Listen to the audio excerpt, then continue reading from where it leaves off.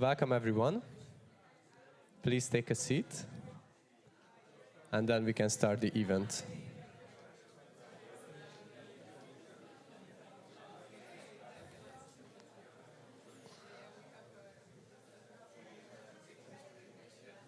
We have placed some name cards on the chairs, so please find your seat.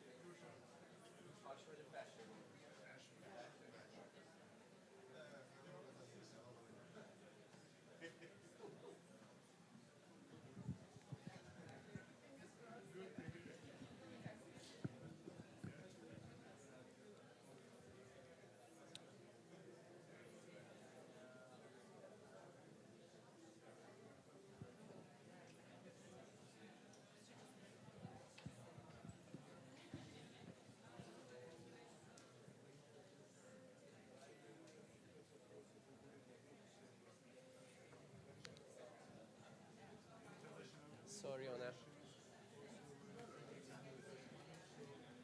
Fritzi, sorry, can we start? We are a bit late behind the schedule.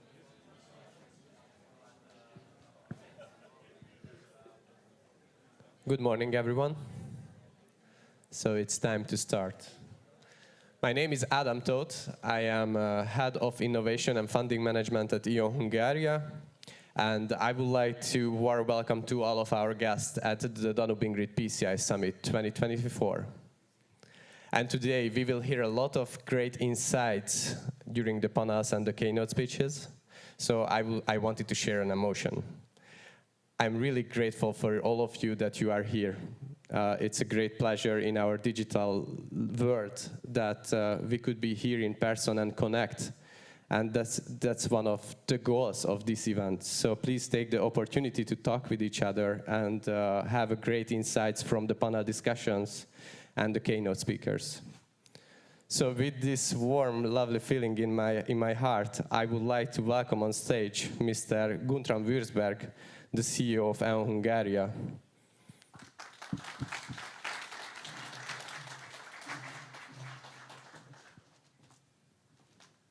Good morning, everybody. Jóri Geld for those who live in Hungary. Oder für die, die aus Deutschland kommen, vielleicht guten Morgen. Weiß ich nicht, ob jemand da ist. Ladies and gentlemen, dear Mr. State Secretary Steiner, dear colleagues from the Commission who are here, I would have liked to welcome Mrs. Wörsdorfer as well, but I heard she is giving a welcome speech by video. Nevertheless, warm welcome to you as well. Warm welcome to our colleagues from the board of SEPS and CSD, and of course to my colleagues from E.ON and all of the companies who are here today. As a host, it's a great pleasure for me and an honor to welcome all of you here in Budapest. A city like last year's event in Bratislava is one of the jewels of the Danube. Just a few days before our summit, the Danube offered a spectacular natural phenomenon, which is its annual blossoming, when billions of Danube mayflies swarm over the river at night. When they are lighted, you can see them, and creating a breathtaking display. And this natural wonder has been absent for many, many years, actually for decades, due to pollution in the water.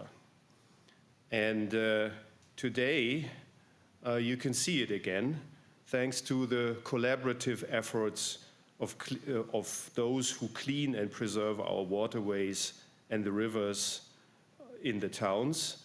With the EU support, the Danube is once again clear, and the natural wonder, like I've just described, has returned. And we were just talking about other rivers, large rivers in Europe, like I'm living close to the Rhine, where you can see the same phenomenon.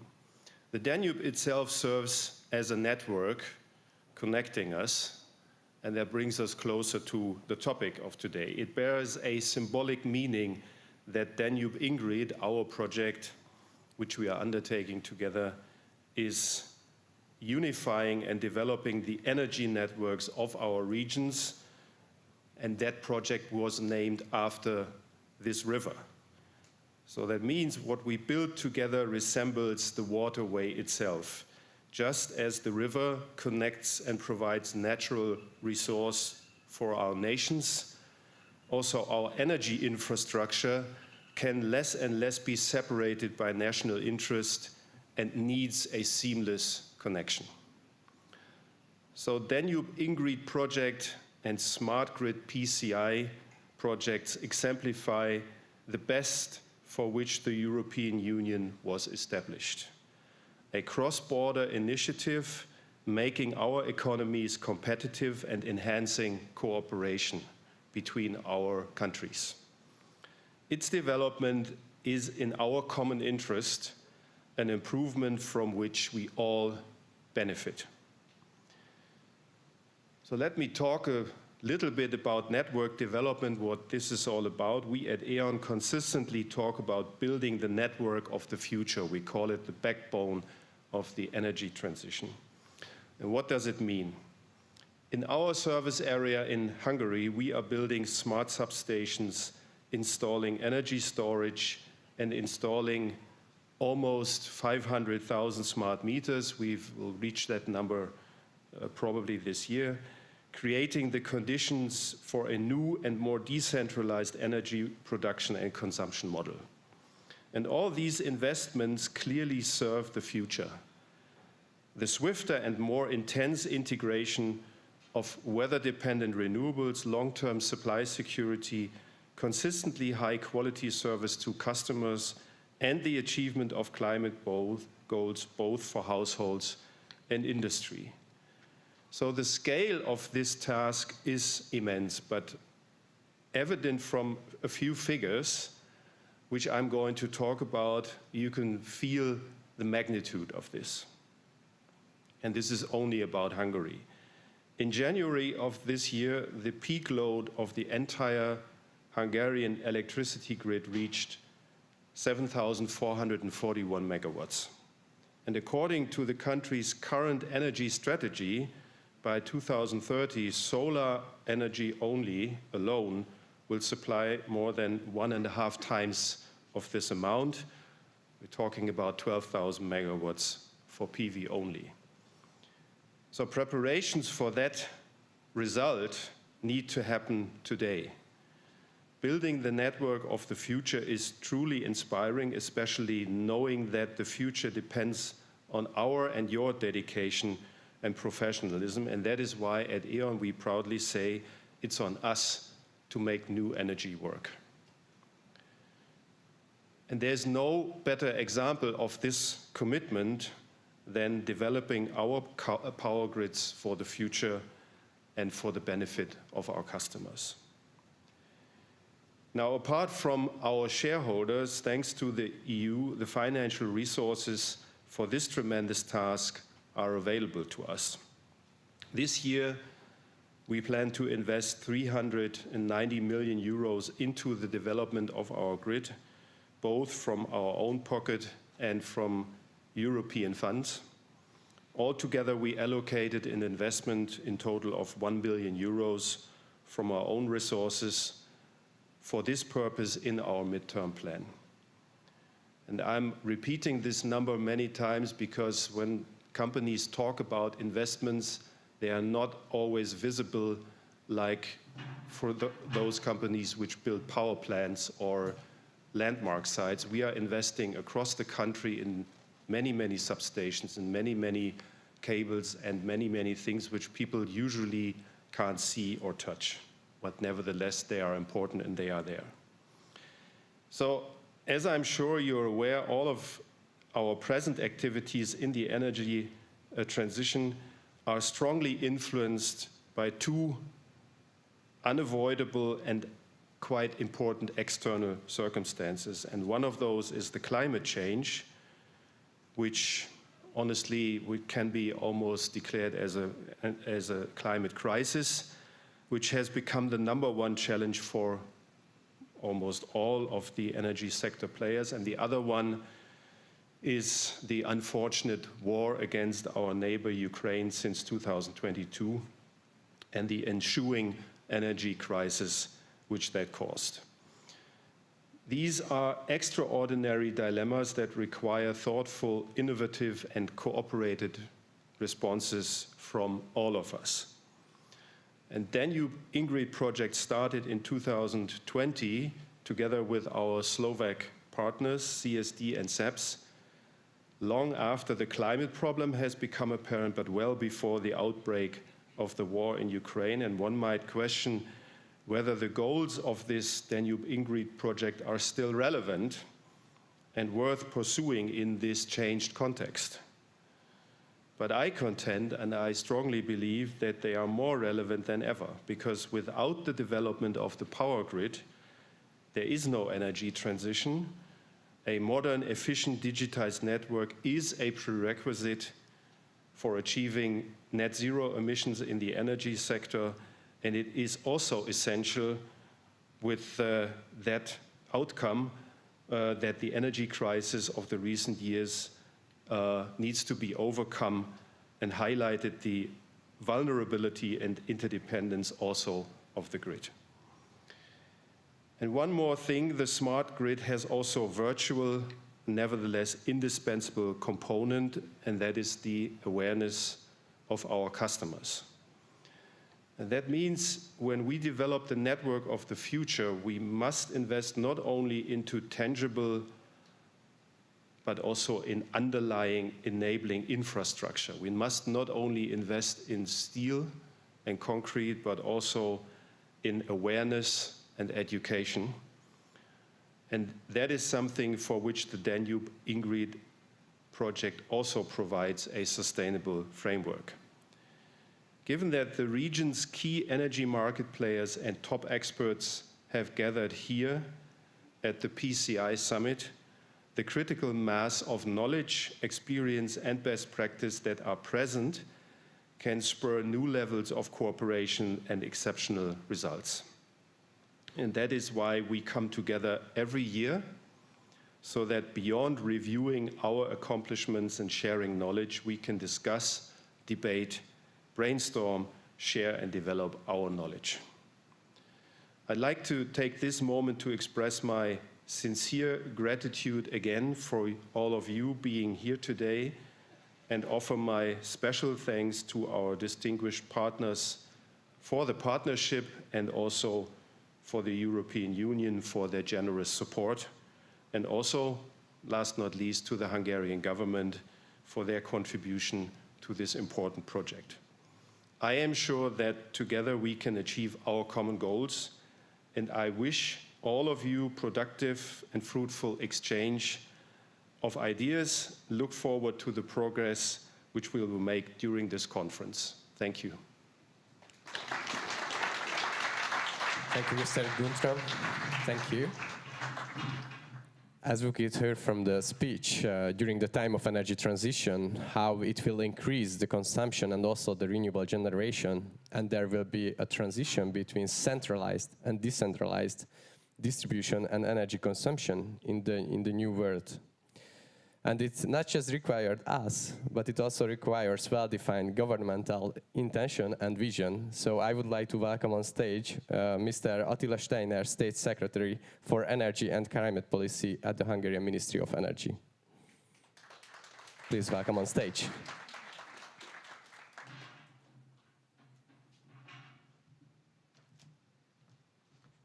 Good morning, ladies and gentlemen, and it's a great honor for me to be here. And first of all, I would like to congratulate E.ON and the Slovakian partners for implementing this very important project.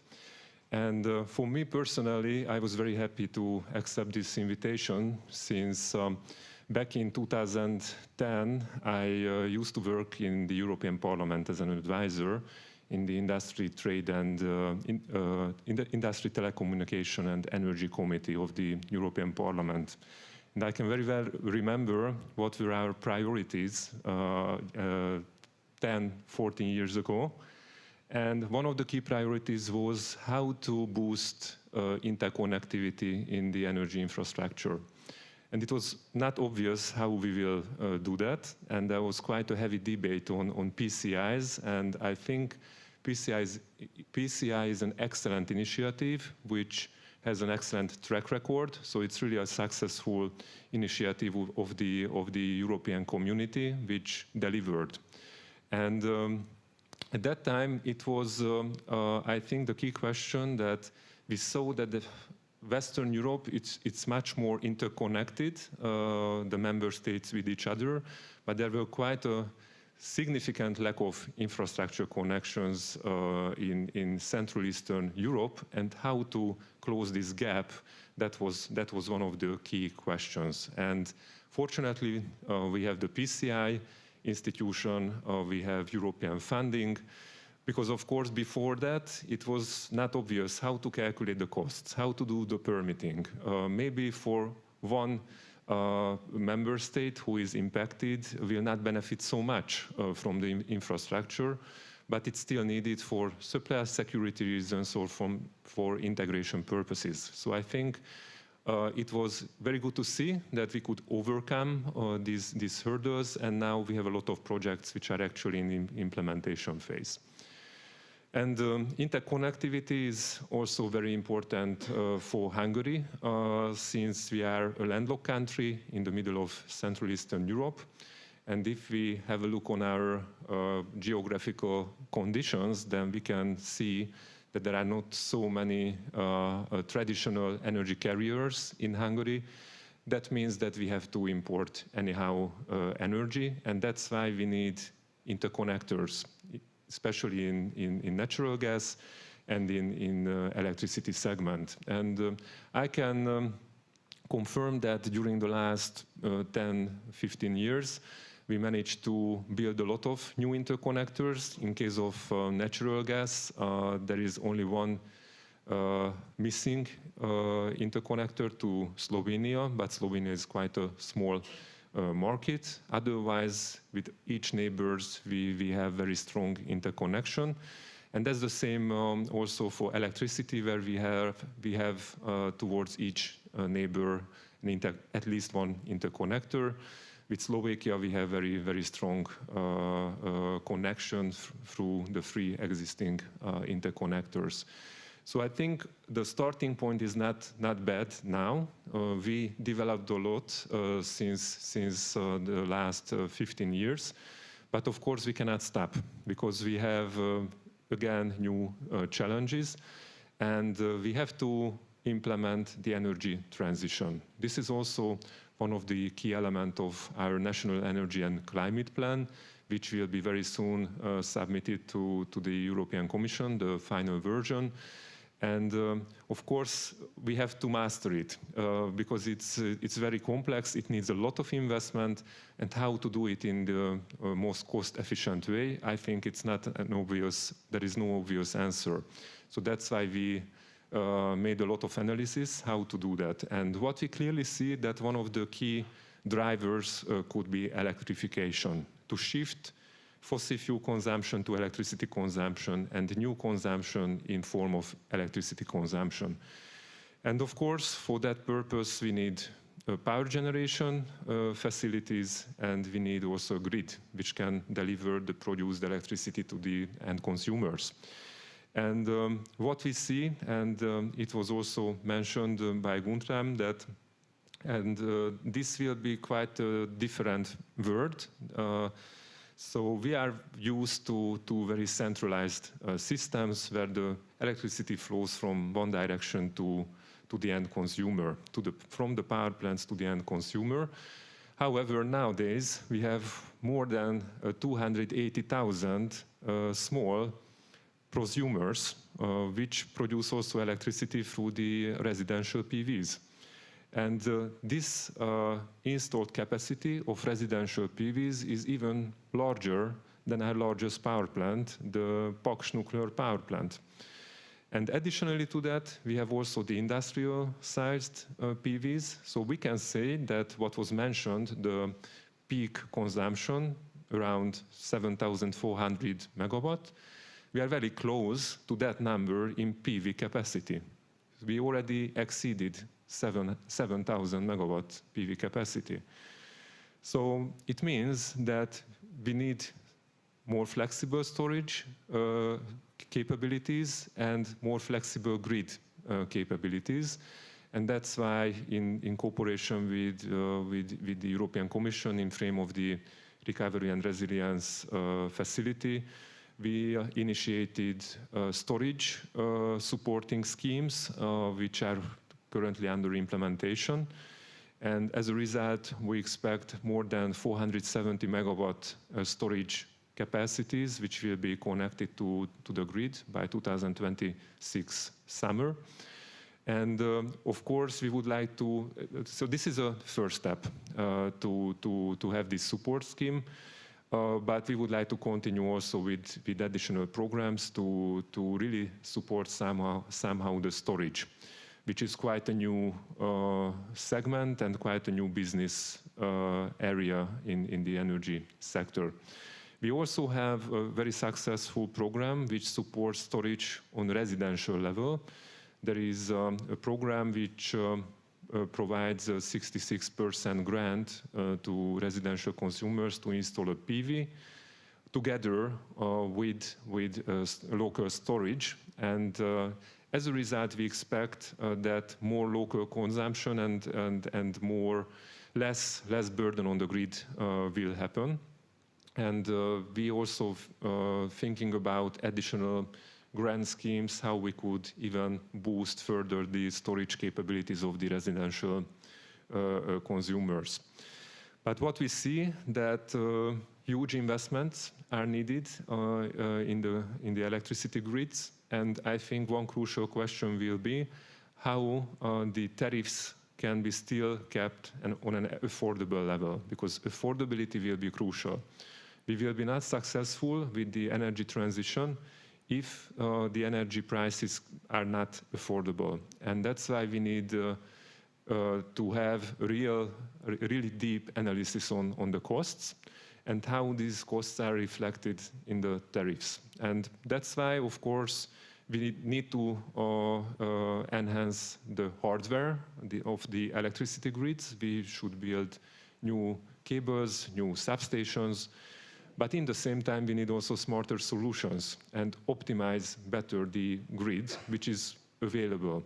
And that's why we need smart solutions. And I think this is really what is this Danube Grid project is about, how to implement those solutions and actually to see in reality how this new electricity grid structure or logic can work in the practice. So that's why I think this is really a flagship project also for the Hungarian government. So we try to support it as much as possible. And we are in continuous discussion with the TSO and DSOs on the challenges and what kind of regulatory changes are needed and what kind of incentives or grant programs we can provide. And I think what will be key in the future, these are the data, of course, because without data we cannot optimize further the system. And that's why the Hungarian government also funded a new governmental entity, the so-called FEAC, which will collect all of the data from all of the TSO and the DSOs and will make it available for the other players also, because we see huge potential in optimization and to see, of course, what are the real physical conditions of the grid. It will be very, very important. I think this summer showed us that there were quite tight situations when the sun was not shining anymore, but everybody switched on the air conditioning. There were some really high prices and really some supply security challenges locally with some substations. So I think we need more information on the condition of the grid. We need more information on the consumption profile and production profile of the residential consumers. And we have to aggregate that amount of data, and we have to see where we can intervene and what kind of technical solutions are there. So that's why I think this Danube Grid project is like a flagship project in that sense. And I hope that we can have also a good discussion with E.ON and with the other stakeholders on the lessons learned. And the Hungarian government is very open to reflect those lessons later on in legislation. So really, I would like to congratulate for everyone who is participating in this project, and I wish you a successful work in the future, and thank you very much for your attention.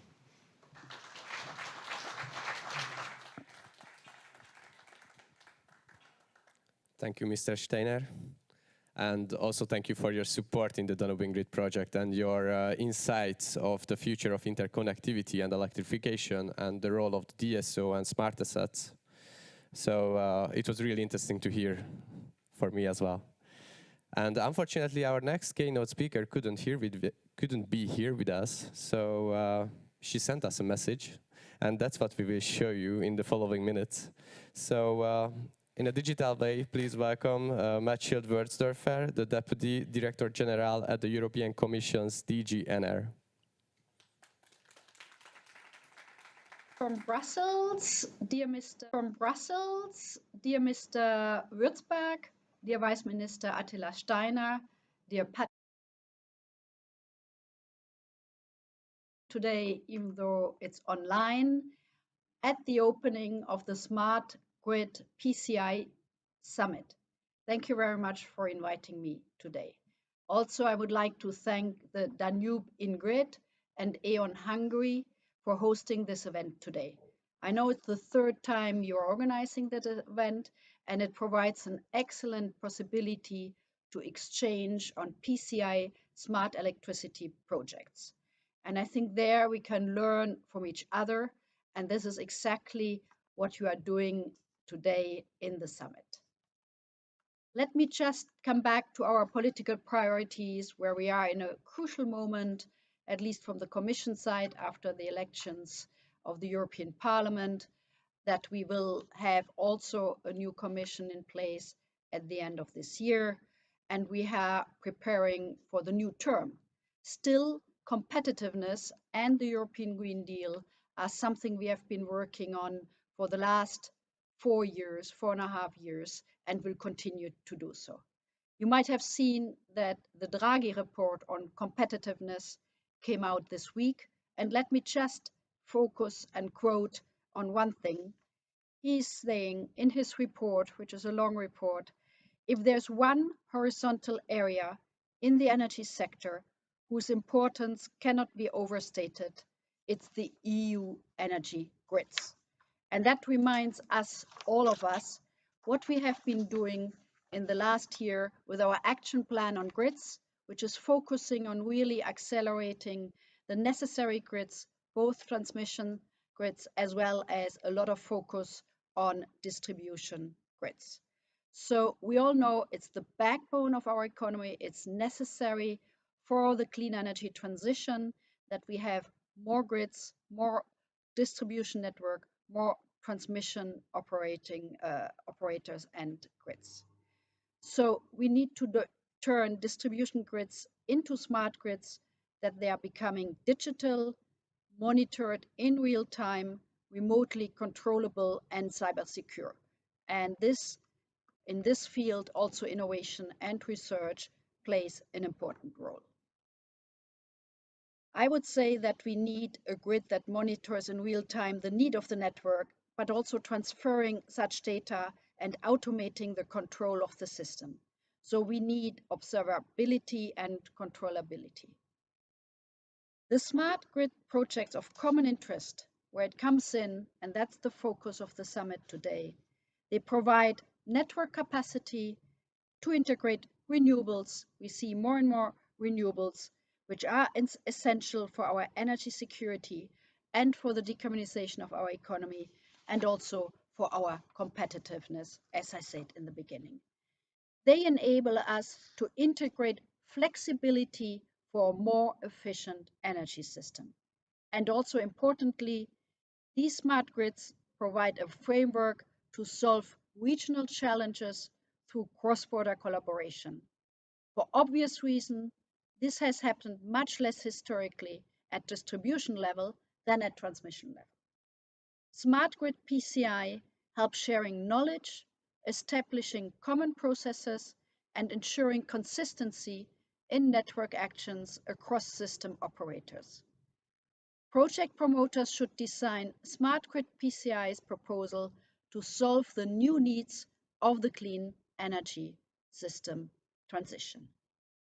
So, when we speak about the grid project, we need to develop them on the ground. Today, we have 5 smart electricity projects on the union list for PCIs and PMIs. Most of them have additionally been supported by EU funding through the Connecting Europe Facility, CEF. In fact, we have granted over 400 million euro already. I'm looking very much forward to see more Smart Grid PCI application to come in the future.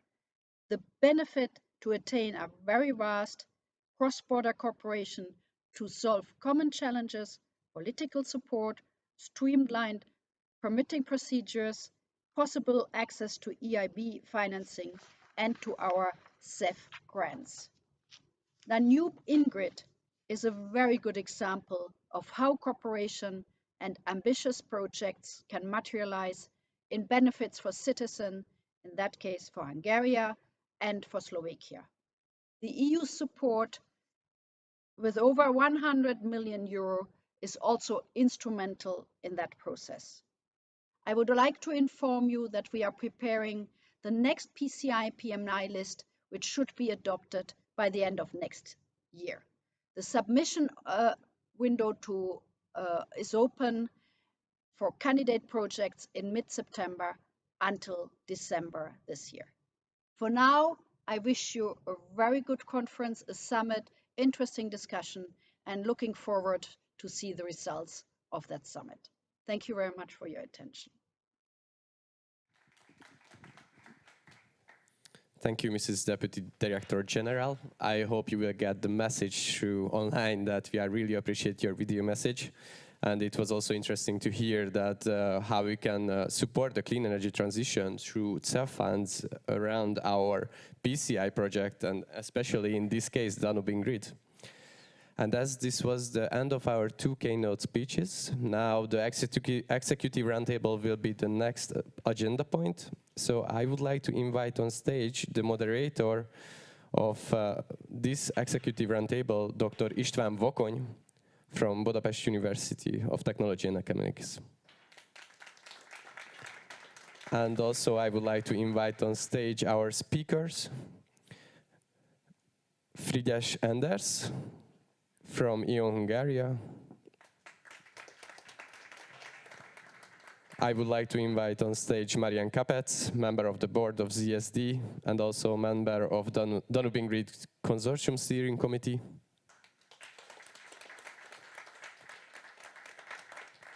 Martin Magát, member of the board of directors of SEPS. Welcome on stage. And last but not least, Uros Szalobír, director of the Strategic Innovation Department of ELES.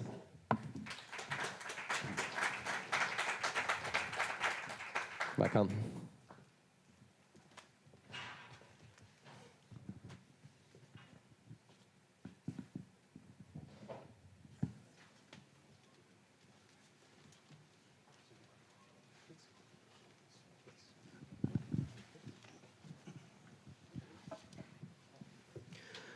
Thank you very much, Mr. Chairman. Thank you, Adam, for the introduction. Welcome, everyone. It's a great pleasure and honor to me to be here with your colleagues. And as all of you working in the energy industry, and we are here at this lovely place, at least I can say we are in the same boat. But anyway, I have to try to avoid the silly jokes in the next couple of minutes at least. Anyway. As I already mentioned, we are working in the energy industry from academic or industrial side, but you are not only talking about that, but you act. And the result, the evidence is that the PCI program itself. And the first topic I would like to introduce you, it's about the investment challenges and the strategic priorities. So, the main question is, what do you think the EU fundings and the different resources are an ad hoc activities? Is it possible to involve it into your strategy? Or, I don't know, if we were here or in another boat after 5 or 10 years, we can discuss about a new such kind of activity like this PCI, or it's a one-time shot and the traditional way will go forward. What do you think?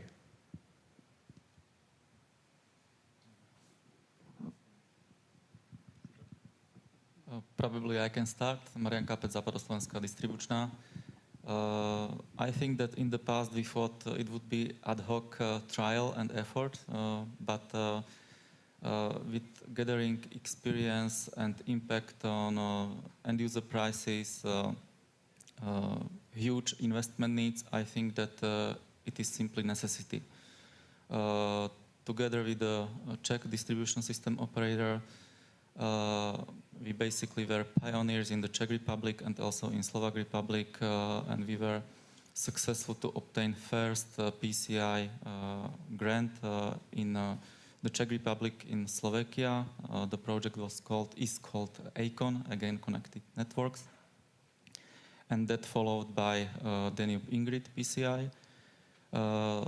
So when we basically consider all the consequences that the huge investments into the distribution grids are inevitable, as a basically first bullet point, second bullet point that several times mentioned, affordability of the prices for the customers is also expected not only by the regulatory authorities but also by the governments and also by the customers.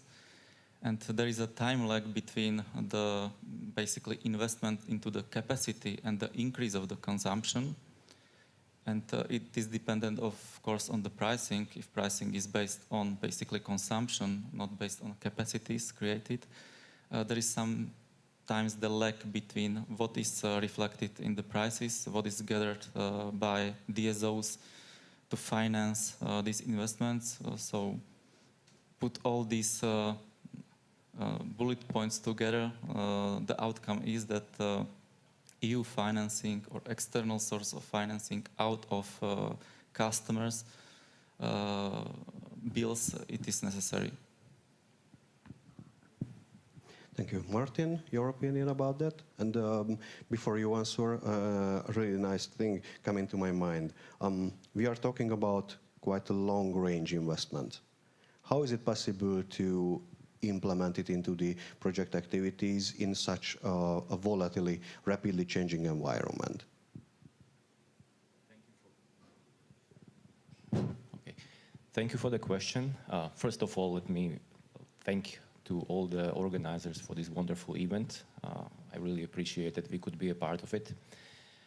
Coming back to your question, yes, so the funding as such, I believe for the TSOs is very important.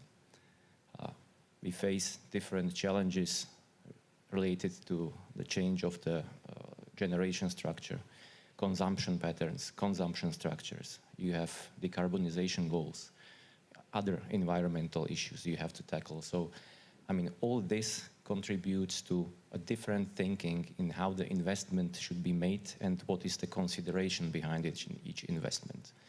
So from our point of view, we used to, develop the network in this old-fashioned way, like we need to connect this client, so there will be a substation.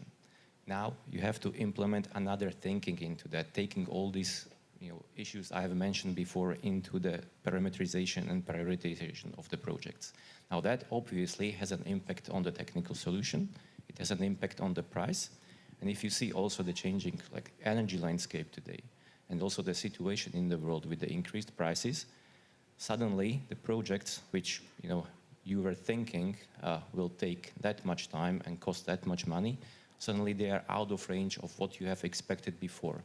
And this is where I think that the funding also helps to overcome this thinking obstacle whether this project makes sense or not, because it must make sense, because we face a different world now, and we need to adapt not only from the DSO point of view, also from the TSO point of view to these new challenges, and so to be able to provide the necessary network security, resilience, and also the operability, sort of say, for all the clients which are the users of the network. Our investments are long-term.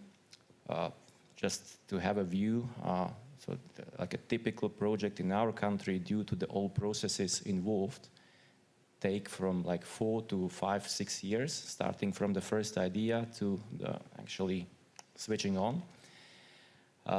That means that during that time, a lot of things can change. So if you are preparing the project, you have to think also in advance on what is the end, let's say, the period when your project is finished and what the project looks like. Again, this puts a pressure on the funding, on the technologies you have to take into account, and also on the structure of the market at that time when you are going to finish your project. From this point of view, I think that to implement this into the investment, it's not easy. You have to prepare a set of criteria based on which you can evaluate the project. This should not be a short-term criteria. They should also include this forward thinking. Still, you have to be able to reach your goals at the end of the project. Thank you, and I will grab the word long-term. Uros, is there long-term and longer-term? I will describe, as you are representing not only TSO but DSO as well, such kind of investment, is it possible from the strategy point of view to align, or is a must?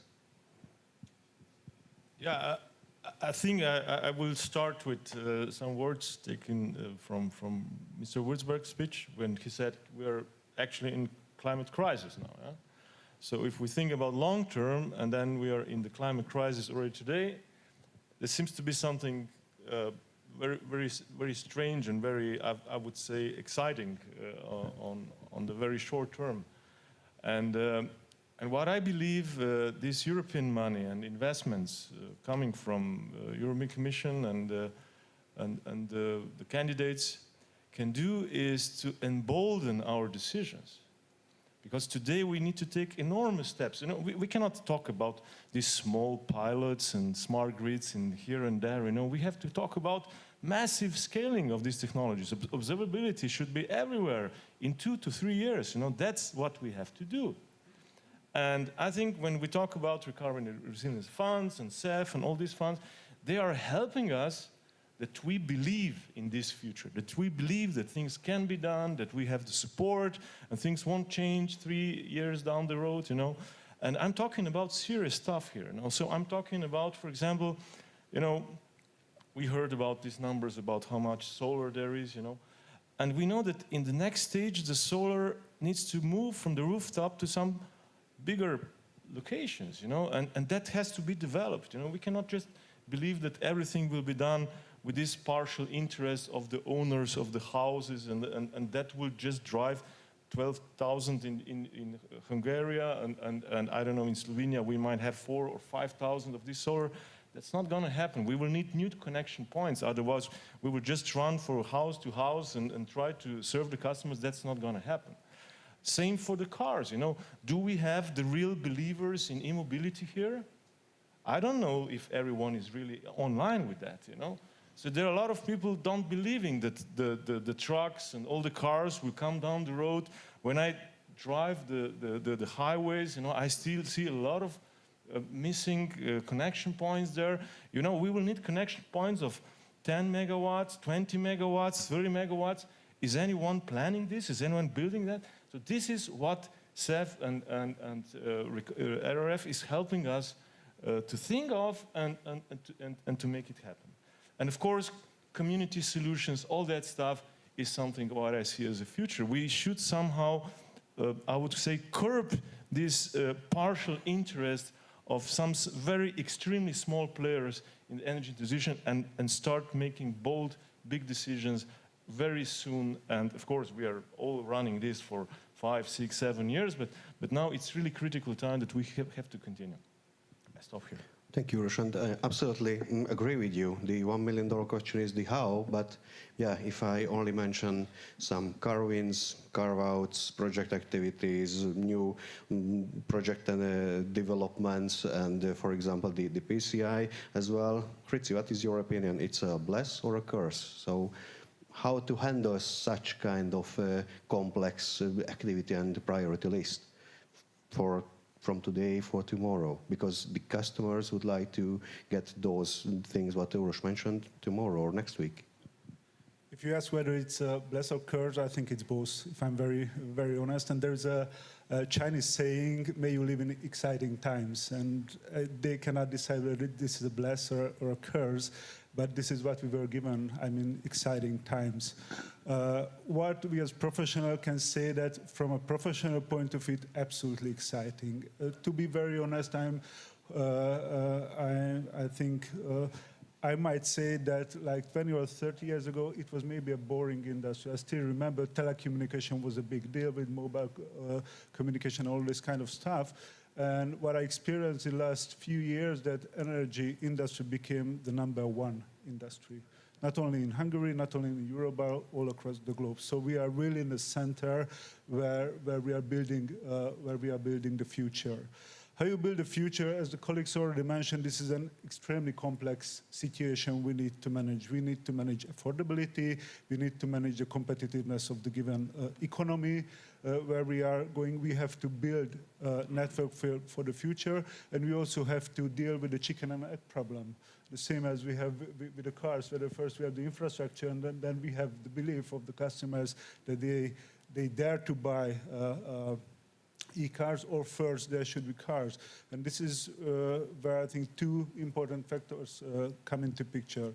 The first, that we need to align on our goals and each and every level. And it must start at the European level with aligning goals, and also the country level, and then within the industry, because as it was told, we are making a decision that will take long to execute, and this will have a long impact. The other thing is that we need to really allocate the resources for that. And we have to do it before the customers make their decision, because they are really relying on us. Guntram said that we are the enablers of the energy transition.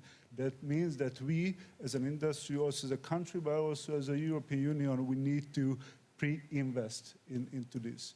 So I think this is why very important that the European funds for us are a crucial part of our strategy. We are really counting on it, and we are working very close also with the government, how the country and also the industry, and of course even Hungary can make the best of it.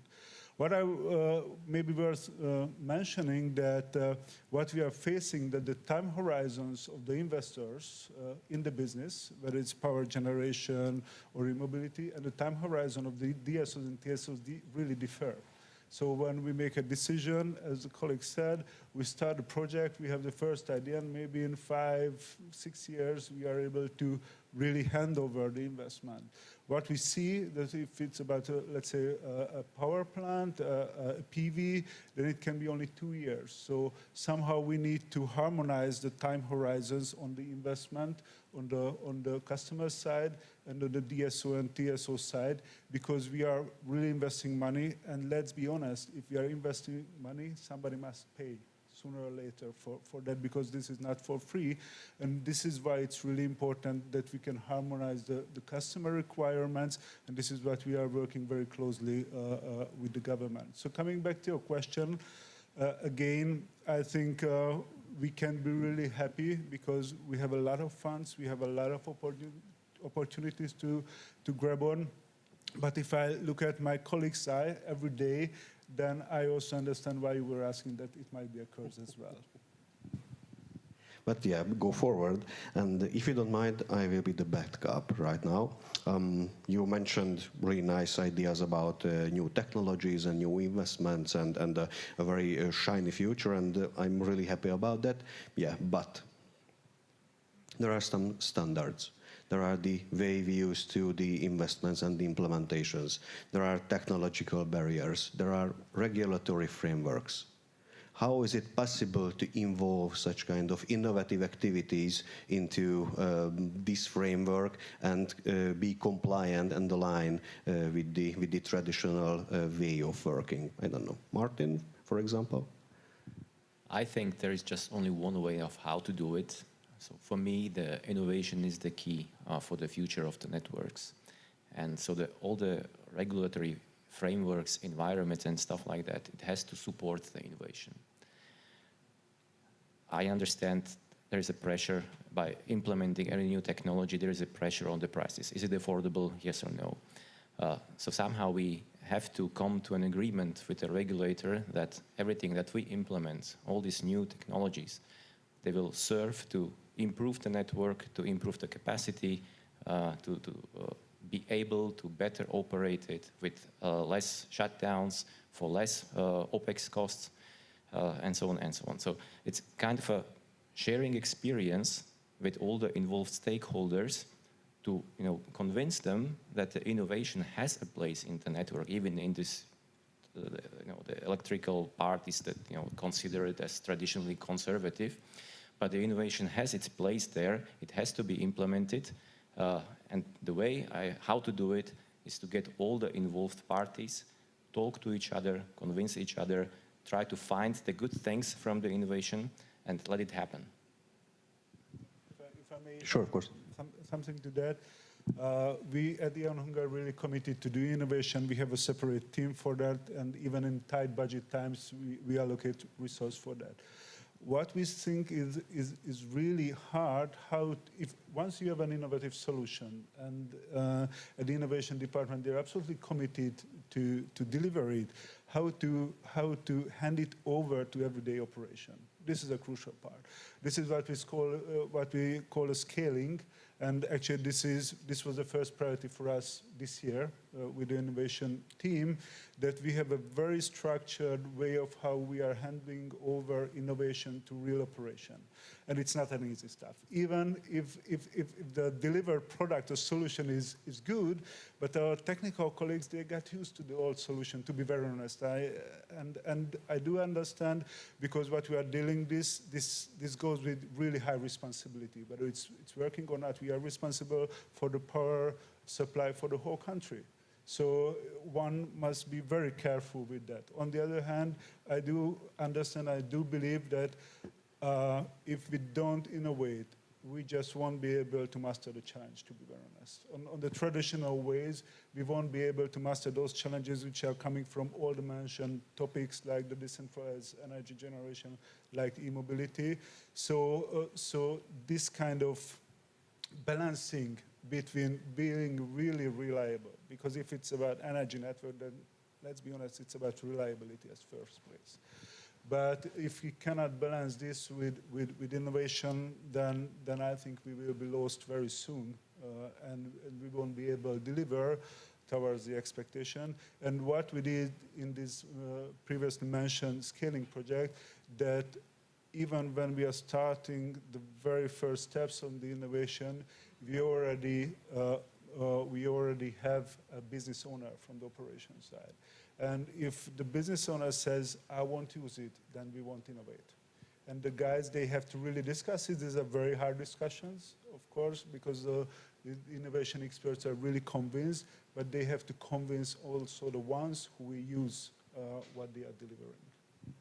It's really interesting because, as I understood from your thoughts, it's only about organizational implementation spread out, or what is your opinion that the state, the regulators, the third parties should give the framework, or you should be proactive and come up with thoughts and ideas and formulate it somehow? I have another role in my community, serving as a chair of research committee of NC, and we have plenty of discussions. And the basic question here is, why don't we do more? Yeah? And can money help us? You know, can we get the better incentives and then we do more? You know, and of course, what is the purpose of smart grids at all? You know, is it more for performance? Is it more for efficiency? Is it more for security?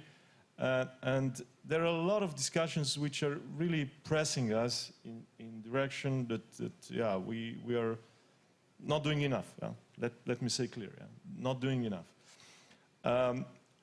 But what I see as a fundamental answer, or let me say thinking in this direction is that, for example, if I look to the argument of the industry many times says, we have everything ready, we are bringing you these smart technologies, you just have to unbox it and put it on your equipment, which is not correct. You know? Or let me say, it's a bit underplaying the very extreme importance of putting the smart technologies in your grid in the right way, to serve the purpose, to serve the use case.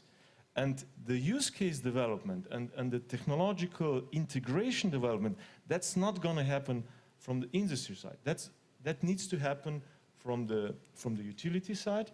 And you need to have a very clever team of people to do it right, not to increase these risks, not to go in the wrong direction, not to go too far, to do it just right, so that everyone feels comfortable. Because we don't want to have more blackouts or brownouts or anything like that because of this. We don't want to be inefficient. We just want to make it all right. And here we need innovators in our teams to make it right. You cannot outsource this knowledge from outside. That's very important. And the second thing here is what is it all about? Is it about efficiency? Is it about security? Is it about anything? So I say we should see these technologies as grid enhancing technologies. That's not like efficiency-enhancing technologies, and that's not the same. So in the latest Copenhagen Forum, we changed this totally. Now we call it like efficiency-enhancing grid technology, which means like all the purpose of smart technologies is to better use the existing grids, and if we don't extract everything out of them, we're not good. I say, come on, guys, you know, we have to build both. We have to build everything, and this technology, smart technologies, just come on the top of what we have. They cannot exist without grids. They cannot counter the grids. It's not like alternative to the grids, you know. We have so many misconceptions here, and they're all just throwing us back into some basic stance like, okay, I try to do something, I am not good, I'm good, and that's not the right discussion. We just need to have stronger teams on our side, use the money, use the funding, kick off, and be bold, and go forward. Stop.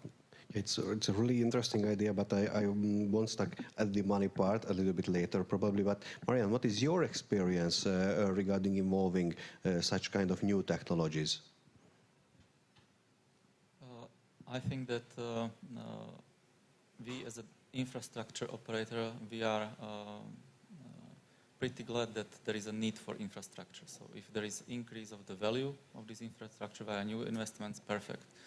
But it is not driven in a way that we would like to increase our regulatory asset base, our assets. So it is driven by the request for the connections.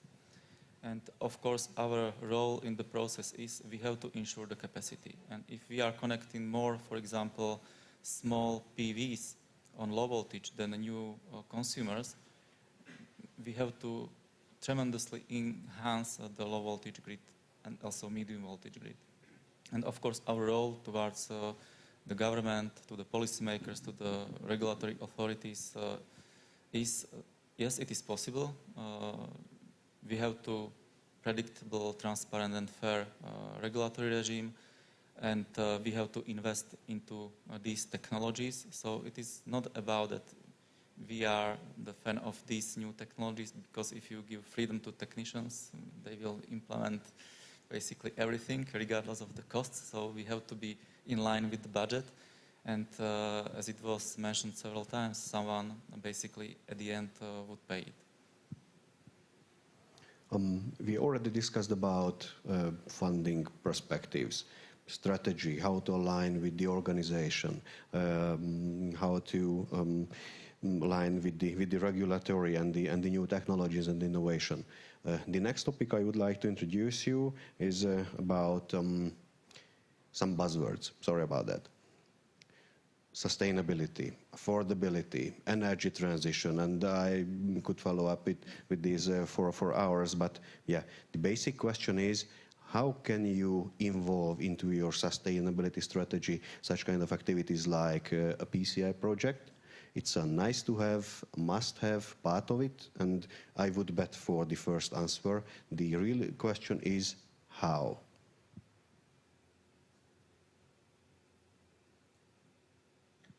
Maybe then I would start. Actually, we were discussing how sustainability is linked to our strategy or the other way around.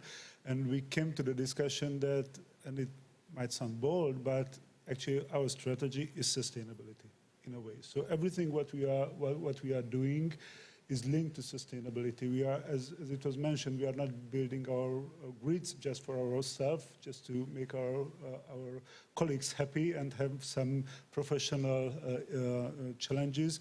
But what we are doing each and every day, how the customers can connect more household PVs, how they can come up with bigger scale PVs, also new industries, also electromobility. So what we are doing that actually the sustainability, we have a strategy we call Compass with different dimensions, and sustainability is really going across all segments. And of course, there are different aspects of that. As I mentioned, almost all of our grid developments are directly or at least indirectly linked to sustainability.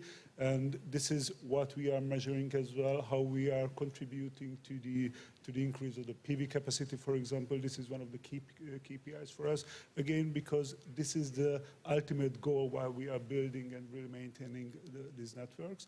But of course, we as a company, we have also our own responsibility when it comes to sustainability. So this is a bit different aspect, but again, we are talking about sustainability. Of course, we have ESG reports, as I think most of us have, with quite a lot of KPIs, really touching all kinds of elements coming from network losses, also the cars our colleagues are using, so all the elements should be touched. So to be honest, your question was how you can implement it into your strategy.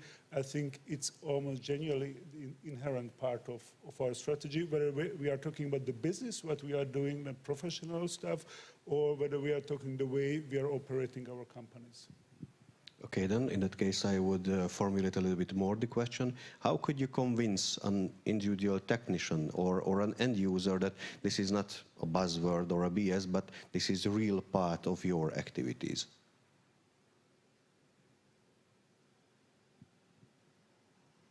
A deep breath and... Very basically, very concrete example. When energy prices started to rise in 2022 and the peak was in 2023, there was enormous boom of requests for the connections of small PVs in Slovakia. And the process was basically at that time set in a way that there is a standard paper request, standardized approach. Within 30 days, we have to reply to the customers. But when you have to process thousands of requests every month, the process should be digitized, should be online. The basically response times should be speed up. And at that time, simply technicians realized the old world is basically done, is that we are not able to cope basically the new world with old approach, old technology. So they basically grabbed for the new online solutions, and basically they realized that there is no way only to basically cope with the new world and new technologies. Thank you. Martin? I mean, from my point of view, I mean, I can confirm what the colleague said. The sustainability is already in there. I mean, we do long-term projects, so you cannot afford to build it and the next day you start to change it. So everything you do, you must have the sustainability in mind. So, I mean, in our case, when there is not such a amount of external influence from the customers, this word or this kind of activity isn't like that prominent.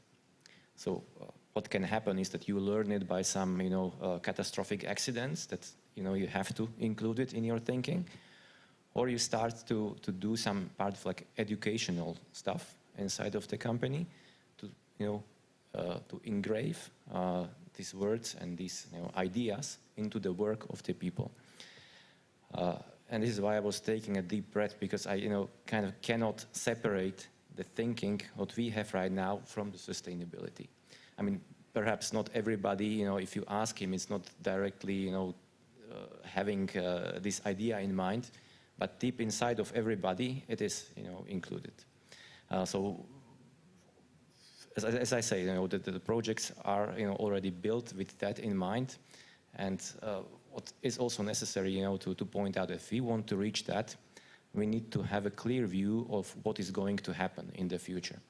And so this we can be either influenced by the external, external actions or external companies, organizations, or we take a proactive approach and we start to, develop our own way of what we believe the network should look like and what kind of services it should provide to the customers, what should be the benefits of all of this. But this, as a TSO, we have a view of 10, 20, 30 years. Still, on our side, you cannot achieve this if you don't have the right people who have the thinking and the ability to think in the future. So from my point of view, and what I like to stress inside of the company, when we do something, we should do it with that in mind, that we will use it not only tomorrow, but also in the next 20, 30 years. We're coming now, for example, to a situation when a great part of our network comes to the end of life. It was built like 40 years ago, and so it needs replacing, obviously. But the question is, okay, is it sustainable to do it like as it was built, and then we have your next 40 years, you start all over again, or you take a different approach, which takes into account the current status of the network. Does it need replacing, yes or no? If so, then do it. If not, then let's try to prolong the life. So to, develop solutions which can help you to also, the sustainability for me also means that you can keep your costs under control.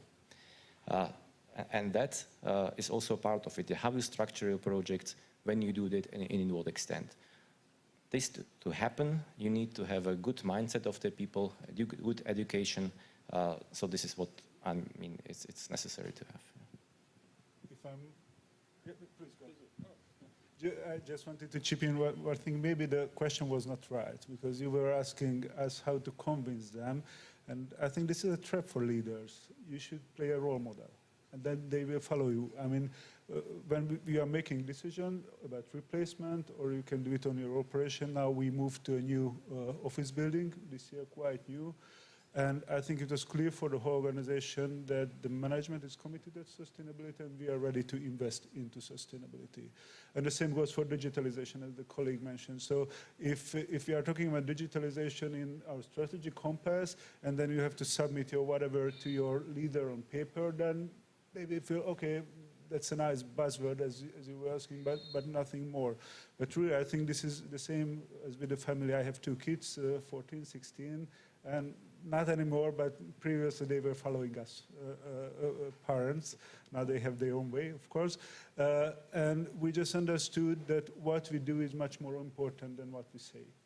Because they can see it, and where I see that they also feel it. Only see it. And I know it's a bit different angle to the technical part, but if we're talking about convincing people or making these changes, because what we are talking about here, this is cultural changes as well. Use the word mindset or approach, but I think there is a strong cultural element into it. So to be honest, I think the responsibility is ours, how we behave. And when we are making a real decision, where we are putting the money, or where we are challenging, let's say, a replacement, this is where they can be convinced, and they know that we have to take it seriously. Uros, and so I can be an elder brother to show a creditable role. Yeah. So. When I think about sustainability in terms of TSOs, DSOs, grid companies, I think we cannot avoid thinking about what Mr. Steiner said, and how the political system is looking at the whole green transition, which is that there are other players which are very important as well. Yeah. We're not the only player here in this ecosystem. So we somehow have to raise our hand. So we are also here, we are important. There will not be a big sustainability goal achieved without our participation. And we have to shout out sometimes that we are an important part of this. Why? I think the most important part is because we are bringing this kind of holistic approach to it. So we are trying to optimize. And there are sometimes, from our perspective, it looks like everybody's trying to optimize. That's not true, because there are a lot of players here having partial interest. Yeah? And we are not to play a partial interest here. We have to look holistically. And I think this is our sustainability contribution in the whole spectrum. But if you look to the grid company as such, of course, we have asset management, which has to deal with health indexes, with prolonging the equipment life cycle, which is already part of sustainability. Then we can move into things like, what is the value chain we are using? So we have a lot of equipment manufacturers. We are taking more and more care that these technologies are coming from ESG, I would say, positive environments. And then, for me, a very important part is when we move into these more secondary influences to ESG, which is how to integrate more renewables into our system. So we have a key role here, and smart grids play a very specific part here. For me, it plays a part where we somehow try to get renewables on board more quickly, more efficiently, more sustainably in basic principles. So I really see a very strong link, and let me say that this is also the biggest chunk of influence we will have in the future. I think if we really help bringing more renewables into the system, that's where the sustainability for the grid operators is the most, I would say, announced or let's say pronounced. But I tell you, there will be hard times on this. There is a trick down the road, because sooner or later we will face enormous challenge of curtailment. So there will be terawatt hours of renewable energy curtailed, which basically means thrown away, in our grids or in our systems. And at that time, everybody will be challenged very strongly, are you doing enough? And we really have to be sure that we have a proof that we did everything we could to avoid curtailment. Because, if you live in this environment for a longer time, you know that water system and water power plants, the hardest thing you can do on them is to throw away the water. That was always a no-go. You cannot judge or back these decisions. And now we're getting into this with solar, with wind. We will not be able to integrate everything, and then we will be like questioned. How could you get us into this situation? And this will be our sustainability challenge, and I hope we can show that we really did everything. Recap or not? Okay, Uros, thank you. It was a really nice thing to go for the next topic and question 4. Colleagues, question 4. No, just joking. Marian, the next shot for you. We already discussed about renewable integration, new technologies, sustainability, everything else. And yeah, there is the end user. They would like to connect to the network immediately. They would like to have more connection, more current on the wires. They would like to, I don't know how many, 0.9 precise operation. From operational point of view, how is it possible to find the balance to fulfill all of those requirements? Of course, in the past, the electric system was basically created in a centralized way, and it was not basically meant that large capacities of generators will be connected on medium voltage, even on low voltage. So basically we are persuading the policymakers in a way that it would be feasible and rational to support the connection of generation facilities within the consumption points where there is a consumption of electricity, of the generated electricity. However, we are basically independent infrastructure operators, so we can advise something to the policymakers, but decisive for us are the decisions of the policymakers. Of course, within the current infrastructure framework, we are able to connect distribution generation also on low voltage, medium voltage, no problem, but there are some basically limits. And some limits can be basically solved very easily in a way that we will install the traffic lights, so smart grid solutions. But from the medium and long-term perspective, it is necessary to boost the capacity. We have to basically construct new lines, new electric stations, new transformation capacity should be enabled. And I think we should be clear towards the policymakers that if the requirements are put in this way. These are basically consequences on the investment plans, on the operation of the grid, and this is the consequence on the prices. Thank you. But before your answer, we are talking about business. We are looking for the revenue. So, yeah, altogether, how is it possible to involve these business strategy aspects as well? Sorry. Okay. Just wanted to add to what Marian said. So, as a TSO, fortunately, we don't have, I mean, fortunately, in quotes, don't have that much clients asking for a connection. But one thing it has to be, evaluated, and one thing we have to have in mind. There is a ton of, the question is of how do we use the already existing network to connect the clients? Because there is a lot of network unused in brownfields, areas which are vacated. This is like kilometers of lines, millions of euros in those lines, who are just standing there without any use.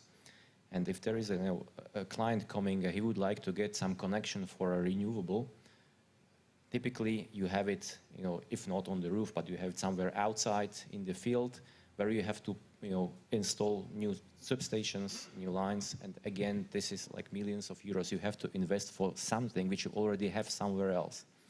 So I think that we as a TSO or DSOs cannot tell to anybody, okay, go there and put it there.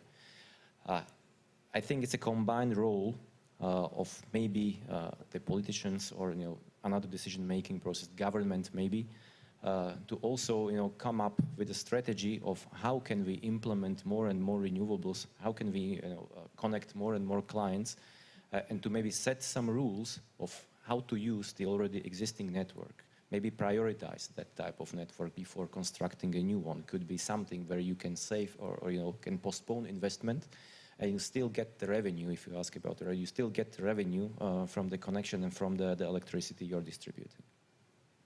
If I may add, you mentioned the business part, and let's not forget that the other side, they are businessmen as well.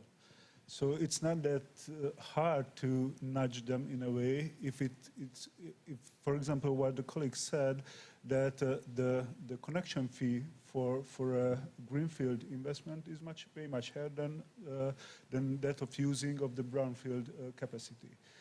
So what I think is really important that the investors on the other side, they really see the real cost of their requirements.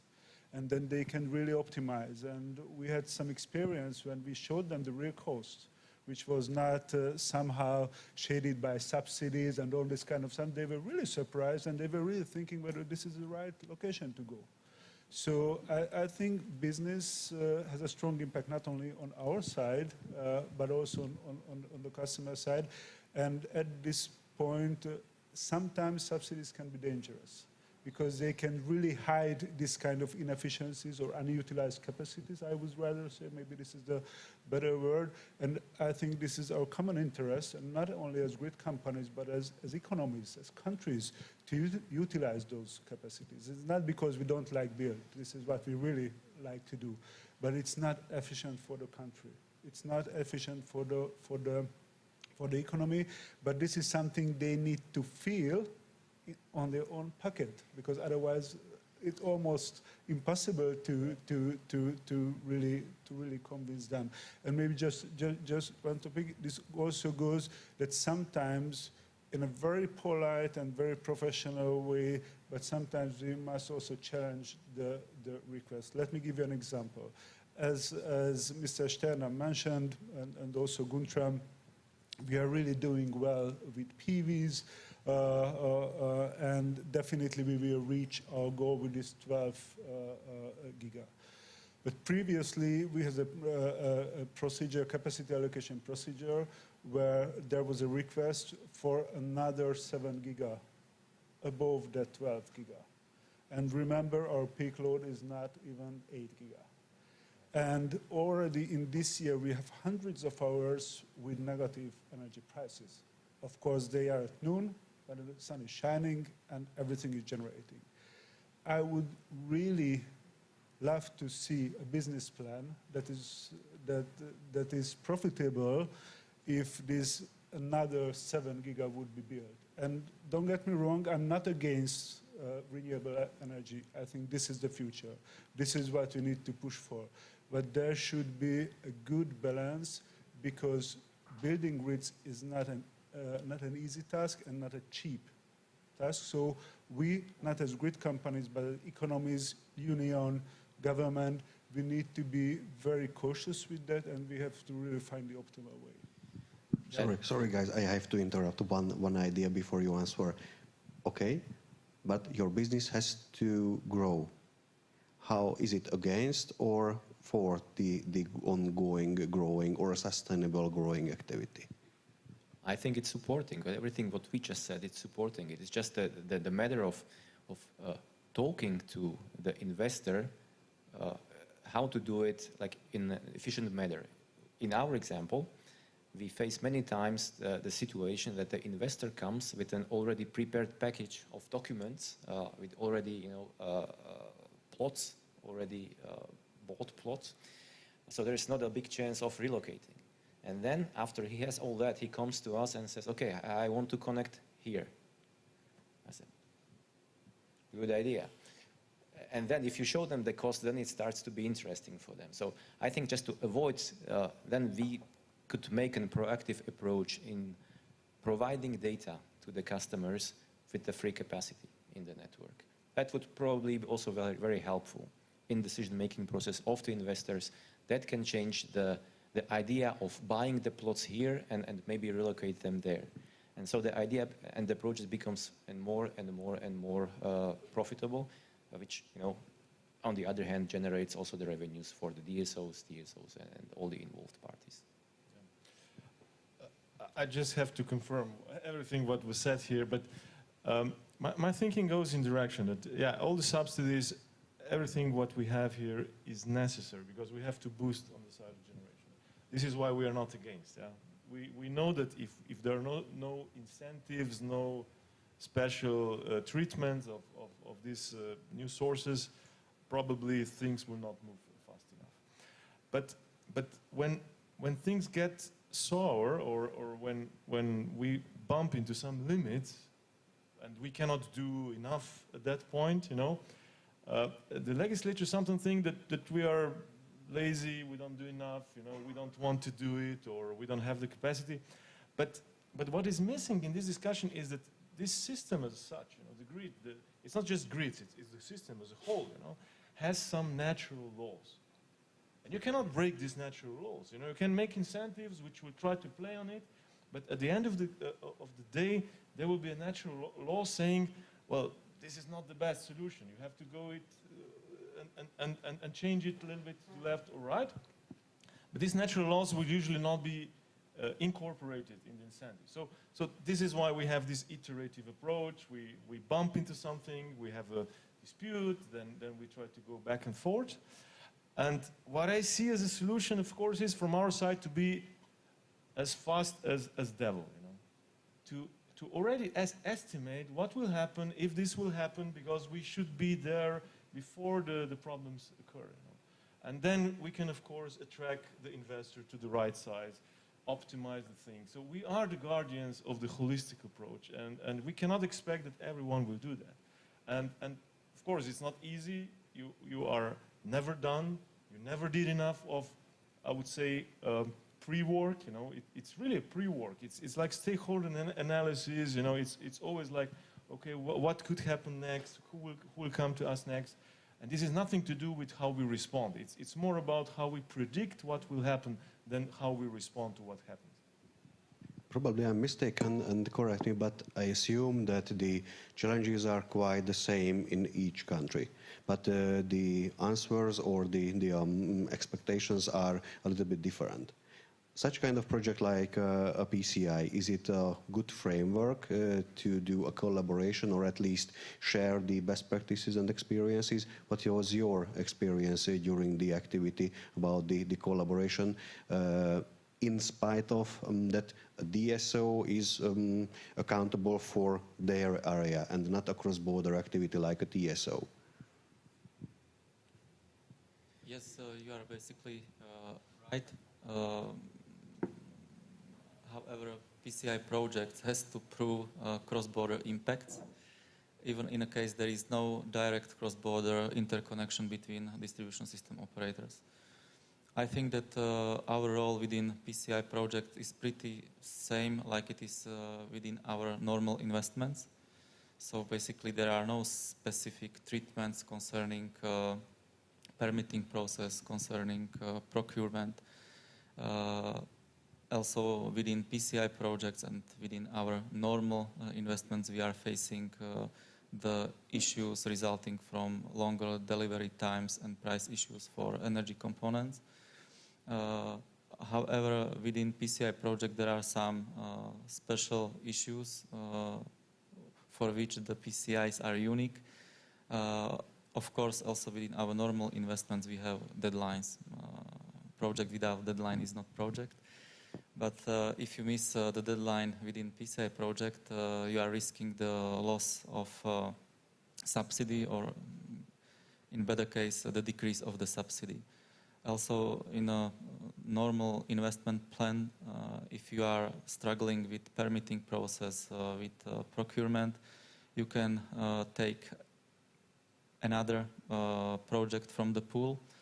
Sometimes in PCI project it is not that easy because you contracted and you agreed with Synia on the concrete projects, and you have to be able to cope with those projects. However, the sharing of knowledge, how relevant DSOs are coping with these issues, and this permitting issue, procurement issue is basically more or less the same within the Europe. So it's really beneficial. You have to bring up your own people with specific knowledge. So I think it's not only about money, it's also about education and basically bringing up own capacities for future PCI projects, for future resilience recovery funds projects, whatever subsidized projects. Just to add to this, apart from what was said already, it has also an impact for the future, because as it was mentioned, you have a team who is like already skilled and has the experience with projects like this, which differ pretty much from the standard project you do in terms of reporting, procurement, execution, and all those kind of things. And so at the end, beside of the project, you have a team of people with an extensive knowledge, and you have to make use of it. Otherwise, it would be a waste of time, probably, partly. But then you also have a team which learns how to collaborate with parties who he's not dealing on an everyday basis with. For example, TSO, DSO, or different DSOs. And this can be extended even further. So I can imagine that as a result of such projects, there can be other initiatives between, for example, TSOs and DSOs for some cooperation in different areas. Like maybe we can mention emergency help, right? So if there is a problem somewhere in the distribution area and TSO people are not affected, they can go, and because they already have the experience how to communicate, they can share their knowledge in terms of what the work procedures are, what kind of tools they use, what the standards are. So they can go and they can, help each other to overcome the crisis even quicker. So for me, the added benefit to the PCI projects is not only that we have, refurbished substations, new substations lines. It's also that dimension of cooperation and the extension of the cooperation into the normal daily life.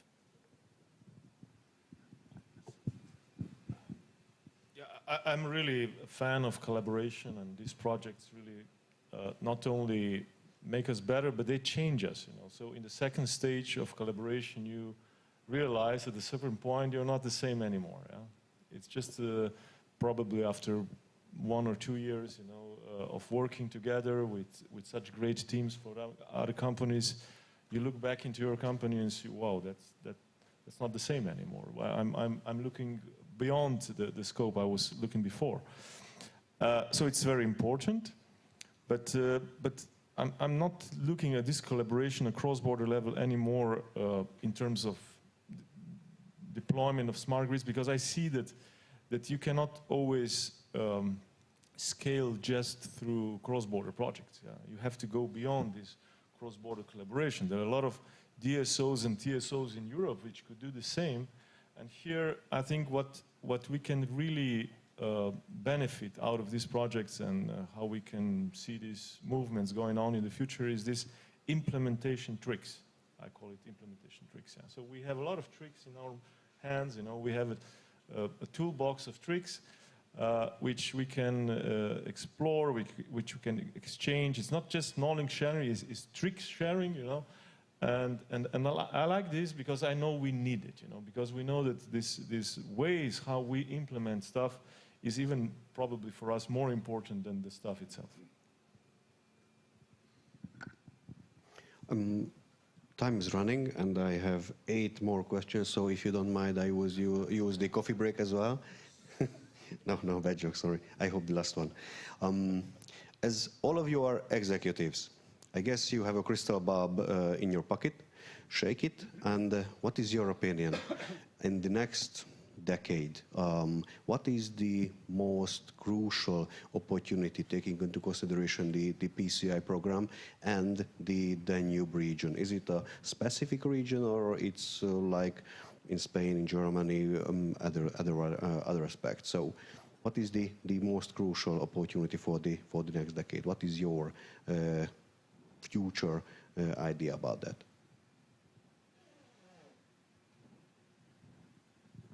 Basically, I would highlight DSO role in the future world.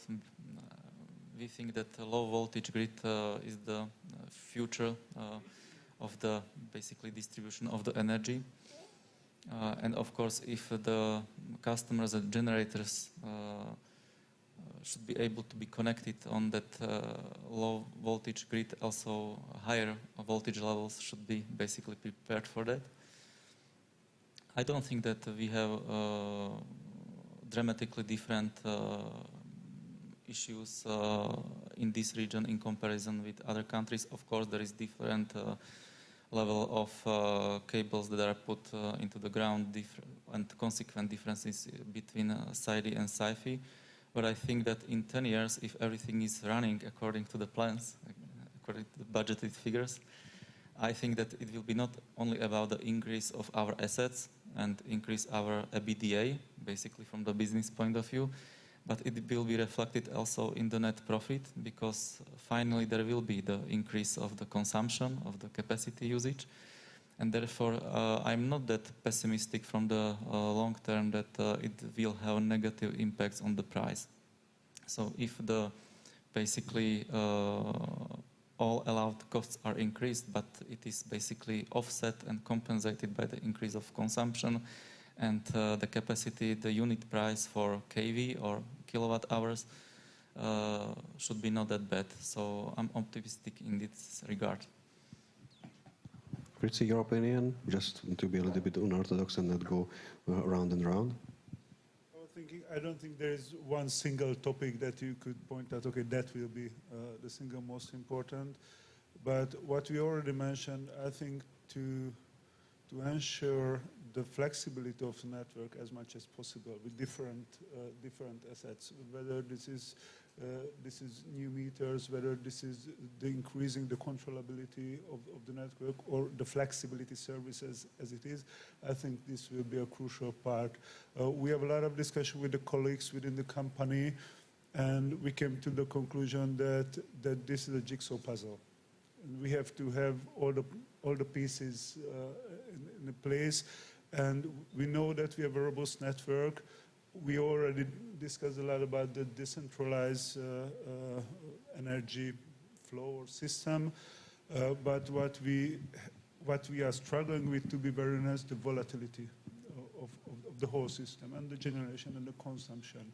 And what we are really experiencing, that it is happening extremely fast.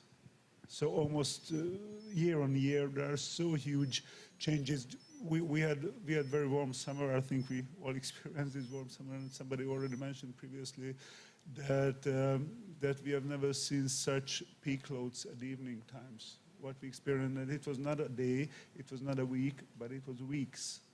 from May to end of August, several weeks. So how we can respond to that, and you know what we're discussing, that we have to be as fast as possible, but we are rather slow-moving industry. This is because of the life cycle, but life seems to change much quicker. So that means that's why I highlighted the flexibility, not in a flexibility service, meaning only, but how we can react. Okay, we had experienced this problem this year, and I'm absolutely sure that this problem will come next year. So that means that we have 12 months to come up with a solution. And I don't think we will have a solution, okay, this is what we do and this is done, but we have to have a solution together with the regulatory, maybe also somehow influencing the subsidy schemes. Also, this is a bit longer, rather midterm solution, how we can deal with the tariffs, how we can really drive consumption during the day in order to be able to manage. And of course, we have to build a network. And so, as I mentioned, this is a jigsaw puzzle with plenty of pieces, but the end result that we need to be faster than we are right now in order to react and master those challenges that are coming up. I mean, I would like to point out one thing. With the changing market, changing environment, I think from the TSO point of view, in the long term, we should be ready to support new coming business models of how the electricity is, all the value stream of electricity goes through changes. There will be new value streams, and I think somehow we should be able to identify it, and somehow we should be able to provide our services in a way to support these new business models. Whether you have it with the EV cars connected to the network, whether you have energy storages, demand response management, all these kind of things that are being implemented are changing the way we work, and I think in the future this is something that will be one of the big topics of the day. Yeah, I agree with everything. So it's going to be decentralized, it's going to be complex, jigsaw puzzle, everything is correct. But you asked us for one specific thing, which might be keeping us awake during the night, and which will probably connect everything what we are doing together, because it's not two separate businesses. It's DSO and TSO. Always had to play together, and will always have to play together in the future with the consumers and with the generation. And I'm really poisoned by this, system operation view, because I was responsible for system operation department in certain period of my career. And when you sit there in dispatching center, you have to look the whole picture, you have to see both sides, grids, and everything, and you try to just keep the lights on for the majority of the system. And here, I think in the past, we were really also bringing back this smart grid part. We were looking into how the users in the future system will help us keep up the lights. Yeah? So we were looking into smart technologies as a helper, enabler, that consumers will get more engaged into our business and so on. And here, we always had a problem, a big problem. So do we have enough money on the table to give them something back? Yeah? You know these problems. Yeah?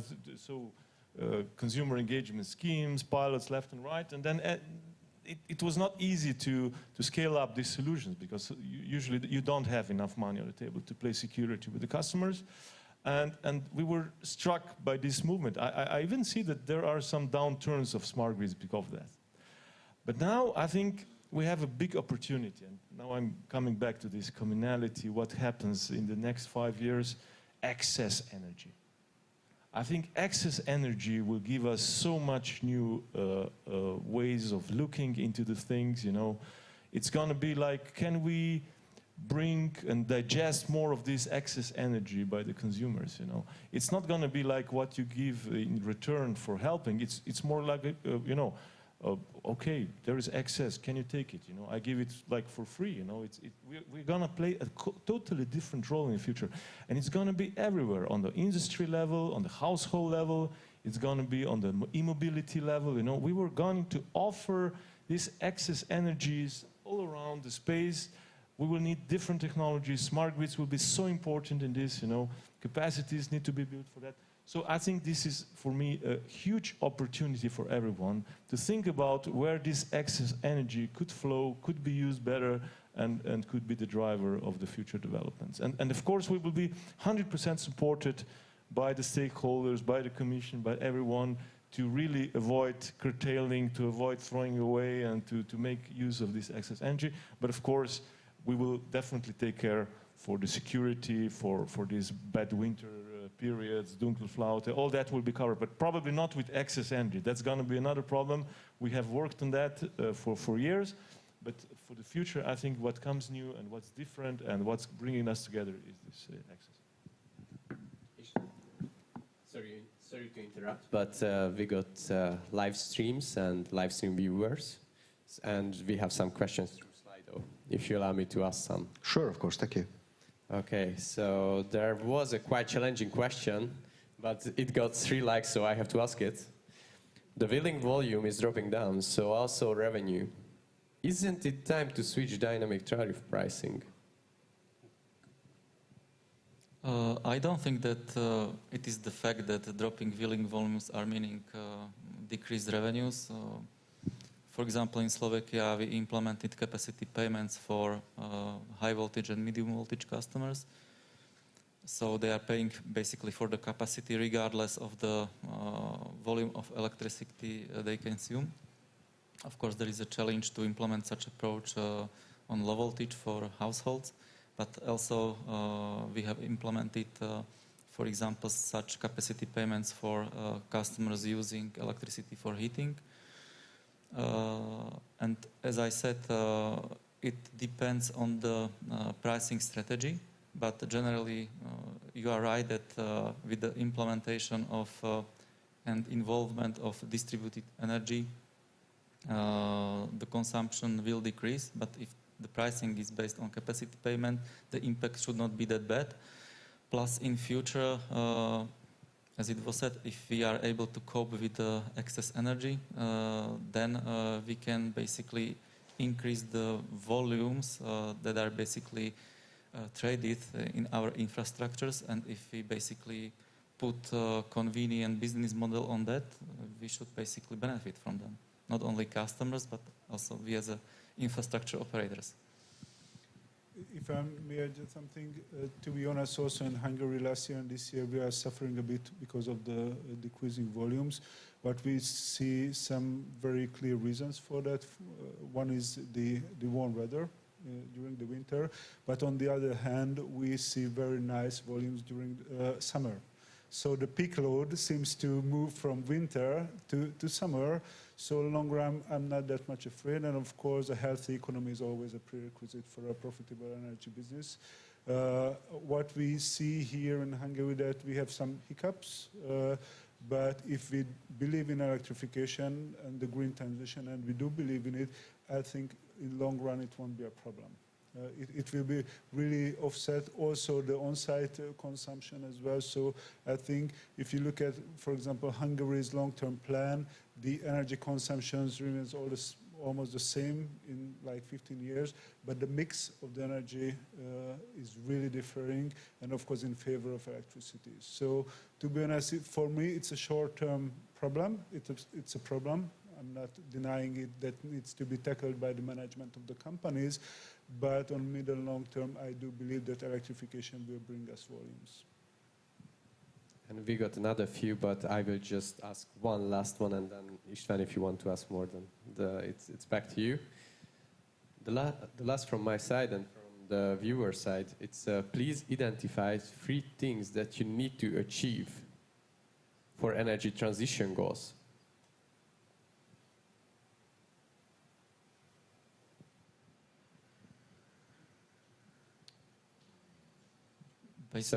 Basically, our targets are basically clearly set in our plan. So clear targets for capex, for EBITDA, for EBIT.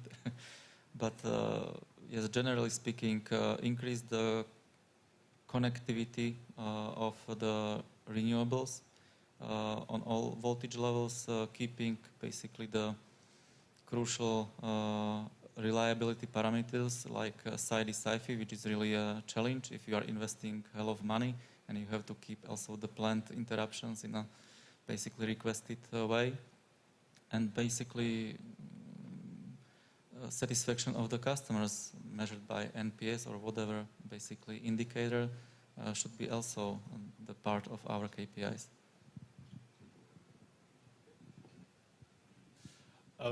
I would say first, horizontal and vertical grids should keep up with everything what we need.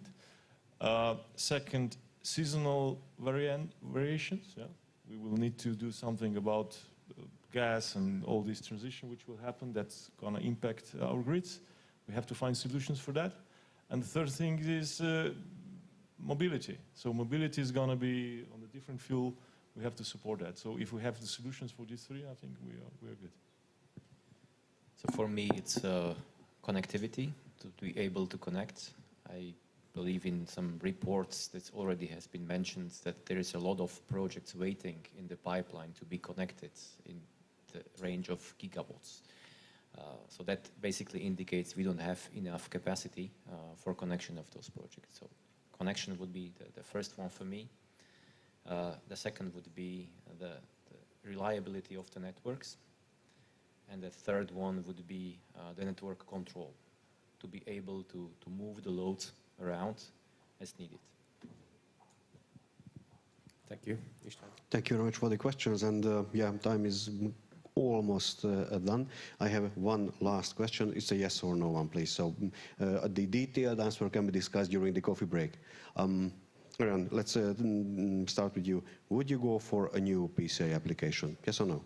Certainly, yes. Martin? Yes, sure we will. Or if there will be a possibility to do that, just because it's just improves the the situation of the network, and this you can have support in projects where you otherwise would have to be thinking of how to implement it. Uroš? Not a question of if, a question of when. Nice one. Yes, of course. Thank you. Thank you very much, colleagues, for the discussion. I really enjoyed it. I hope the audience as well. I guess you fulfilled the empty buzzwords, so it was a real added value. Thank you very much for the audience for being with us and for the questions as well. And it was a great pleasure and honor to me to discuss with you. Thank you very much again.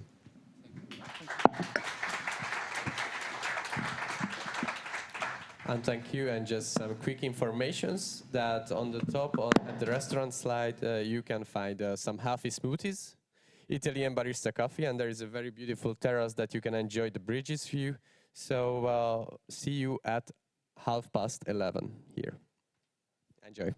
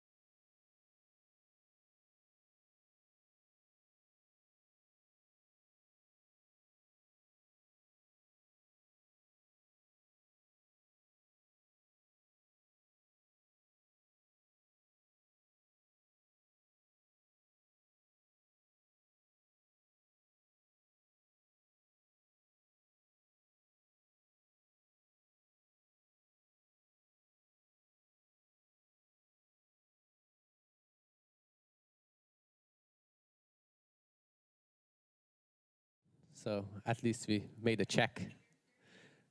Very good. And can I ask you, what do you see? I see the stage, and I see you are sitting on the right side of the stage. Cool. And a little bit of the audience. Ah, okay. Thanks. Thank you for the feedback. Now I see myself on the big screen.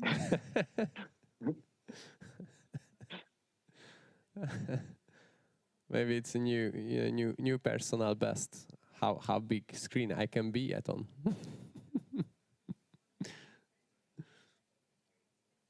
Because I can see you on a small screen, just in front of, at the edge of the stage. So everyone in the round table will see you directly, and they do not have to turn around to see you, but the audience will also see you from their chairs. Okay. So I guess it will be the setup. And when everyone is coming back from their coffee break, which is a bit slower than we expected, because the networking is good. So that's good. So we will start afterwards. But now we have to fill up some chairs, and organizers are working on that to ask them to join back. No problem. Thank you.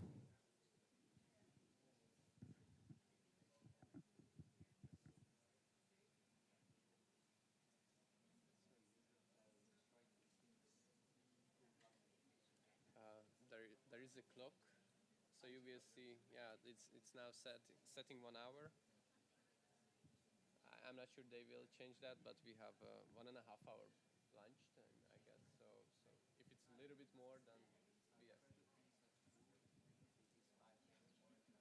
Yeah, exactly. Yeah. Yeah, it is. Even when we started the executive discussions, people were already here, but still discussing. So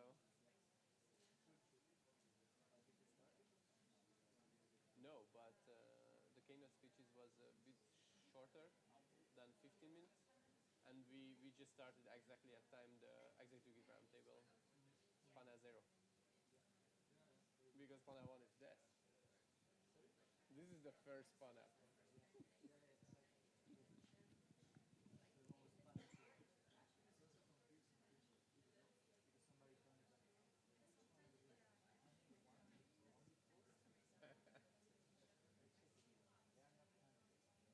It's like a festival, you know. The day 0. Is it the first day or the second? I like the setup. It's nice, no? It's like comfy. Yeah. And I was partying here a lot because this is a concert room. And yeah. And there is a band called Random Trip, and only the drummer and the DJ is fixed, but everyone else is from different bands all the times, and they are mixing people, and they are just jamming. And usually the concert at my time during university and after that was here. So I have so many cool memories. And also when my and my wife's families met, was here. Ah, yeah? In a concert? Exactly. It was Parnograst. It's folklore and gypsy, mix of folklore and gypsy music. And both of my families are like this kind of music, and we were partying really good at the back of the. Did you choose then the place? Or? Yeah. Yeah. So this one was selected by you? Yeah. No, I mean, for the meeting or for the PCI Summit. For the PCI Summit. Bianca has contacted several agencies, and then we had to see which one is the best price, best service. Okay. And we were all supporting that to be here because of the Danube, which is, connecting the countries, so has a very good message indirectly. So no, it's. Eduardo, do you see everyone is here from the panel? 3 of them are here, and online. Antonella Mont. And Flor, Patra. The 3 of them are there. 3 of them. Okay. Szóval itt vannak. Mikor kezdünk? Oké. Kezdhetünk?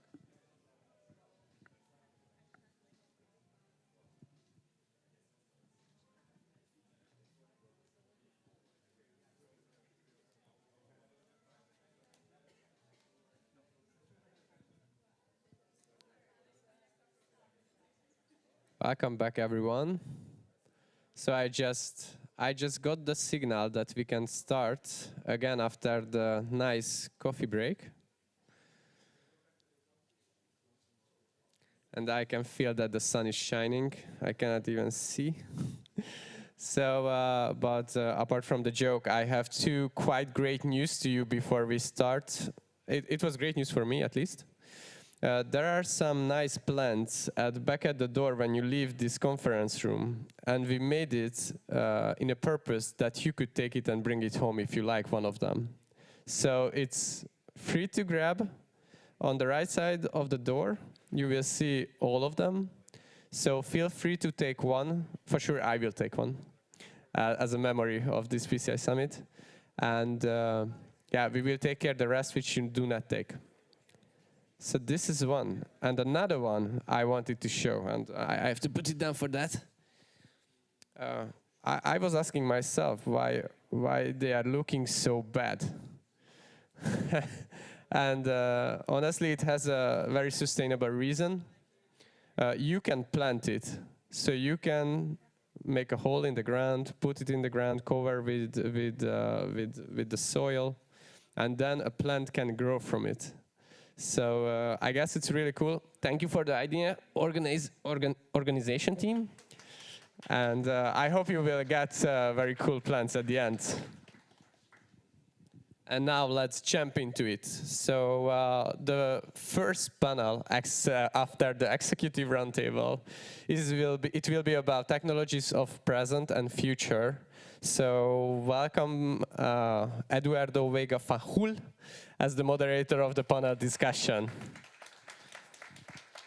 And the participants will be Flor Patra-Delon, co-chair of Task Force on Digitalization and the Energy Sector, Laila Sawyer, Secretary General of Current EU, and Andrei Gubina, Director of Institute for Innovation and Development, University of Ljubljana.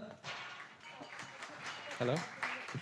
And I guess you could see already online Mr. Monti, and so online joining us Antonello Monti from University of RWTH Aachen, and Director of Institute for Automation of Complex Power Systems. And as my role is, I'm a bit shy, so I forget to mention that Eduardo is from CEF Energy from Sina. Hello, Adam. Thank you very much. And hello to all the audience here and in everywhere in the planet, hopefully, that is connected online, here from the beautiful city of Budapest. So hello to the panelists that we have sitting next to me today.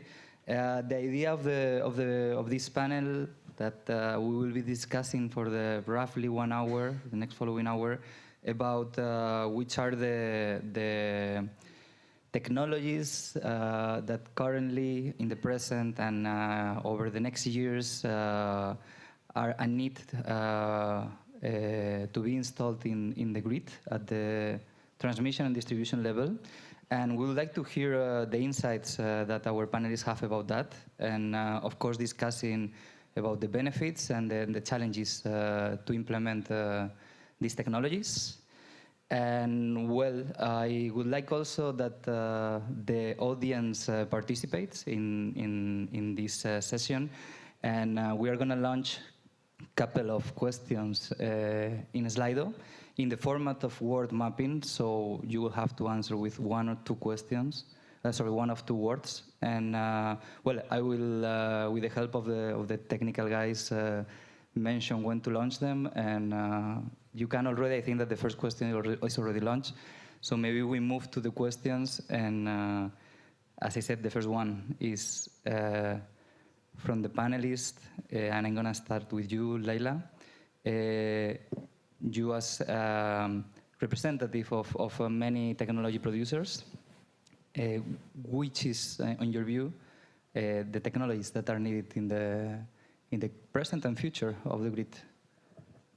Thank you, Eduardo, and thank you also very much for the invitation to be here.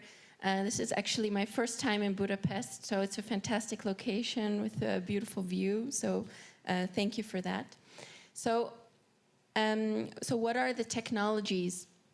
Well, of course, I have some suggestions, but first of all, it's not necessarily for us to say what are the right technologies, but more what are the needs of the energy system, and what is the functionalities that will be needed in a energy system with more and more renewable energy. So of course, as current, there's a number of technologies that we have studied on what these benefits to the system can bring. So within current, we have 8 different technologies that we think are promising, that can help us get the most out of the existing grid and also build new grids in a more efficient way with the latest technologies that we have.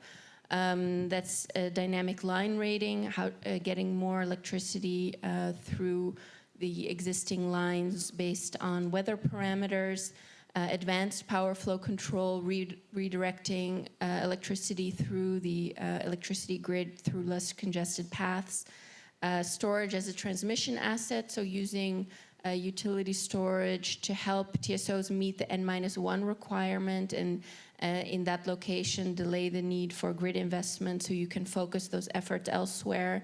Advanced conductors, so using the latest, most efficient carbon core conductors that can be reconductoring existing lines. Superconductors as well. This is more advanced at the DSO level, but also looking into that for transmission level. More advanced ways to measure inertia, digital twin, flexibility management. So from our perspective, these are some of the technologies that these are not the only technologies, but this is what we are working on. And from the latest study that we released before this summer, with a realistic but steady implementation of these technologies, that this could increase the capacity of the electricity network by 20 to 40%. So of course, it's not as easy as it sounds. It's a lot of work, but there are big benefits by using new technologies to enhance the electricity grid. Thank you very much, Laila. So Laila was talking about some technologies that actually are already being implemented in some parts of the grid, which is very interesting. And we have also other type of profile, let's call it like that, within our panelists. Antonello, are you with us? Can you hear us? Yes, perfectly. Yeah, so from your point of view, as well, you were presented as a professor of the University of Aachen, but for me, you are a coordinator of several EU Horizon projects, so mostly into the research field. So from your point of view, which are your insights on new cutting-edge technologies? So first of all, good morning also from my side. Thank you for having me on this panel. And thank you for the question that allowed me to talk about one technology I really think is key for the process of digitalization, and this is data space. Data space has been mentioned by the European Commission in the action plan as one of the pillars. But when it comes to really actuating this, and in particular in reference to the energy sector, the good news is that through innovation actions like the Project OneNet that finished last year, we have been developing, in cooperation with many partners across Europe, a concept of data connector for data space, which I see as a key element. Because if I look at what is exactly coming from the slide, I definitely agree with everything that is there. And let me take specifically the flexibility platform that is in the center. We are not going to have a single European model of flexibility platform. So what is key is to have mechanism of data exchanges and to regulate and make sure those mechanisms support data sovereignty. And that's everything that data space is supposed to bring. In the OneNet project, we delivered a connector specifically prepared to support the use cases that are critical for energy flexibility in particular. And that allows a long list of use cases, also including that fits with the discussion we have here and the PCI related. So across border possibility, data exchange among operators across the border, and that opens huge options. And this is to be a critical element. And what is nice is that this connector is available as an open source, which brings me to the last point I would like to make. This means it's not about pushing one provider or another. It's a technology that is freely available and then can be implemented. And that brings a new culture. I think the open source culture is a key ingredient of this process, digitalization, because it enables cooperation, rapid development, and standard solutions and interoperability, which are key ingredients for our digitalization. Thank you, Antonello. Can I ask you, both they were developing in the place of OneNet and Twin EU, is that correct? Yes, OneNet, where the OneNet connector has been developed, as the name says, and Twin EU is developing further and bringing some use cases in particular, that again echoing what is on the backboard that I can see the creation of a digital twin at European level, again as a federation of digital twin, because different operators are taking their own approach, which is perfectly fine. It has to be free and people can choose which technology, but then they have to be interoperable, they have to exchange data. Okay, thank you very much for this introduction, Antonello. So on the same side of the research part, we have here Andrei. For me, the same. Among many other roles as professor in the University of Ljubljana, you are also coordinator of several EU Horizon projects. By the way, financed from CINEA also. I want to promote a little bit. And for instance, Compile and Stream, if I'm not wrong. So can you just build a little bit on which are the technologies that you got from there and how they can also apply to the DSO perspective that we are discussing here in this summit? Yes, thank you, Eduardo, also for the invitation. I've been trained as electrical engineer in power over 30 years, and what we've been doing things is connecting the variable consumption with our, so we were following that with generation. Now this is changing with the introduction of renewables. And here now suddenly we need to emphasize following the flexible demand, using flexible demand to follow the changing and uncertain generation. And this is also what we see here. Flexibility is very, very strong on featuring on here, and observability and visibility. And the two projects that you mentioned, one was Horizon 2020 Project Compile, and the other one, the Horizon Europe Project Stream, which our university or my team coordinates. There we looked at the technologies that support this flexible demand or sources of flexibility on the demand side, in particular the home batteries, the community batteries that then support also energy communities, home energy management systems that enable connection between distributed renewable sources, the home storage, and also, for example, heat pumps, so flexible demand. And then in addition to this, also the flexibility market mechanisms that enable the full stream of this distributed flexibility to connect through the distribution transmission grid also to the markets. And this is where we look at that we need support also from the data spaces, from various platforms, for various actors. And these are the technologies I would like to most highlight. Maybe one question, since you were mentioning some technologies that probably they are mostly implemented in the low voltage, so maybe a bit very linked, but a bit detached from DSOs and TSOs normal business. How would you propose to integrate this type of technologies and also prosumers, energy communities, how DSOs, especially in this case, also TSOs, can help on the integration of these energy communities and prosumers. Definitely, this is the role of the DSOs that nobody else can actually take, because these energy communities, when we scale them up, when we scale up and integrate them on larger scale, many of them, the DSOs need to be able to get they're the guardians of the grid. So they need to be able to implement a concept that we developed called the traffic light system, that the DSOs can say, yes, this schedule that for example, an aggregator of flexibility proposes, aggregates from various consumers, various actors or energy communities, that then the DSO can say, well, this is breaking, or this is conflicting or disadvantaging our grid. We cannot let this schedule through. So DSOs really have an important role in this case. And this is also a very good way how to look at the roles of DSOs, where all the flexibility starts to scale up.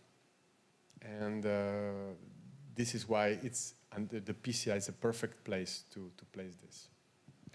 Thank you, Andre, very much. So now I would like to hear from Flore, as among many other things, more into the regulatory frame of E.ON, but also as the Vice Chair of Digitalization Task Force on the EU DSO. Which are your insights about these new or current technologies? Yeah, thanks. So as I do act here as a Vice Chair, as you said, of the Digitalization Task Force within the EU DS entity, I would start by saying that this is a great team of many different experts coming from 13 different countries and from DSOs of various sizes.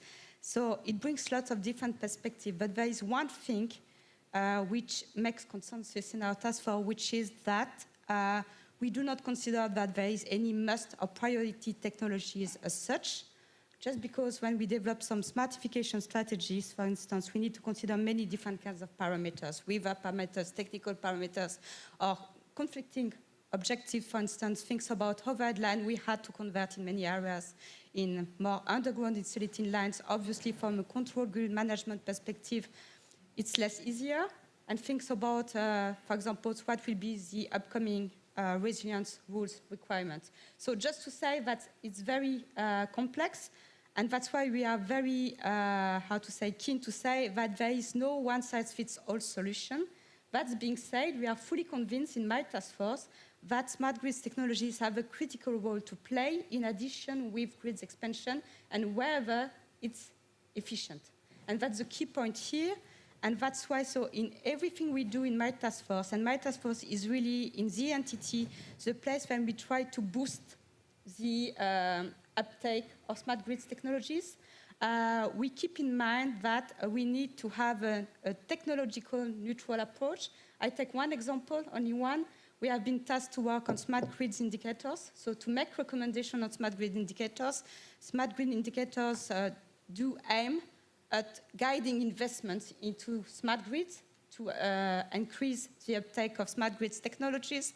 And after a long discussion we have had over the last 18 months, we decided to go to the, we made the following conclusions. The first one is that we do not want to set any inputs indicator, for example, saying, so you need to have 20% of your overhead lines equipped with DLR. It wouldn't make sense for all the reasons I said. We will go rather for functionalities, which will help DSOs to cope with their system needs. This is the approach we want, and we are going to develop a catalog to make outputs with inputs. So this is one way of how my task force within the entity is hopefully going to support the uptake of smart grid technologies. That being said, I will finish with that. If you look at what we are doing as DSOs, we are using lots of new technologies, advanced technologies in our grid. In my company, for example, so I'm working for E.ON.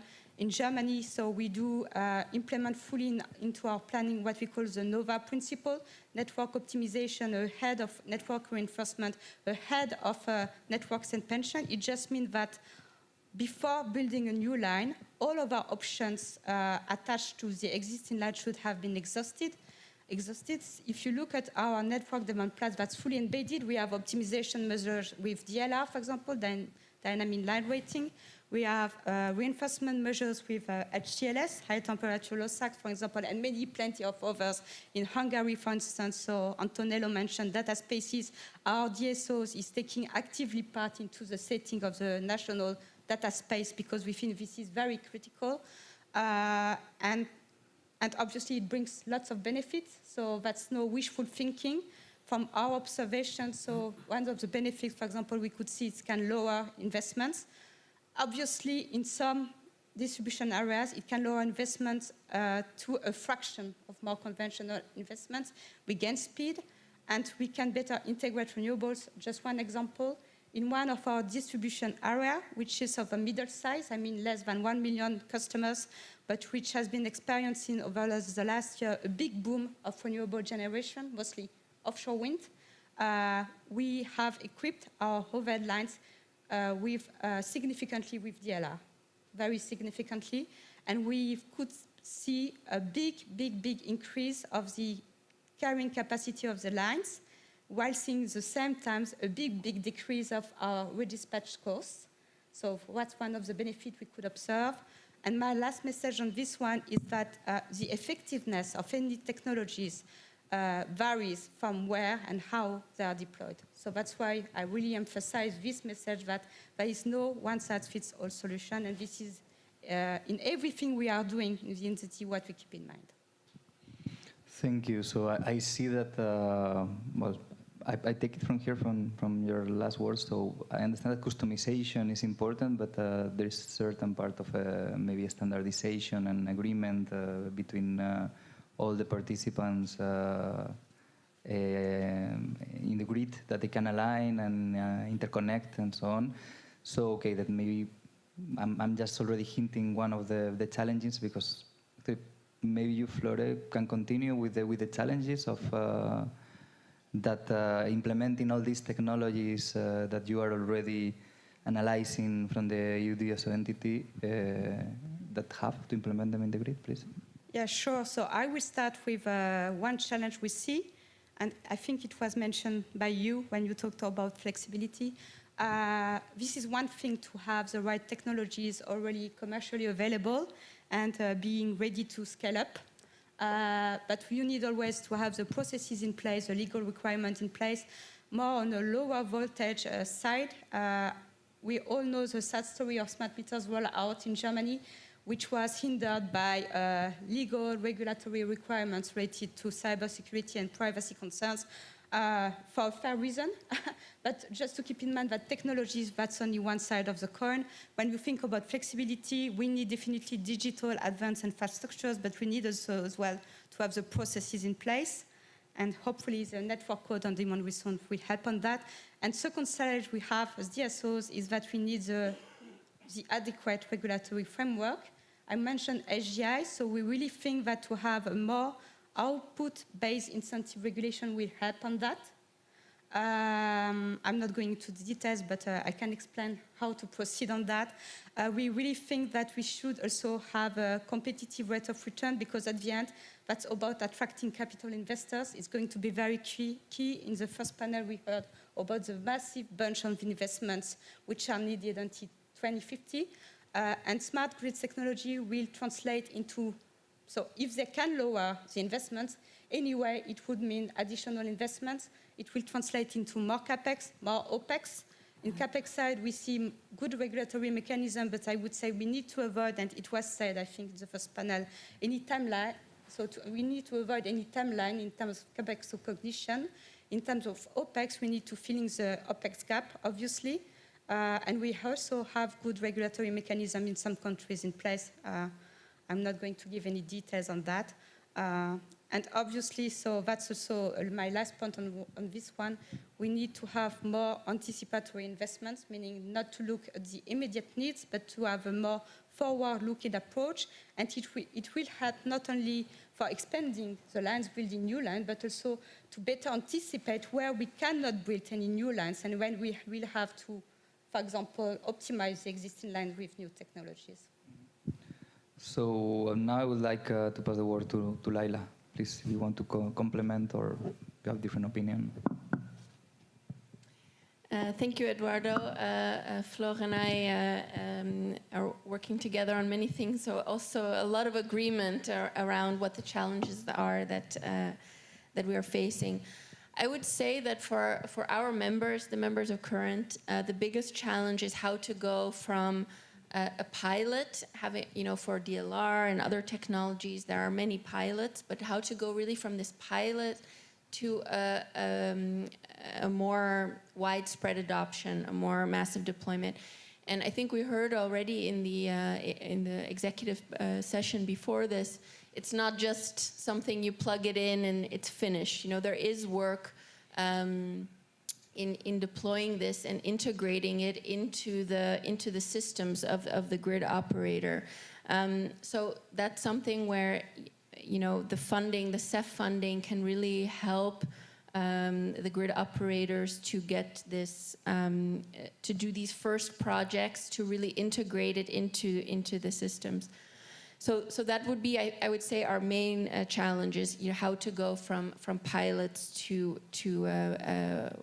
mainstream adoption. And then thinking about what are the things that can help with that.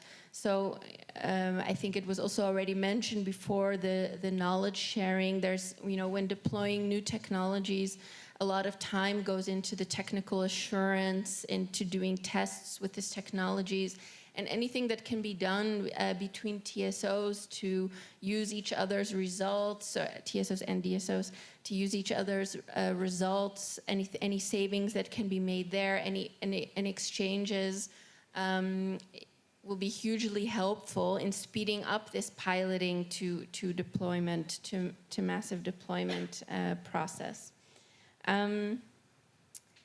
There is also a transparency there. Flor mentioned already the NOVA principle, and I'm very happy to hear that this is all embedded.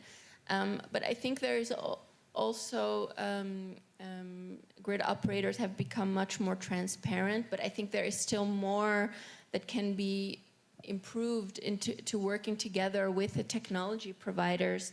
I think there are some interesting examples from outside of Europe.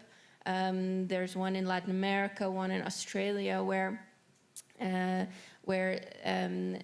plans are published. These are the network plans. This is what's going to be built, and that then innovative grid technology providers are given the chance to see if they can improve on that. And having this kind of open suggestion can be, having this output-based incentives or functional requirement, having this kind of transparency to allow technology providers to see if they can improve on the existing plans. I think this is a way to make sure that all our best ideas are put into place. So that's the transparency, and then with the NOVA principle, what I hear from my members, that not always clear how those decisions were then made. Which options were exhausted, what was considered, why was it rejected. So I think just in the transparency, there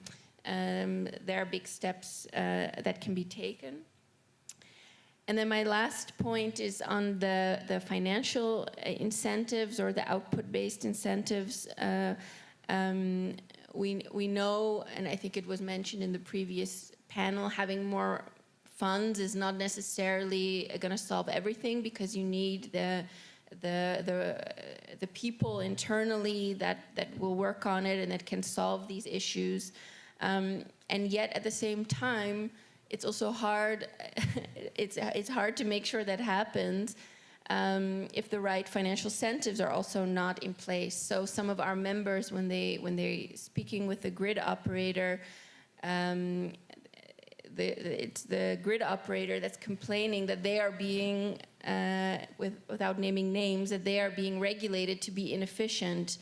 And I think when we launched our study in June, I think it was one of Floor's colleagues who said that sometimes by deploying innovative technologies, they're actually losing money. So that is also not as it should be. This kind of this kind of progress should be also properly rewarded. So, you know, of course, we know that grid operators are doing this because it's necessary, but yet still the incentives should be aligned. So I think these are some of the big challenges facing deployment of innovative grid technologies, and we're very happy that we're all on the same page, that this is how these are the challenges to address. Thank you, Laila. So now I think that we are going to be moving more from the regulatory perspective also that is linked to the development of these technologies towards more technical challenges, also regulatory if you want, that you might have implementing. We heard already scaling up. So please, Andre, what did you face with Stream and Compile? Yeah, so regarding the challenges with implementing the energy community and going for the, let's say, home batteries, home energy management systems, the community battery. So while they're still expensive to some degree, especially the community, they are, we need the control systems, we need the algorithms that has to be in place for all these building blocks to function together.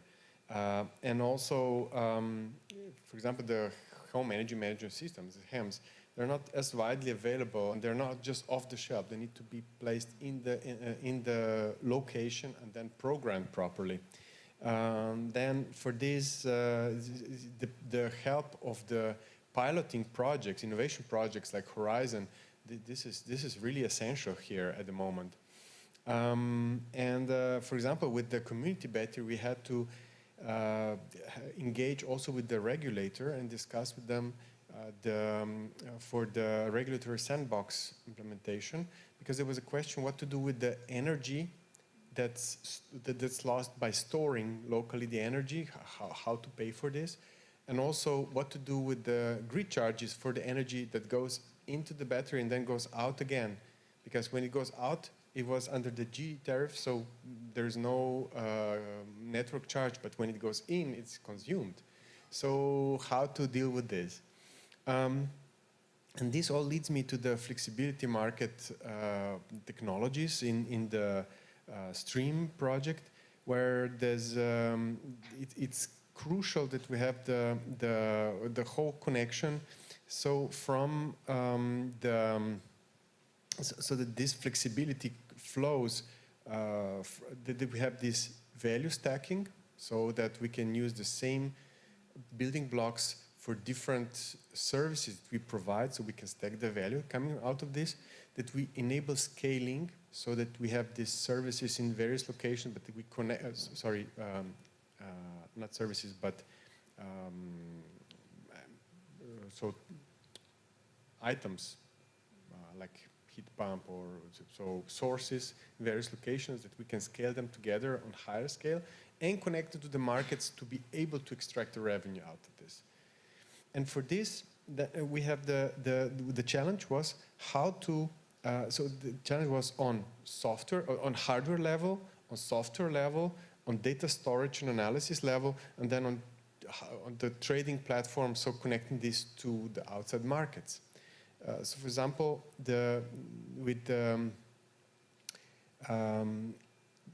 hardware has to be able to connect through the highest ICT technologies and standards like 5G and so on, has to enable the over-the-air upgrading, has to have some backup batteries so they could be able to withstand 24 hours blackout, so they could still operate. It has to implement this traffic light system algorithm, but what I mentioned. Then regarding the data storage and analysis, we have to have the artificial intelligence or machine learning analytics to be able to look at when to maintain that hardware. We have to be able to do the forecasting of weather, of consumer behavior, so when the demand is going to go which way, what is the generation of renewables, and also the flexibility available and the prices on the market. We need to be able to access different new data feeds, what Antonello was talking about. So where to get this data to work on, and to be able to do the pattern recognition of these flexibilities, to know how to best employ them. And then when we come to the point where we connect with the markets, this is where we need to be able to have this machine, so software robot, for us to be able to do the bidding for us, because it's too complex for a human to interact with the time increment and the markets. So we have like an auto bidder that's able to integrate national markets and as well as various new flexible device installations, and has to be able to connect with energy market, so on all these levels, so day ahead, intraday balancing, and also with the ancillary services markets, and on the European level, all these initiatives like Picasso, Mariter, all these things that are there in place, we need to be able to access them, because otherwise we're locked inside the national markets. So all these technologies that I mentioned have to connect somehow, from hardware to the implementation or service layer. And we're getting there. It's really, really exciting. Thank you, Andrei. Actually, I'm listening a lot about flexibility. Actually, we can see already behind us that it's very important. Platforms, data platforms, interoperability. So that take us back to Antonello and the challenges that you are facing implementing the data and also the open source projects that you are leading. Yeah, for sure I see fundamentally two categories of challenges. The first one I will say we can summarize like a chicken and egg problem. So data space makes sense when a lot of players are present. So it's a market of data, and the market makes sense when there are a lot of players in this market. So we have a problem to bring people to the data space, to convince people data space are good. And that's not trivial to start up. But I think in this direction, I want to be optimistic. There are two different reasons. The first one is we have been designing some of those large European projects in the way to involve as many operators as possible. It's key to get people involved from the very beginning. And in Twin EU, we have a very large set of operators at TSO and DSO level in many different countries involved, so that people can try, see, and understand the value of what we are doing. The second optimism aspect, I would say, is that the European Commission has been defining a program called Digital Europe, in which the technologies like, we have the possibility for technology like data space to be implemented. So they are not like innovation actions, they are not developing new technology. Those projects are about bringing technology to market. And just a couple of weeks ago, the project Insieme has been selected to be the one driving this process of creating a common European energy data space across all the countries in Europe. Again, very good from the point of view also future PCI to have such European level infrastructure in place. And what is good, this project will start using, having their grant agreement to use the technology developing project like OneNet or Twin EU, because they're being identified as the key building block to build such a data space. The second aspect of challenge, I will say, is education. In two directions. First of all the sector, the energy sector, because the digitalization is under pressure from the point of view of learning skills, and data space is not making life better. You know, it's quite complex concepts, sophisticated IT solution, And we have to bring people to understand what that means. At the same, I would say it's a cultural challenge when it comes to open source.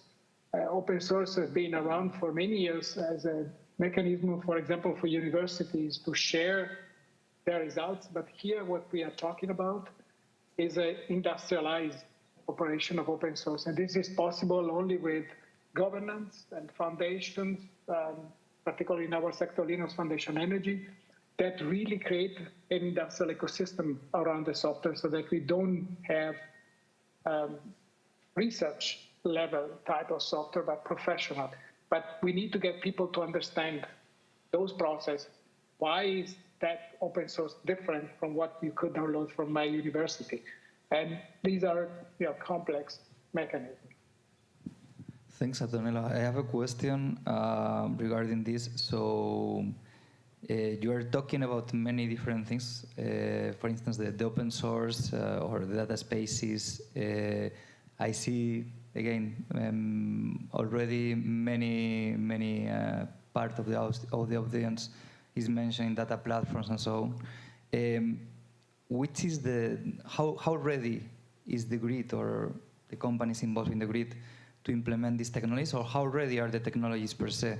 Which is the readiness level of these technologies? When can we see them implemented in the grid more than in pilots?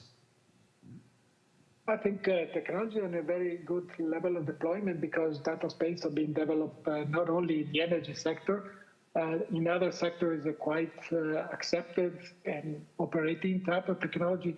There is an international association supporting a European level standardization, IDSA, and the industry, so the so-called Industry 4.0 has been pioneering this idea because in their area, again, the data sovereignty and privacy of some elements in the production was a critical asset to preserve.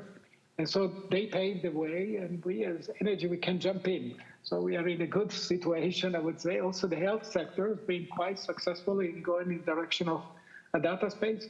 So in that respect, I think we are in a very good position.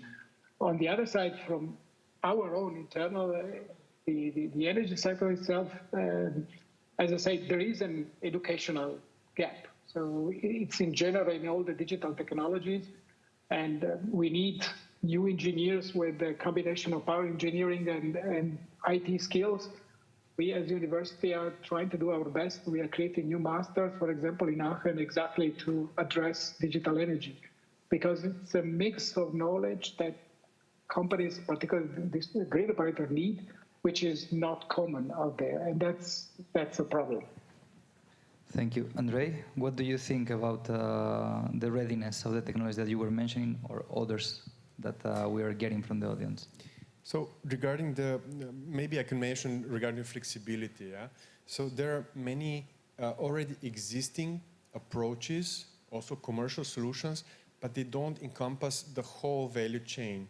And they're also maybe focused, they don't provide all the aspects that I was mentioning. So this is why a pilot project like Stream is so important, because we can actually put all the actors in one room, and then we really work with them, having DSOs, having TSOs, having the installers of the technology, providers of technology, actual investors together in one place, and also knowledge providers, so that we can actually get the solutions off the ground. This is where it's also important that we look at, like I said, things that can be done by humans and that need to be done by humans, and things that can be done by technology, by automation. So I'm gonna move, since we have a lot of PCI promoters within our audience, and for the PCIs, there is a parameter that is very important, which is the cross-border. You have been already touching upon the cross-border approach in some of your comments already. I would like to ask Laila if any of the technologies that you have already mentioned or other ones that you want to bring to the table with specific examples, if you can that they have cross-border impact. Yeah, thank you, Eduardo. Yeah, definitely. Some of the existing PCI, Smart Grid PCI projects already use the technologies that I mentioned. The Green Switch project uses advanced power flow control and DLR, and maybe also HTLS. I'm not sure. There's also the Gabretta project, which uses HTLS. So these are already in existing projects.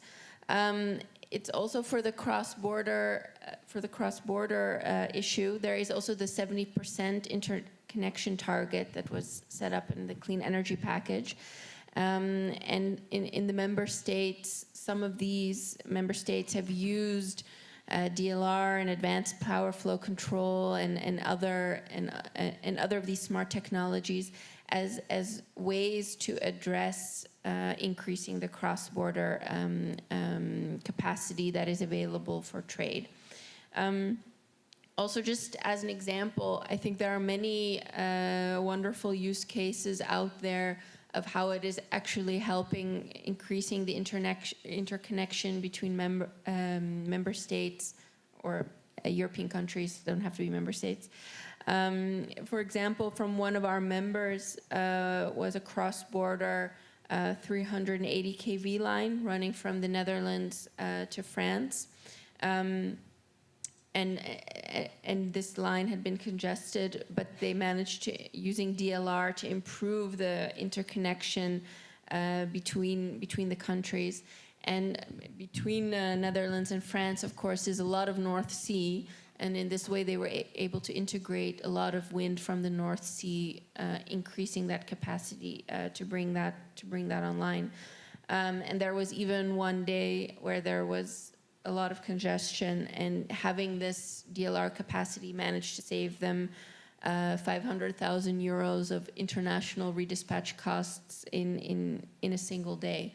So I think there are many great examples, and the Smart Grid PCI can help to even further develop these examples, and maybe to also, once it has been proven, to help to replicate it, to make it easier to replicate these big successes. And we know that there are the CBA is sometimes is time-consuming to do a good CBA using innovative technologies, but where there are successes, that we can repeat them more quickly. So I think that's for the cross-border perspective, these technologies can be hugely useful. Okay, thank you very much. I see also, well, now I'm seeing it here because it was removed from there, but I see it repeated in several occasions, digital twins. Maybe I want to get back on this to Antonello, because you were mentioning also the cross-border approach, and I know that the project called Digital Twin that you are coordinating has also kind of pan-European idea of development. So could you build up a little bit on that? Sure. The Twin EU project has the overarching objective to build a European-scale digital twin. But the idea is that each operator is working on his own solution for the digital twin with different concepts, different services. And what we can offer with the project is a federation of digital twin. And this is again enabled by the one net connector that I was referring to before, and that allows grid operator to have a cross-border analysis. And so, for example, whatever even grid planning I can do in a given country can be done keeping into account the interaction with the digital twin of my neighboring country, so that my grid plan becomes a solution that is not limited by my knowledge of national data, but can be enhanced with proper control and data sovereignty, of course, embedded in the connector, with the exchange with my neighbors. That works at TSO, but at the TSO levels, but every level, we can build this cross-border experience in managing digital twin. And that's, I think, it's a fantastic asset for any possible future project, so that also any investment is definitely keeping into account factors that before were not possible, I would say. Thank you. So now I want to get back to Flore. We have been hearing also in the previous panel about holistic approach. I have seen also here observability. I know that probably it means observability of the grid, but also picking up from Laila, that she was mentioning how to share knowledge among different partners involved in the development of the full energy system. I heard that UDSO is doing has an interesting initiative. If I'm not wrong, called Technopedia. So could you explain us a little bit? Yeah, sure, thanks. So I already mentioned the task force I'm the vice chair of. So we are working on many different kinds of projects. So smart grid indicators to support investment into grid smartification is one of them. We are also working on defining a roadmap for digital twin of the European electricity. So obviously we have a touch point on this one with Antonello. We are working as well on how to streamline and digitalize the connection process. So that's a new task we got some time ago. And because of the grid action plan, which has been published by the European Commission last year, we've got a new task which is about building a Technopedia. So Technopedia is a name used by ENSOE, which is about creating some kind of platform for showcasing, promoting the technologies being used by TSOs. And we want to exactly create the pendant for TSOs. So my task force has been tasked to deliver on that. We have been working on a concept over the last weeks with my colleagues, and I can share with you that's still not fully finalized. So, but I can already share with you some of the high-level insights we decided on that project. So Technopedia, definitely we have to change the name because what we want to have, this is a focus on DSOs. It's going to be a collaborative work. When I say collaborative, it's going to be in two ways. The first way is because we are going to partner with other associations, such as Current, for instance, and other DSOs associations. So the entity is not going to be the only one driving the setting of the Technopedia, and collaborative because what we are going to do is to launch a call for applications.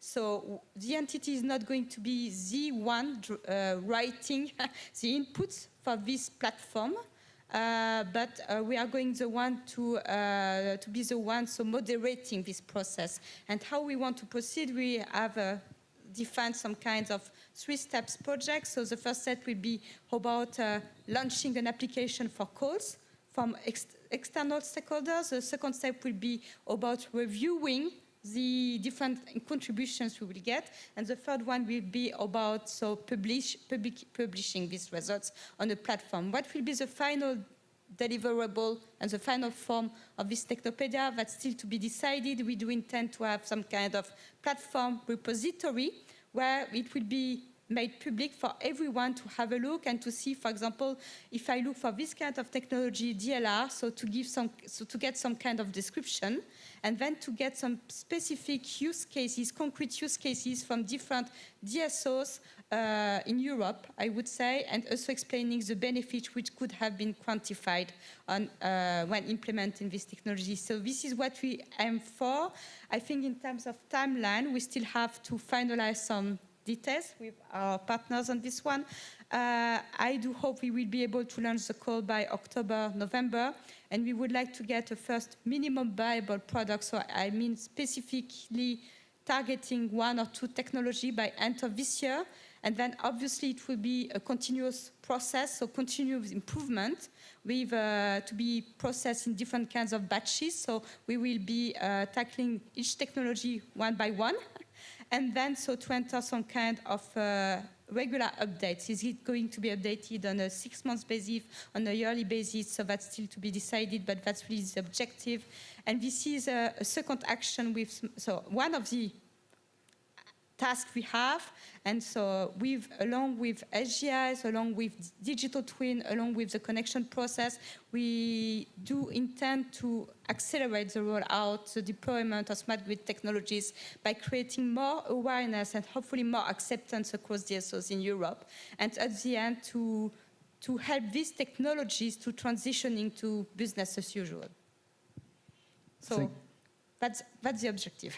Thank you, Flore. Actually, I'm excited to see which is the final result. But since we have some time still, because it's still on the concept stage, maybe I would like to ask the panelists and also people from the audience. We open another question in Slido.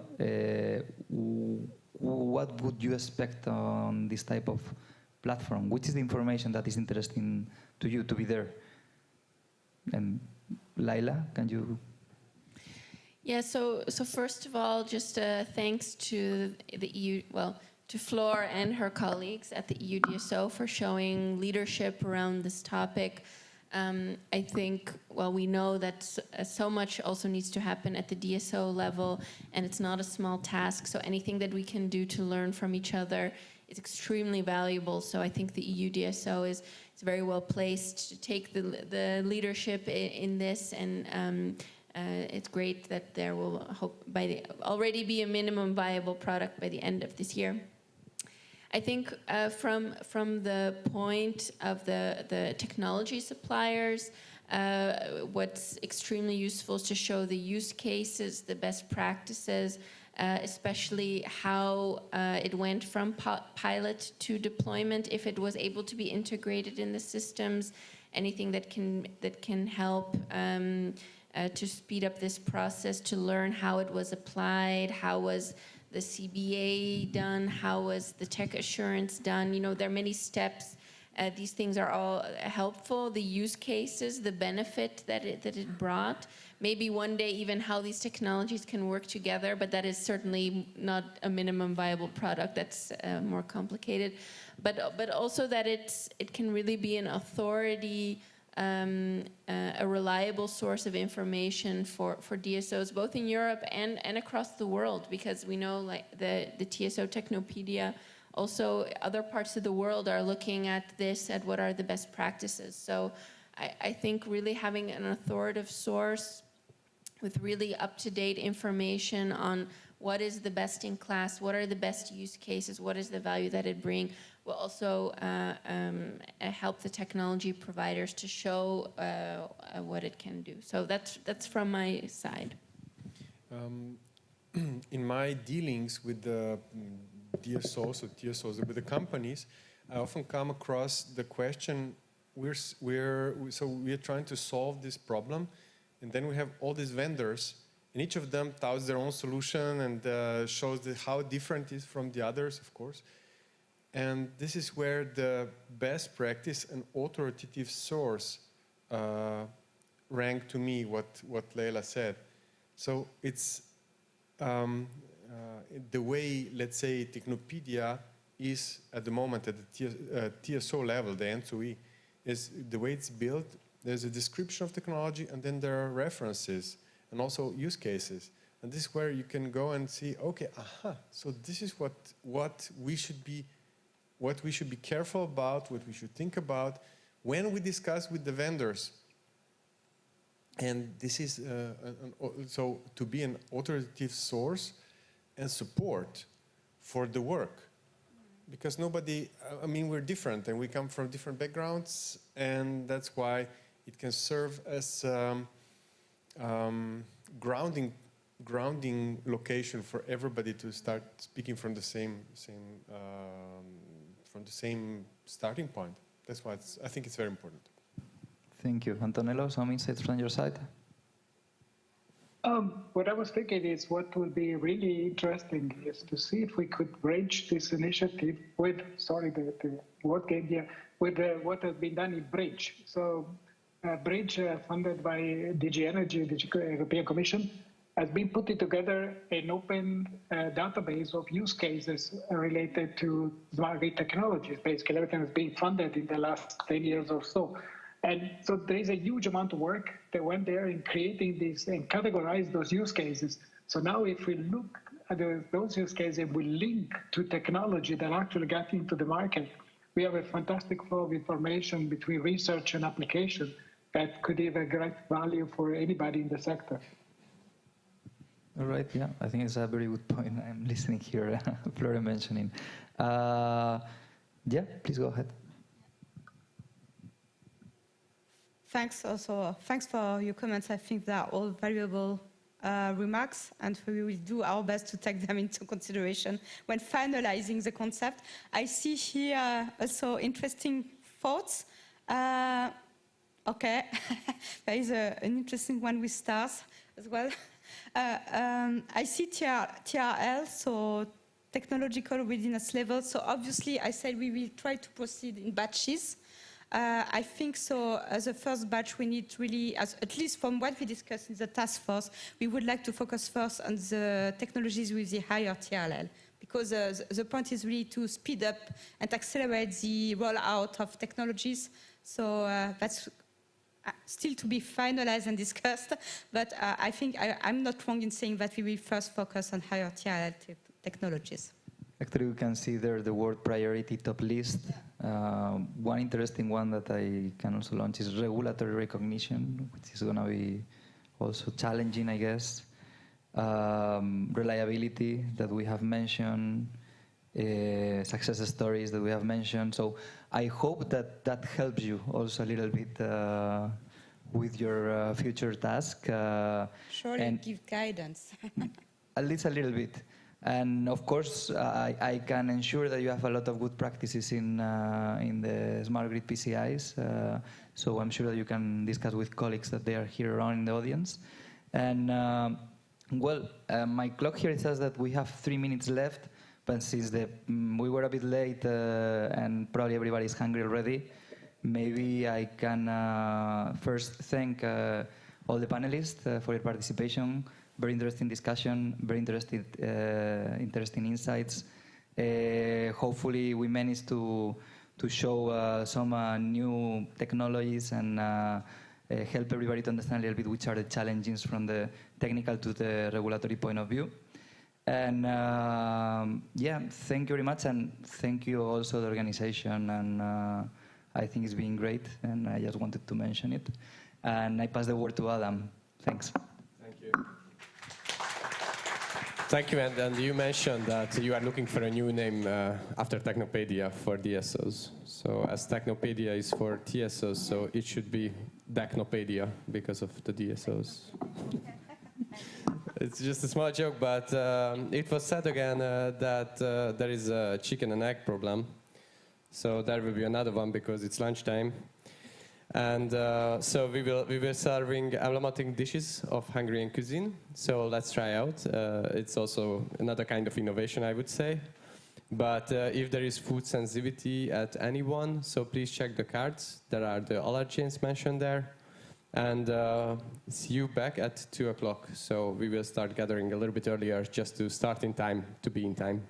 Enjoy. And thank you everyone from the panel.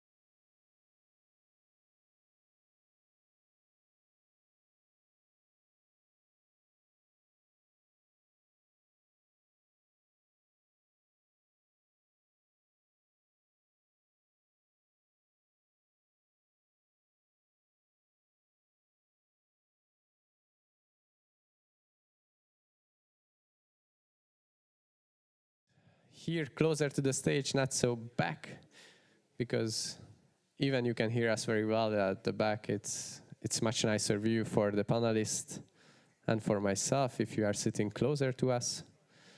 So I really wanted to ask this from you guys.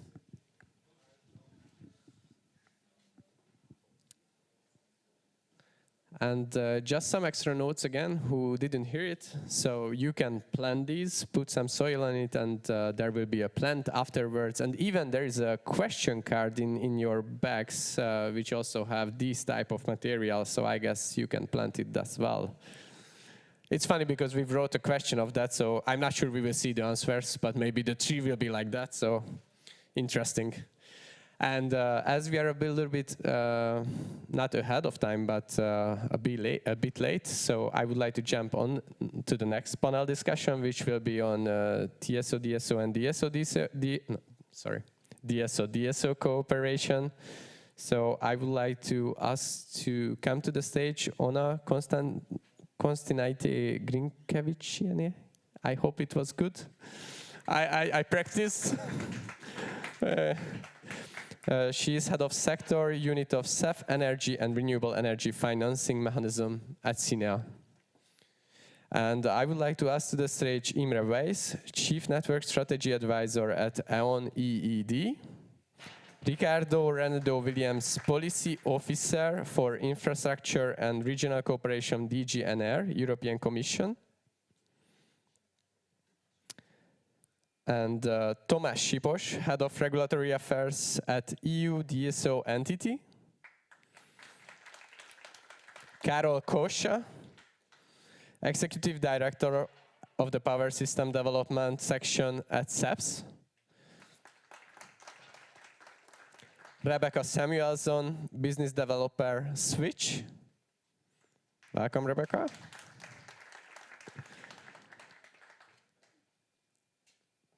And Thomas Anviadal Farai, Green Switch by KNG Kartannets GmbH. Welcome. Hello. Thanks a lot, Adam, and thanks a lot for introduction. And actually, again, I really want to say to the organizers, big thanks. We are in a very, very nice environment here, and so far it was very productive. So let's not disappoint the audience as on-site or online. This is a message to my nice panel, actually, quite gender balanced as well. I'm very glad, Rebecca, to see you. I hope, Ricardo, you are online and hear us. Just wave if it's the case.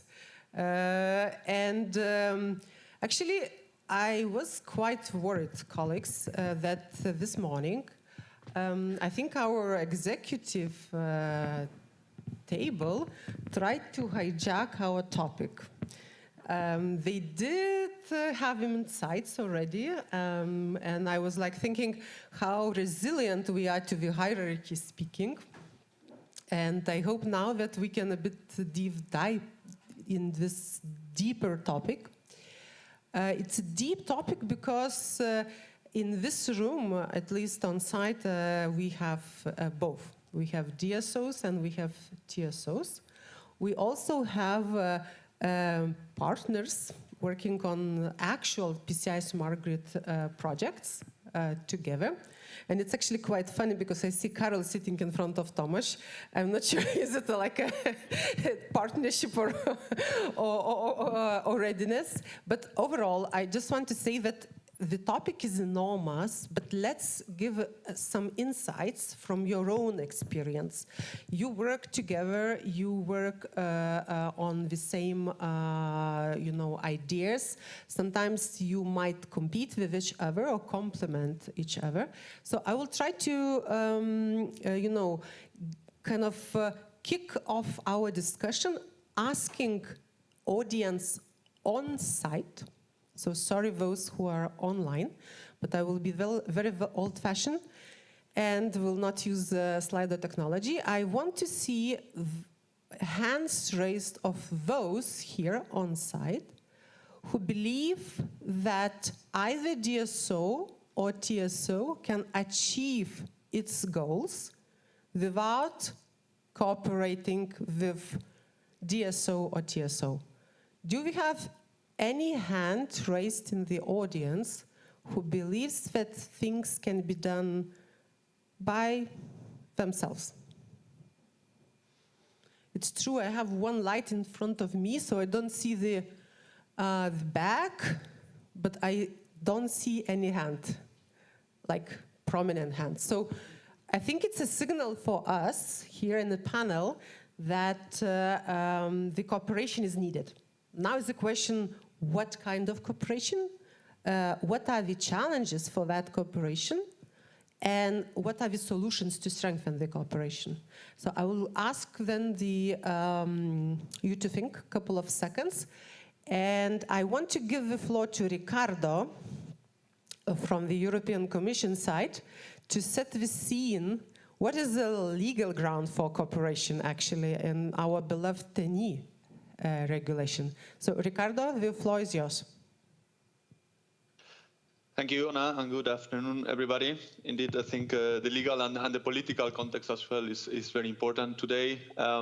Maybe on that question, 3 points to raise. The first one, you have probably seen that this week Draghi has released the competitiveness report, and that complements very well, of course, previous work of the Commission, but also work of the Belgian presidency and now of the Hungarian presidency. All of them indicating the same. We need more grids. Those are critical for the competitiveness of the economy, and we need also, in particular, more cross-border cooperation in grids. That has been very prominently raised by Draghi in his report, which I think is a good signal for this panel. The second is that we ourselves in the Commission in November adopted the Grid Action Plan, as I think the Deputy Director General mentioned earlier today. And there we also put very prominently in the first action how the role of projects of common interest, of cross-border cooperation projects is essential to get the networks that we need in Europe. And we also stress beyond the cross-border projects how at national level, at local level, distribution grids and the interchanges between distribution and transmission, those are changing and need from technical solutions to operational and data exchanges that need to change from the world of today.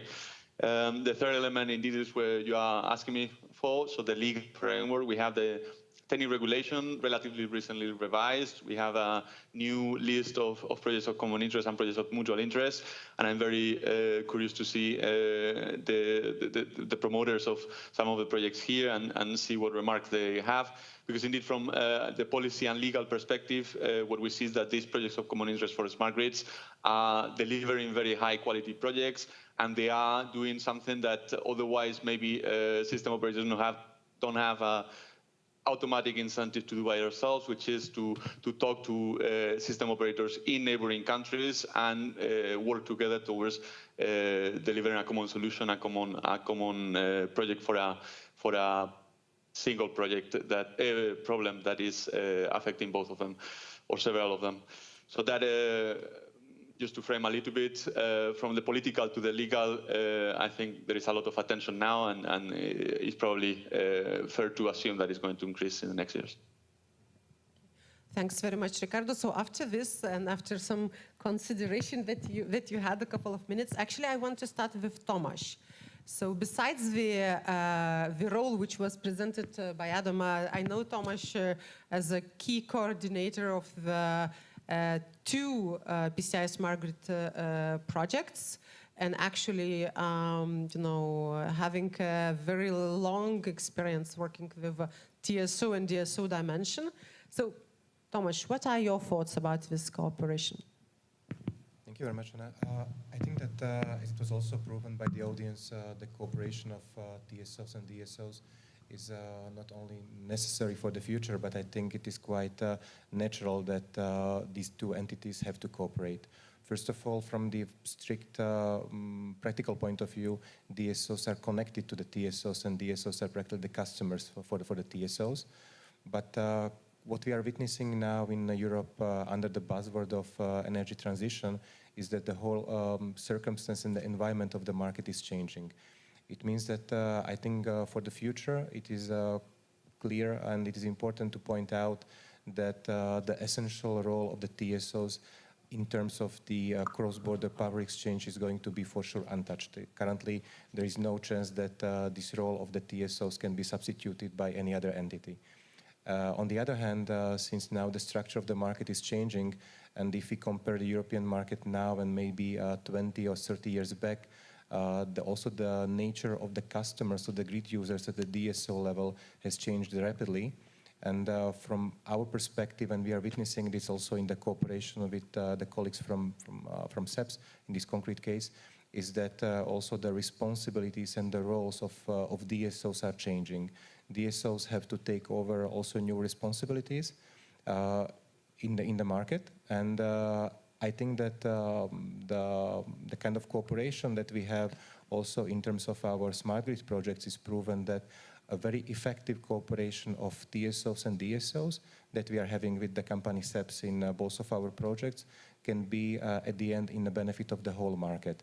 Because this type of cooperation without building the essential nodes, the connections between TSOs and DSOs, it can happen only based on mutual cooperation.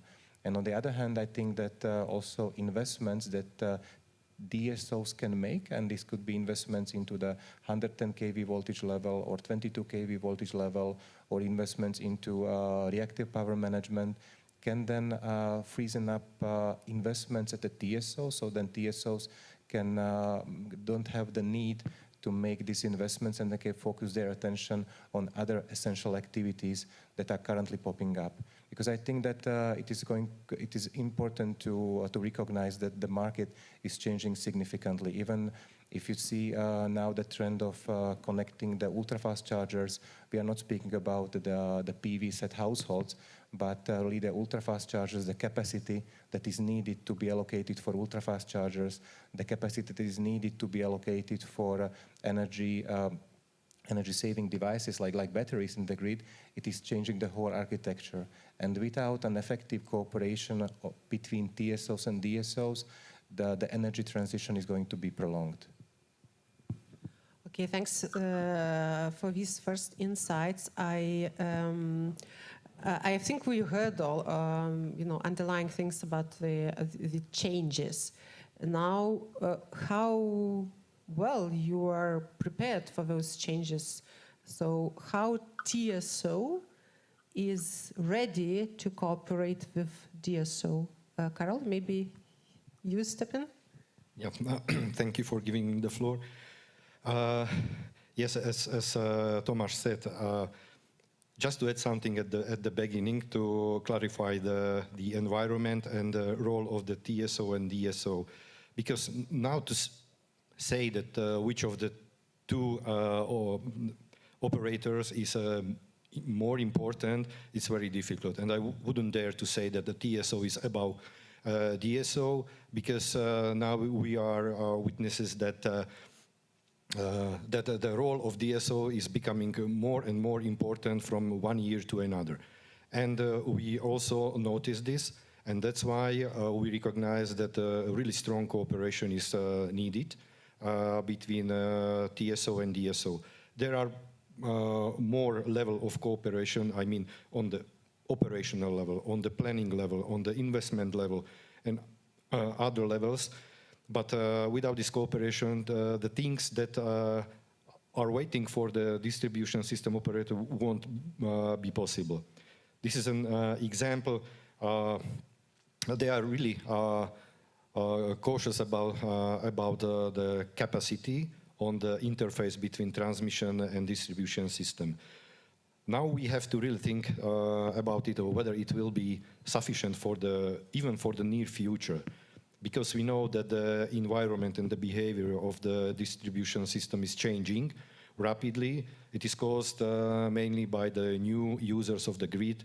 I can name just very important users as operators and the renewables, then electric vehicles, heat pumps, and prosumers, flexumers, and other kind of users. It means that the load curve of the distribution system on the interface is changing very rapidly and very unexpectedly. So, of course, it causes some problems in our system, of course, in the distribution system, and we have to be prepared for it. One of the consequences of this behavior is, for example, the reactive power overflows from the distribution system to the transmission system. And we noticed that this can be a significant problem even in the very near future. And also for that purpose, we were, I will say it, forced to cooperate not only with the ZSD, but also with other two DSOs in Slovak Republic. And for that purpose, we performed a common study that could show us where the problem is, what can be the measures, how we can cope with it, what kind of regulatory changes we can expect just to handle this problem. So just to enable just to allow to DSOs do their job, at first they need to be convinced that they have a strong enough connection to the transmission system from the more aspects, from the active power flow, from the reactive power flow, and from the point of view of cooperation, because we also recognize that not just we can help distribution system, but it works vice versa. Also, the distribution system can help to the transmission system operator just to handle the unexpected situation within the hours, days, weeks. So that's why, whether you like it or not, the cooperation is not needed, but I think it's very essential. And as Thomas said, it's natural. Because, and I will finish the speech, I take the distribution system not as a system that is less important, but this is an integrated part of the electricity system, and we take this system as an extended part of the transmission system, and we need to cooperate with them at least at the same way as we cooperate with the transmission system operator as far as we can. Thanks a lot. Actually, before I give the floor to the next speaker, I want to address the audience online and on site. You have the slider solution to ask questions, so please do not hesitate and raise them. We will try to integrate them in the interventions. Time is limited, so please hurry up. And actually, I want to do the transition from what Karel was speaking about, the essential cooperation and the solutions possible, what you need. I know, Rebecca, that you are working on some solutions. So I'm very keen to hear, and I think also my idea is that the audience hears what you are doing. And that's something which I found it quite fascinating in preparation of this panel, that there are some ideas already in place. So please, Rebecca. Thank you. Well, so maybe I represent more the practical part of the problem here. So we actually have a full team at E.ON Energy Network Sweden that works with flexibility solution and to implement and use this in our daily operations. So, and we do it, of course, to connect the customer faster, to speed up the energy transition, and to also try to use the grid as efficiently as possible. So we have an IT platform, IT solution called Switch, which is basically a flexibility platform. It contains a marketplace where we as a DSO can go in and buy flexibility from different flexibility service providers that they can put bids in a marketplace. But it also has some additional functions. For example, we have a decision support tool that we use, so we can see our load curve, our operational limits, and we can actually plan the need we have for flexibility up to maybe a week in advance. So I think these types of platforms could be a use. I mean, it's of course a use for us as a DSO today. Today in Sweden is used for regional and local DSOs. So the cooperation between us DSOs are a little bit tighter at the moment because we can actually procure the flexibility in the same marketplace locally and then over several voltage level to medium and high voltage. And then there are also functions prepared to be able to set up, so we can actually forward some bids, for example, to the TSO balancing market and so on, if the product requirements are more or less similar. So that is also something for the future that we can coordinate better and use actually all the resources we have available in the grid. And it's also quite of course, good for the flexibility service provider that sometimes can struggle to get their business cases together. Should I invest in steering equipment? Should I have this battery on this side? So in that case, they can also value stack over several markets in that sense, which is welcome for their part.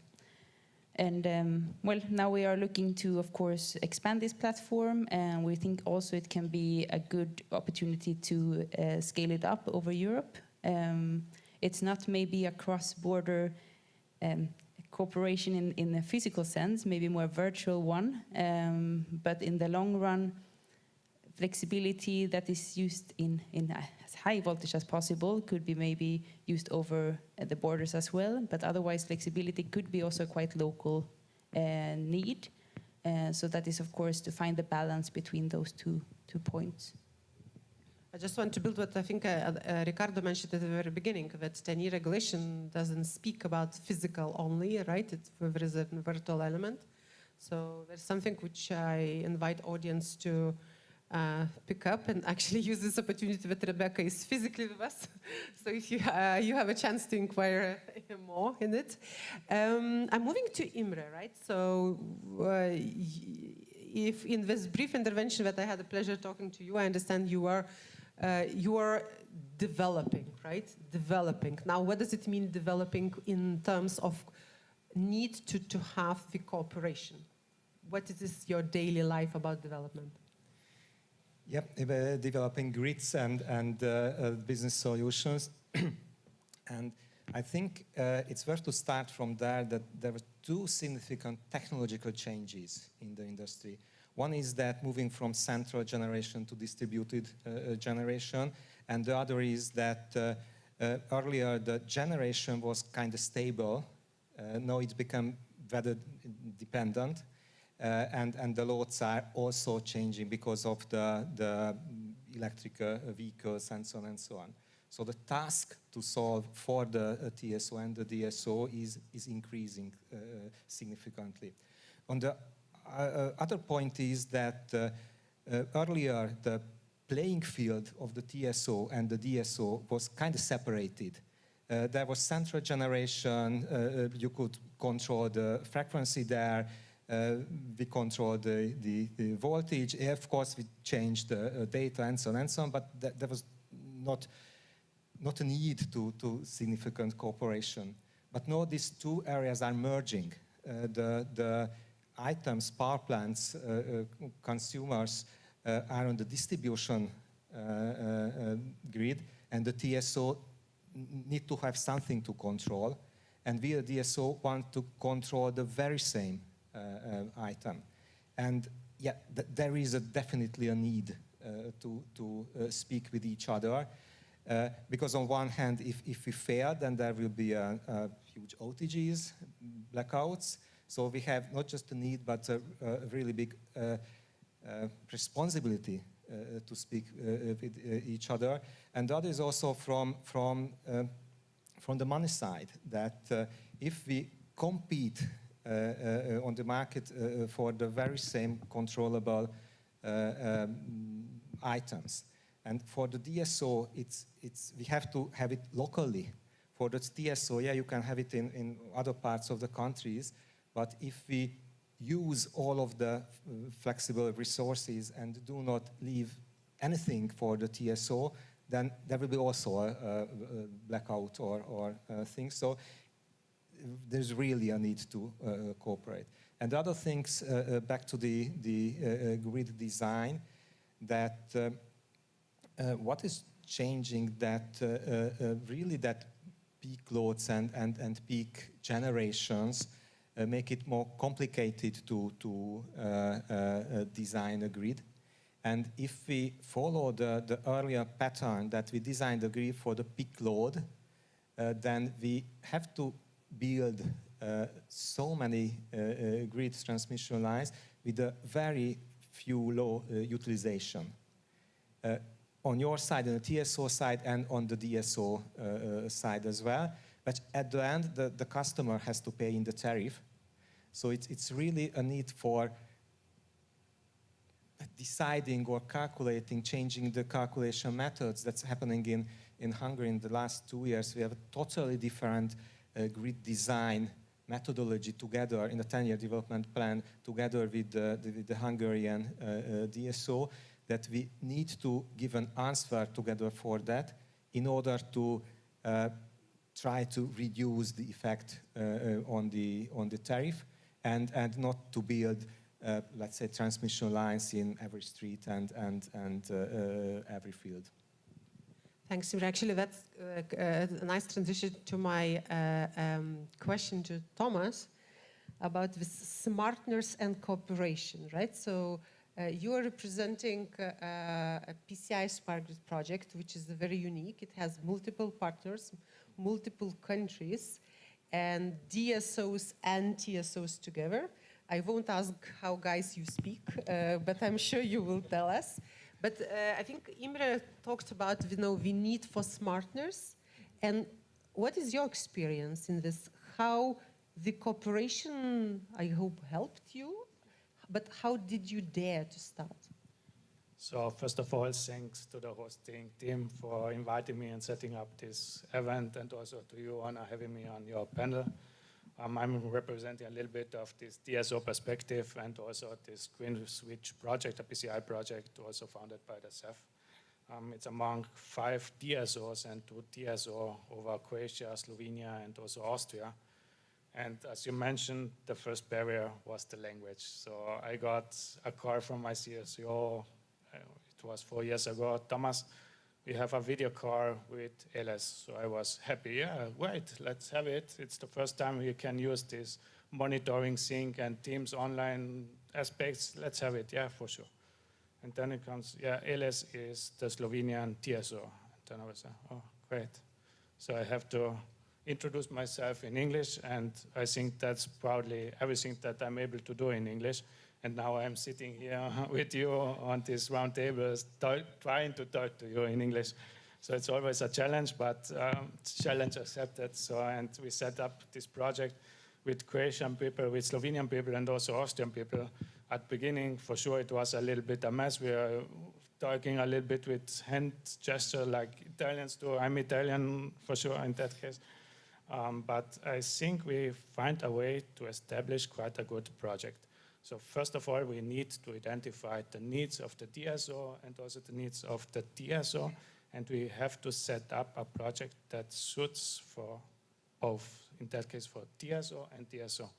But we are always speaking about TSO side and DSO side. Yes, it's on paper, I think so, but in physics, it's one system. So we are connected to each other.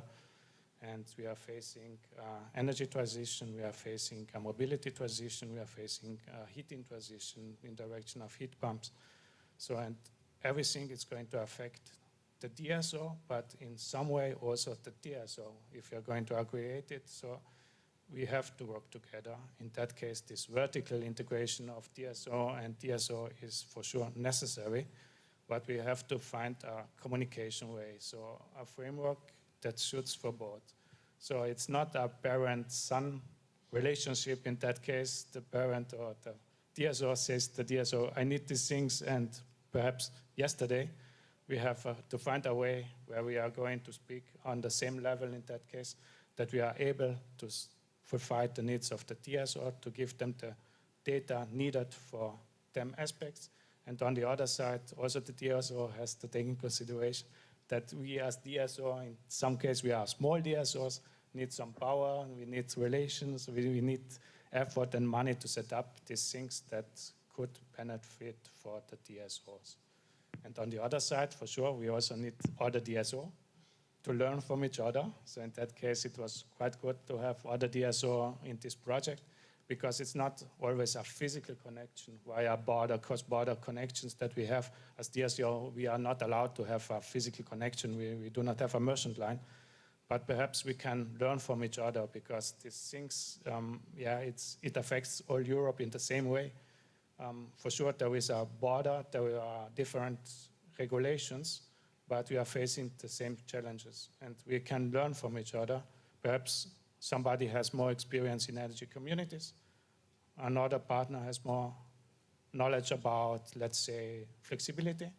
And so it's a knowledge exchange, also cross-border exchange. And that can help us do the best way. So it's necessary to have this vertical integration, but also the horizontal integration.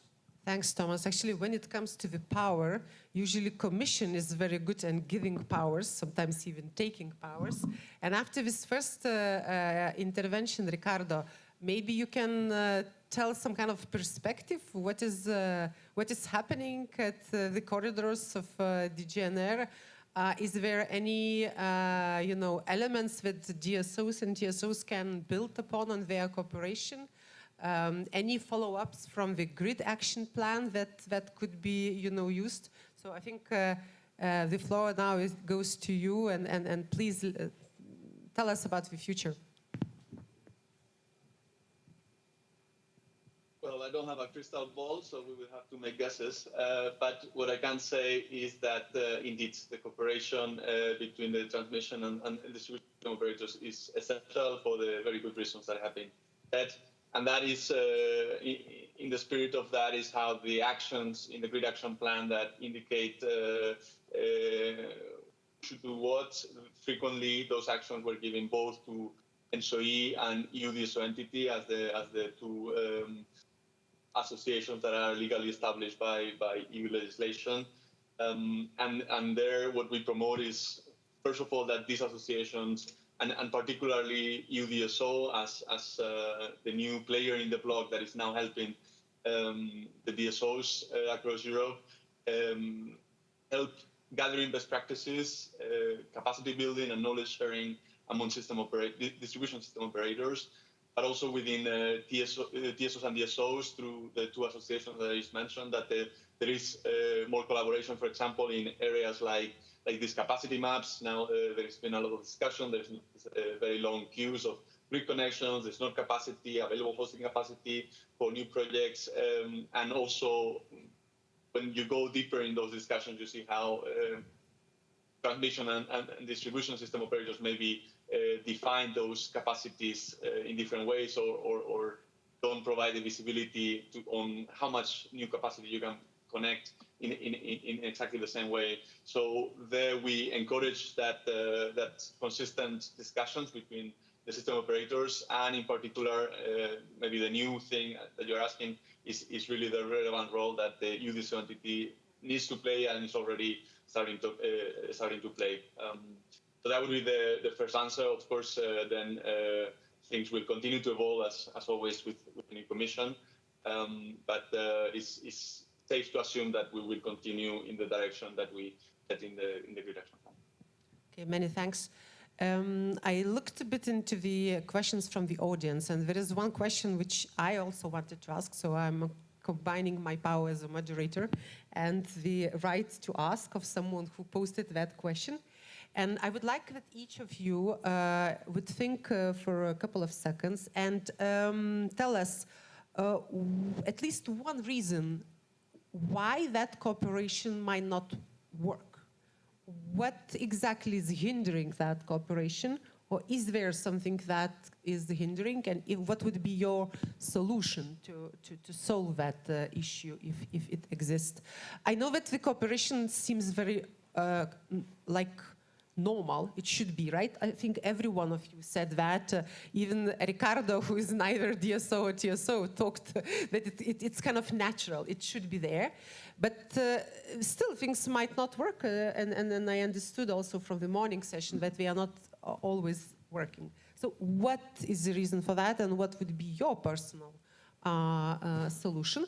I want to start from Imre, if I can, to please tell us.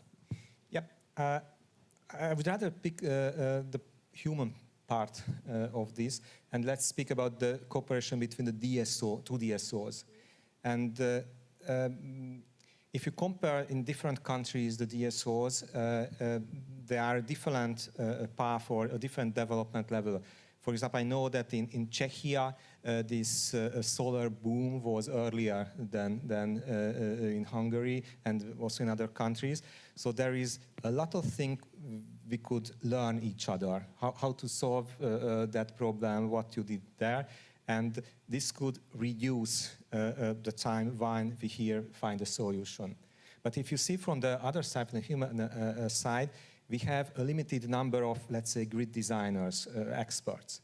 And their task has increased significantly because of the number of new connection requests, because of the complexity of the connection.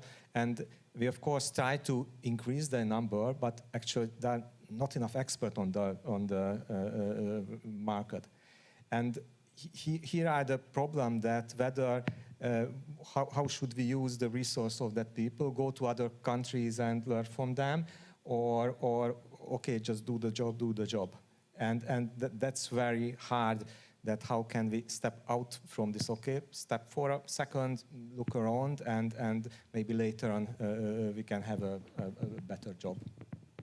Yes, I personally very much agree with you. I think all those who are here already stepped out of their comfort zone and had, I think today had a lot of interactions and knowledge sharing part, which I personally see as a huge benefit, and I see people growing only on that.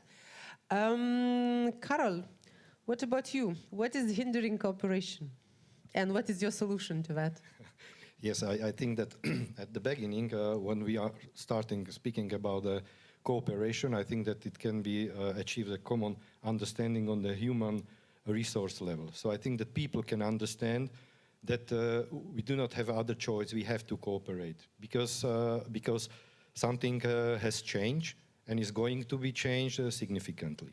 So, and when the people on the TSO side and the DSO side will understand that this is a prerequisite just to keep the security of supply, then we can move forward. And then to check whether the thinking on the TSO side and the DSO side is the same, or it's directed to the same goal.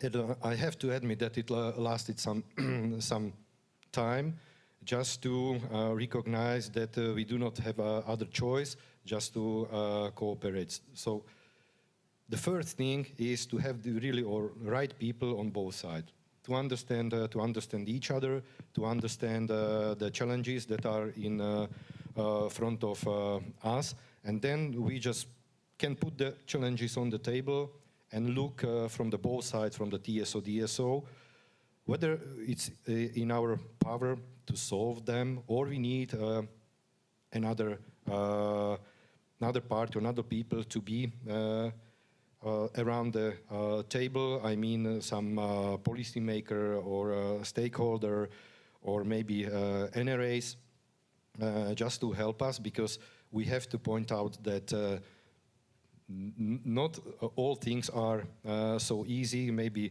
like you see from the chairs, you can hear a very nice words. Yes, we like each other, we cooperate, but there are also some problems. And the problems going to happen more serious if the right people wouldn't react. The first is, for example, the differences on the regulatory aspects. For example, we know that the reactive power on the transmission level can be solved easily, because we have it in the regulation that was set by the NRA. But on the DSO side, the situation is even more critical, because they have a problem just to cover their costs that they will need to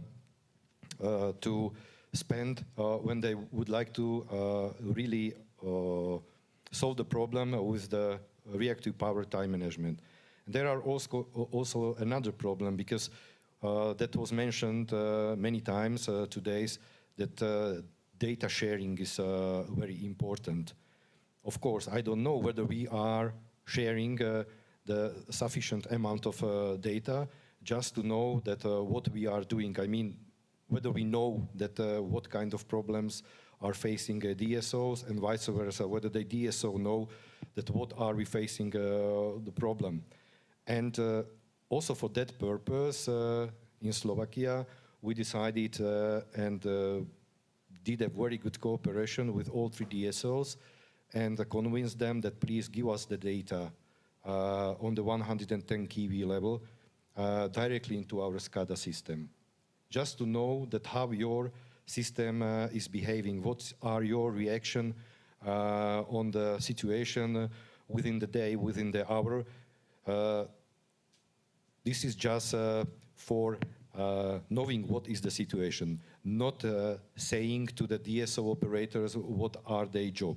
But I think this is just the first step. Then the second step will be that we can give them advice. What will be better for the system as a whole, not dividing on the transmission and distribution system. So if we won't have such a tools, we cannot cooperate and we will fail in a very short time. So that's why, and there are also another tools and aspects that we need to cover just to have this cooperation very sufficient. Thanks. Thomas, what are your thoughts about this hindered cooperation, and especially from the experience that you already accumulated for a couple of years? Let's say, so we have to work together, otherwise it's not going to work. So we have to work together to make it possible to secure the supply and so on for all the customers. There is no way around. But as Carol mentioned, in that case, this data sync, we have to exchange the observability of the grid, the DSO grid with the DSO grid. But it's not so easy because we have restricted OPEX, restricted CAPEX, so it's always a matter also of the tariffs in that case that we are going to put forward to the customers on one side, and the other side is the skilled personnel in that case. It's quite hard to find skilled personnel at the moment, I think quite all over Europe in that field. So in that case, you need data engineers, you need IT skilled personnel, and on the other side also electric technical engineers in that case that are able to do their jobs. So I think one of the main causes that's going to border a little bit this cooperation could be this personnel, this missing personnel at the moment, and also the need for more CAPEX, OPEX in that case to be able to do so. We need the common mindset to be able, also the understanding from the DSO perspective, vice versa to DSO, for sure, but there is no way around. We have to work together. It reminds me, when there is no human, there might be always a robot too. And actually, I'm looking at Rebecca. Do you have in your sleeve some kind of an inhuman solution for the cooperation? Well, maybe I want to dig a little bit deeper into the question of responsibilities. I think when you are both grid owners, you need to also have very clear responsibilities of what issues you should solve each, and get this very clear from a regulatory perspective. So, for example, in Sweden, the TSO, of course, has the big system responsibility, but I mean, with a new DSO role also coming in with a new type of actually operating our grids with more distributed generation, smaller resources, I think it's very important to also know that we will handle our grid completely different, and that would also affect the TSO in a much higher extent than before, and that creates new issues that we need to have clear responsibilities for. So, for example, if we have a congestion that maybe depends on the TSO, who is responsible of solving it? Or if we, in our case, we have an issue in our regional grid, who is responsible to fix that one? So I think this responsible question is a very central part to get straightened out, to get a good cooperation. And I think there is a lot of tools to handle it, for example, in the new network code that is coming on demand response. A lot of it, to repeat a little bit here, the data exchange, of course, is very important. And then I want to give a little heads up for our platform again. That could, of course, help with these types of data exchange. But I think also a much higher exchange of data should be necessary. A central hub, we need to have much better overview of what's happening in both the systems to be able to prevent issues that can come up in a much faster pace than before. Actually, I don't want us to talk a lot about cybersecurity because this is something which immediately comes in. It's for the next panel, so I will not try to hijack that. But I want to actually to ask Tomasz, again, you and your company especially works across the border, right? So both directions. So looking from the retrospective view and today, right? What are the things you overcome yourself without actually any action? It just naturally came and you said, okay, it's easier to cooperate now. What happened? What lessons learned you can bring to those who actually either here or online saying, I don't want to have that first step. I don't want to, because, I'm afraid, I'm concerned, I might have a problem with the language. So what would be your advice to those who are still hesitant? Ricardo Medhill said that you are launching the PCI PMI list. So I'm just trying to see if they can boost, the numbers of Smart Grid. So Tomasz's experience is very valid in this sense. Thank you. I think, first of all, you should not be afraid. I mean, it's very important that you need to have from my perspective, because we started this cooperation with Karol, it was in 2016 when we started the cooperation of our first project. And I'm very glad always to attend the PCI Energy Days because I see also friends from the previous project, SynchroGrid, already commissioned project, that just gave us the idea to cooperate on this level. So I think that what is very important that you need to have a dedicated person in the company who is bringing this idea forward. And when it comes to cooperation, I think if you have experiences with any kind of cooperations, it could be not just business, but also from your own life, it is always important to have a very clear and very transparent dialogue. So it's always better if also the partner is prepared for the conversation. And I'm just recalling now the meetings because I'm seeing Karol in front of me, that when we had these first meetings, we had a very productive and constructive chat just to discuss the key idea. And then it was his role to make the steps within the company to pursue his superiors about the importance of this project, about the relevance of these projects, because you cannot obviously discuss everything with everybody. It's just not possible also from time perspective. So I think it is very important to have, and if you have a positive example, and we were in a lucky situation that that time, it was 2016, 2017 when we started it, there were already positive experiences from SynchroGrid colleagues. They started the whole idea of the PCIs because at least at that time the topic of PCIs was not common in the region of let's call it the Visegrad 4 or the Central and Eastern Europe generally. TSOs were much more experienced, but what needs to be said is also the process that TSOs needed and even now need to overgo to become a PCI project is different from a Smart Grid project. So it's a different approach towards Smart Grid projects. And again, then we used the already established contact between TSOs because NSOE was, as just Ricardo also mentioned, NSOE was established first. Now we have also EDSO, an official association of the DSO companies, that it's maybe a partner. And it's important to point out in terms of the cooperation that I think it's from 2022, there is a memorandum signed between NSOE and EU DSO to cooperate, because one of the points that we are not touching, and I'm not willing to dig into to it very deep, is the question of network codes, the experience that TSOs are having with network codes, now DSOs also need to face the same questions, and not just to create, but also to implement, to monitor these network codes. So it's going to be the huge request for further and deeper cooperation, not only between the two associations, but also between the companies itself. But in order not to avoid answering your question, I think it's crucial to have people within the companies who can be like dedicated communication persons who are then spreading the idea within the company. And I think that, again, our experience with the cooperation with the TSO was that first also SEPS and also CHEPS, our partner companies, in our first project, jointly with colleagues from EGD, colleagues from TSO were only partners and supporters of the project, but without an active investment. But then when they also witnessed the benefits of this cooperation, in the current project we have a very good cooperation with the colleagues from SEPS.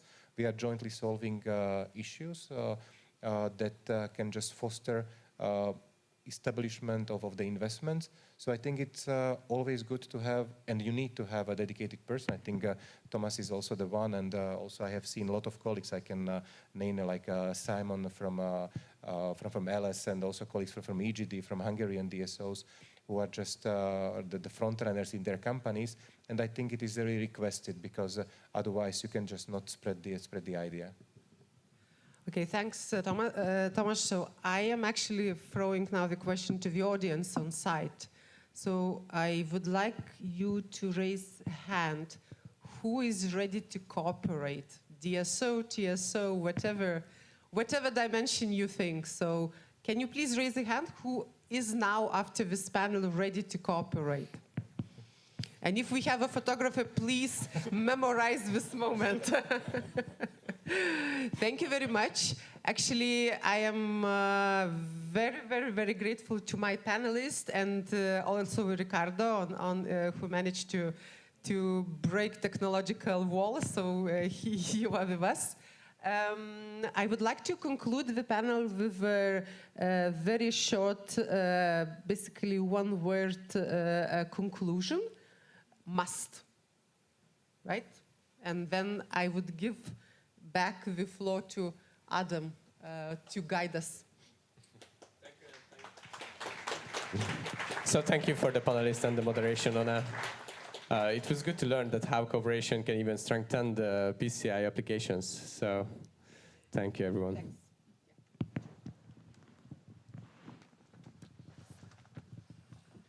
And now there will be no breaks. So we will jump into the next panel discussion.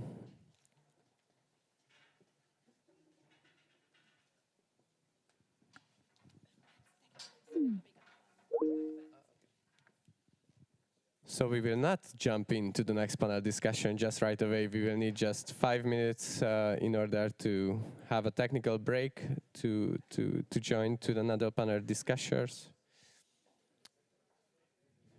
So we will continue at basically 7 minutes, in 5 minutes.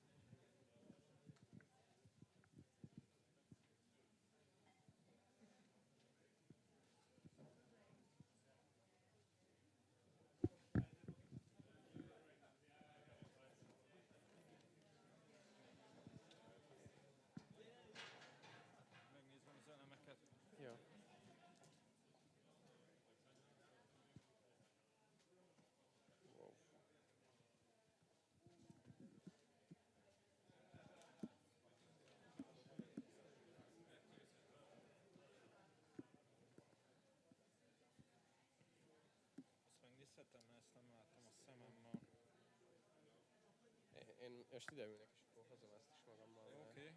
Leszek most a moderátor. Még van annyi időm, hogy elmenjek most dolgok? 7 percet mondtál. Akkor jó. Akkor ezt így. Igen. Hárman fognak kiülni. Akkor 2 mikrofonnal is lesz stereo. Nem kell gonosz monóban. Oké.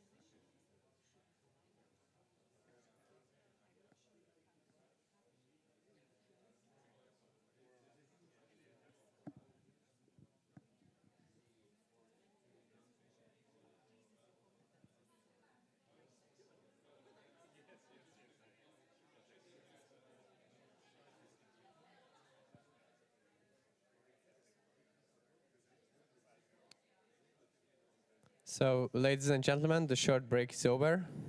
Please take a seat. And then we will continue with the third panel discussion, which will be the last one, and we'll finish at 4 o'clock.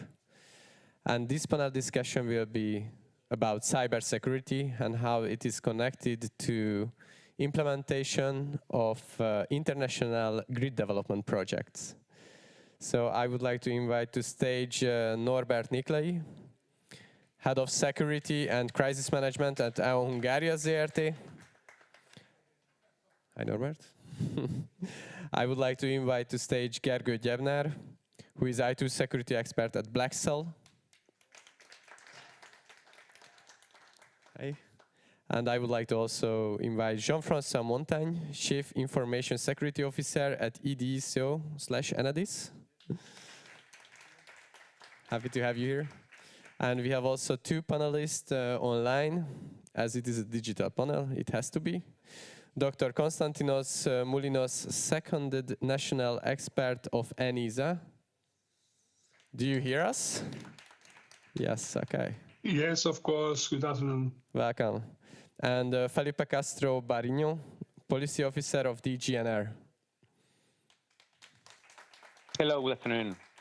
Welcome. And our moderator would be Brigitta Popovicsné-Koncsos, Director of Business IT Hungary, Managing Director of E.ON Digital Technology Hungary. She couldn't be here today, unfortunately, due to personal reasons. So our number of women who are presenting on the panel will be not increasing, but I will be the one who are moderating the panel this time.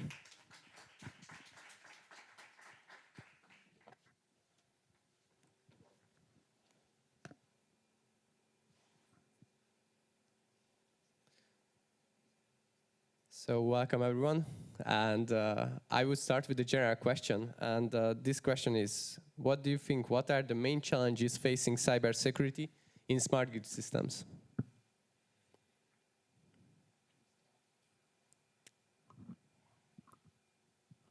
Is it working? Yes. Yeah. Yes, main challenge is more a general question, and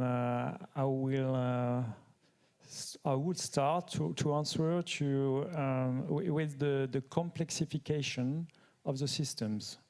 Grids become smarter. It means more digitalization, of course. We spoke of that, but also more variability of the kind of connected parties.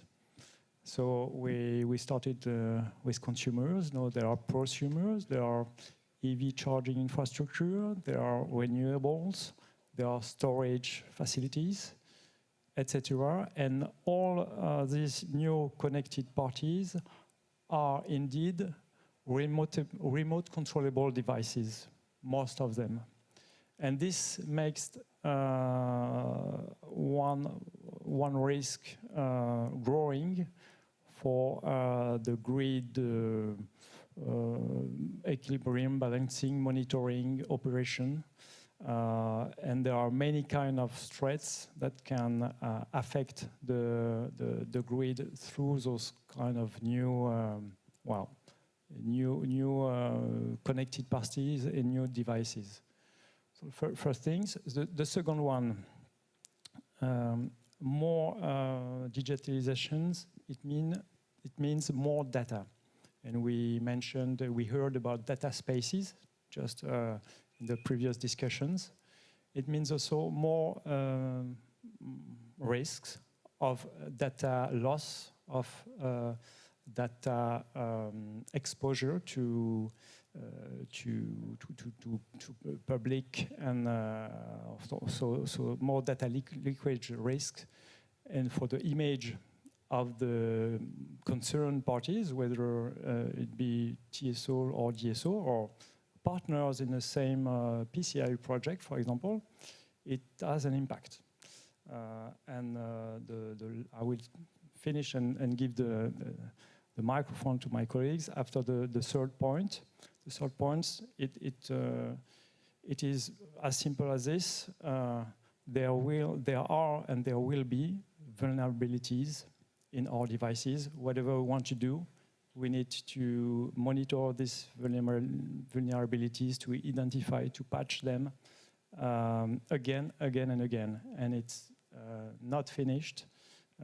We had it, before the summer, we had a nice event not related to OT or industrial system, but to a certain cybersecurity component on with Microsoft, which blocked many devices and some airports. So vulnerabilities are are critical things we need to do. So vulnerabilities and threats, of course, the cyber criminality, advanced persistent threats during some conflict and espionage also, and and hacktivism also is an important kind of threats currently that is coming back.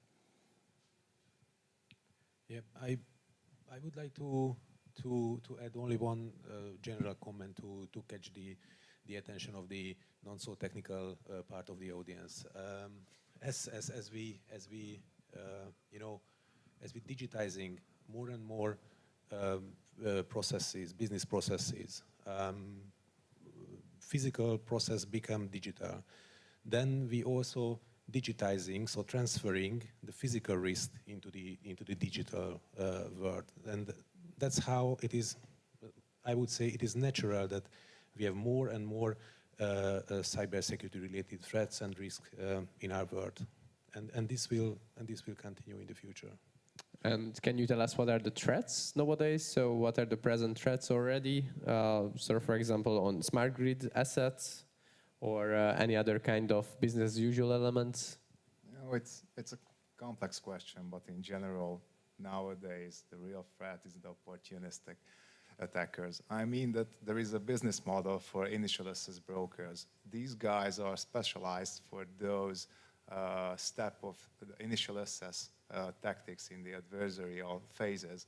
Just scan you if there is some vulnerabilities, find it, and they will send the backdoors to everybody who would like to buy. For example, a new vulnerability releases. We have only one day to patch it, and it's happened with a big firewall vendor. We patched it in one business day.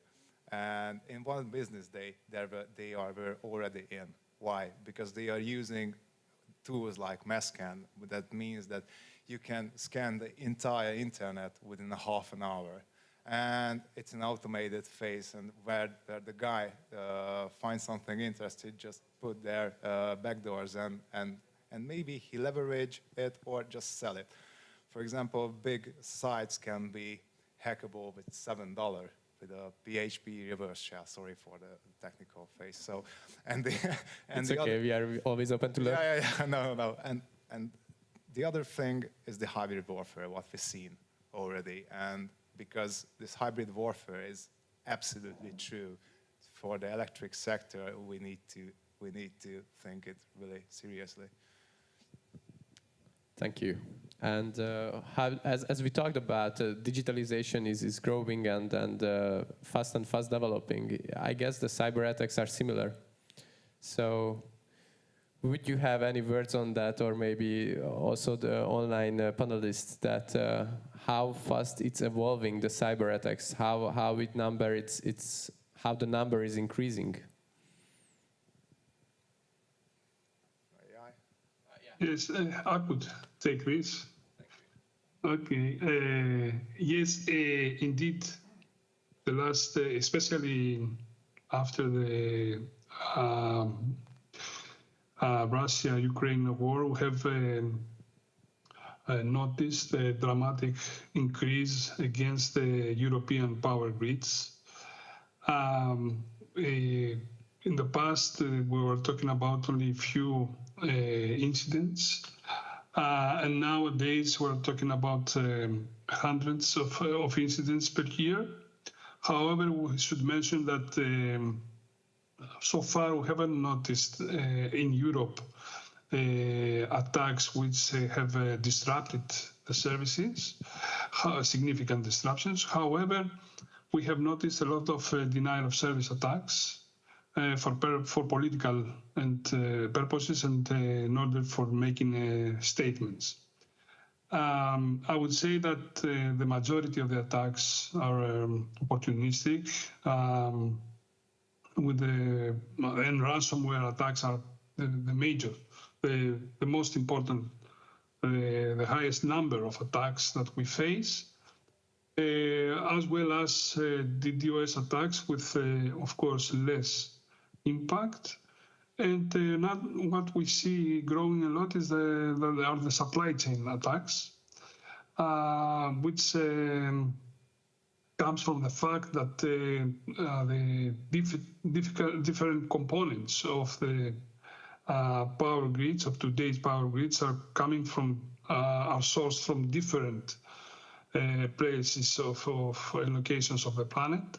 So we have difficulties to manage these risks from these attacks. And most well-known incident is the SolarWind incident which took place a few years ago. Thank you, Gerger. Would you add on that? No, just a side note that it's a historical phase that when Stuxnet happened in 2010, and if you visualize the ICS vulnerability research in the graph, it will be like 2000, 2002, 2005, and 2010. So then recognize the adversarial community that they can leverage and earn a lot of money. And of course, it will be useful for other part of adversarial use cases as well. So it starts from 2000 and then it's evolving as hell. Thank you. And as I'm not an expert of this field, and also maybe in other audiences not as well, could you just give us like some really easily understood examples as a system operator, what we should take care the most? So what we should have look and focus where we can expect attacks like that on a digital surface? How was it? A difficult question? No. There are lots of standardized measure or specific approach to protect our assets. But basically, we need to distinguish between OT assets that are using for real-time operation and for kind of critical activity. So these assets must follow a specific architecture.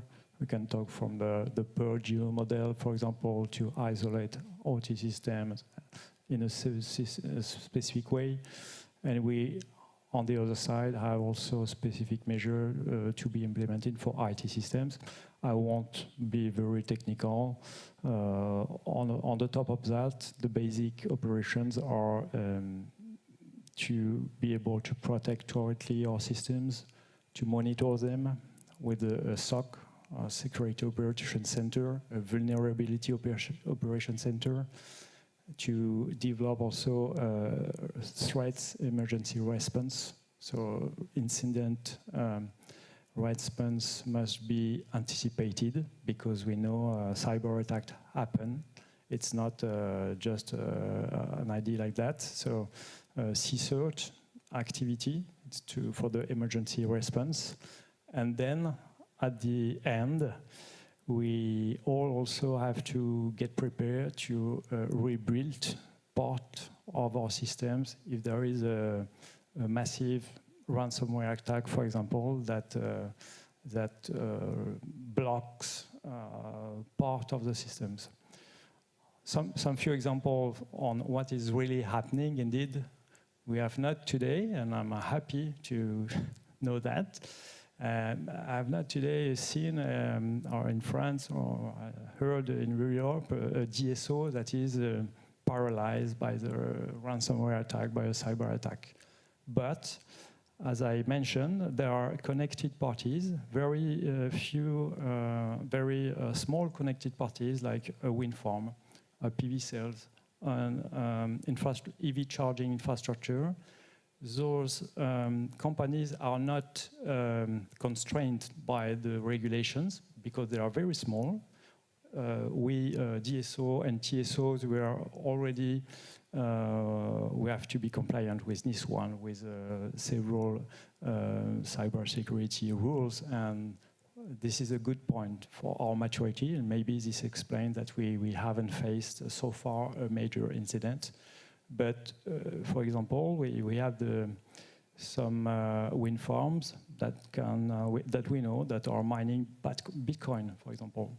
Or some of them, the Scala is, the observability is not possible anymore because on the system there is a ransomware which is blocking the communication with the remote central system. We also had an example of an employee of our company that could unintentionally, he was not a cyber expert, unintentionally he could take over control. He figured out that it could have administrative rights on the management system for the infrastructure, charging infrastructure of the fleet. Why all of this? Because the development and the cybersecurity of the supply chain, and you mentioned the supply chain,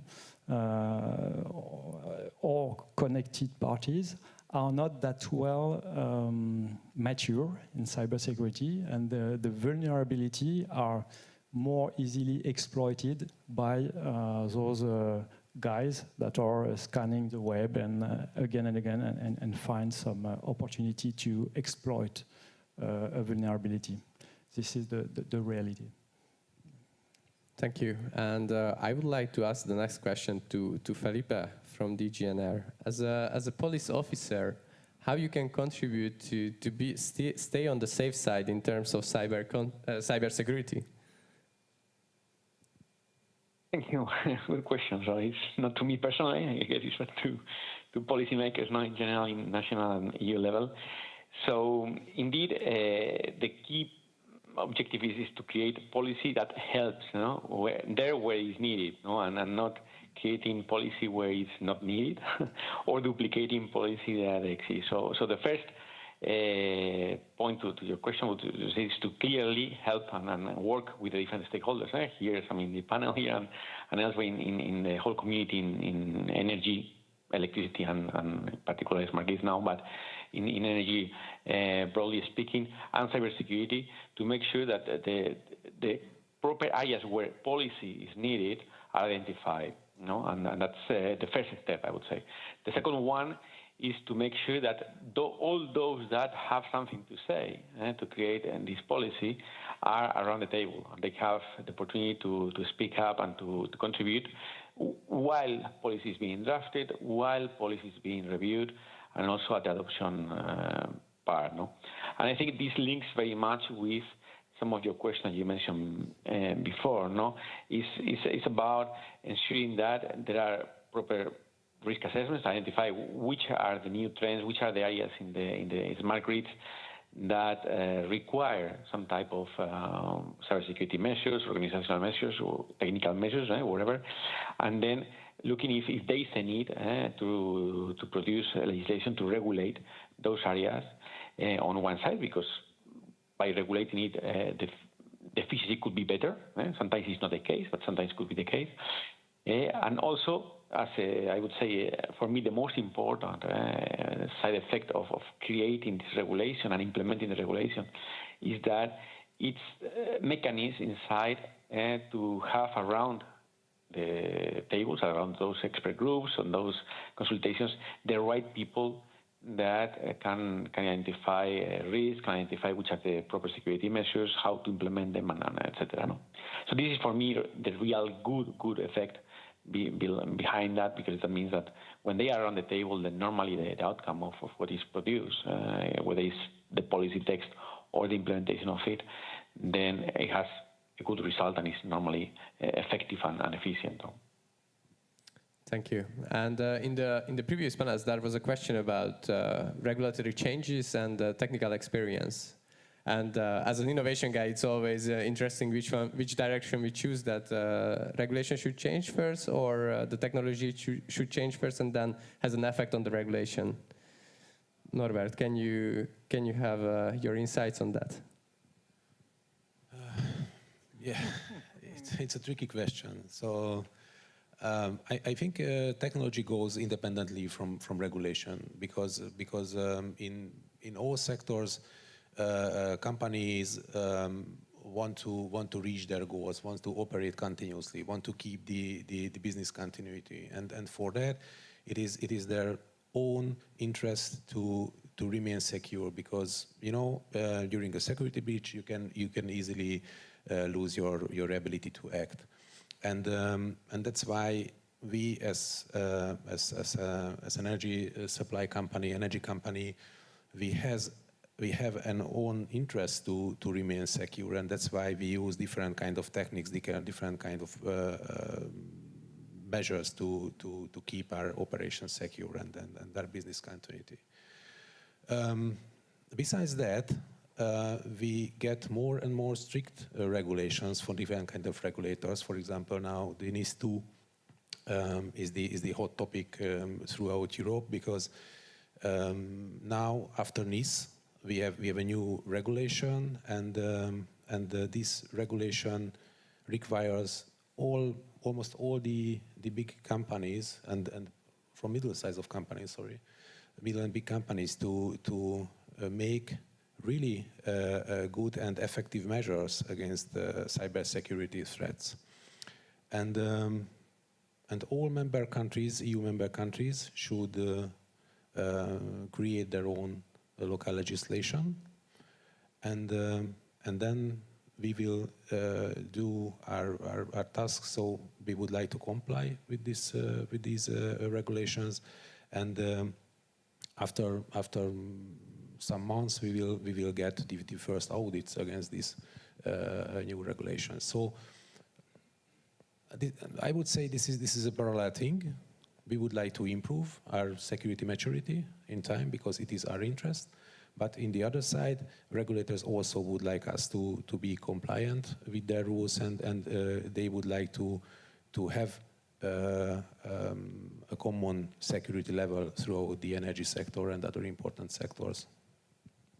Thank you. And I'm pretty sure that you know a lot of cases when cyber attacks happened. I'm not interested of that now.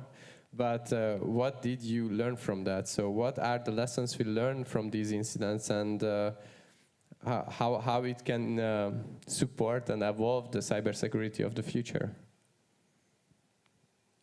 I would like just add one thing to that.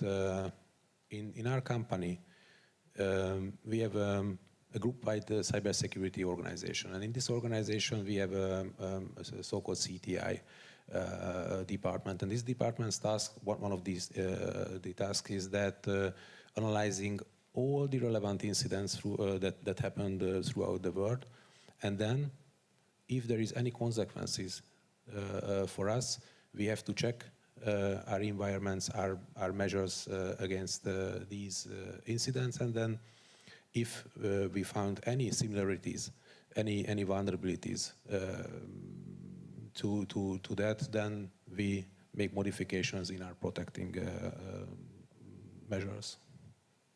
And how we change that? How we make these protecting measures, how we make changes. I mean, there can be an organization change, for example, or the process change. So usually what's the response on that? These are mainly technical changes. I mean, we are using, for example, a vulnerable version of a system, and then we have to patch these vulnerabilities. If there is no patch available for the vulnerability, then we have to find out some workaround. Maybe we have to modify one of our protecting systems, security systems. So there are tons of possibilities how we can avoid. I see. And what are these technologies and strategies which are essential for early adoption or detection of cyber threats? Yeah, it's an interesting part of the conversation.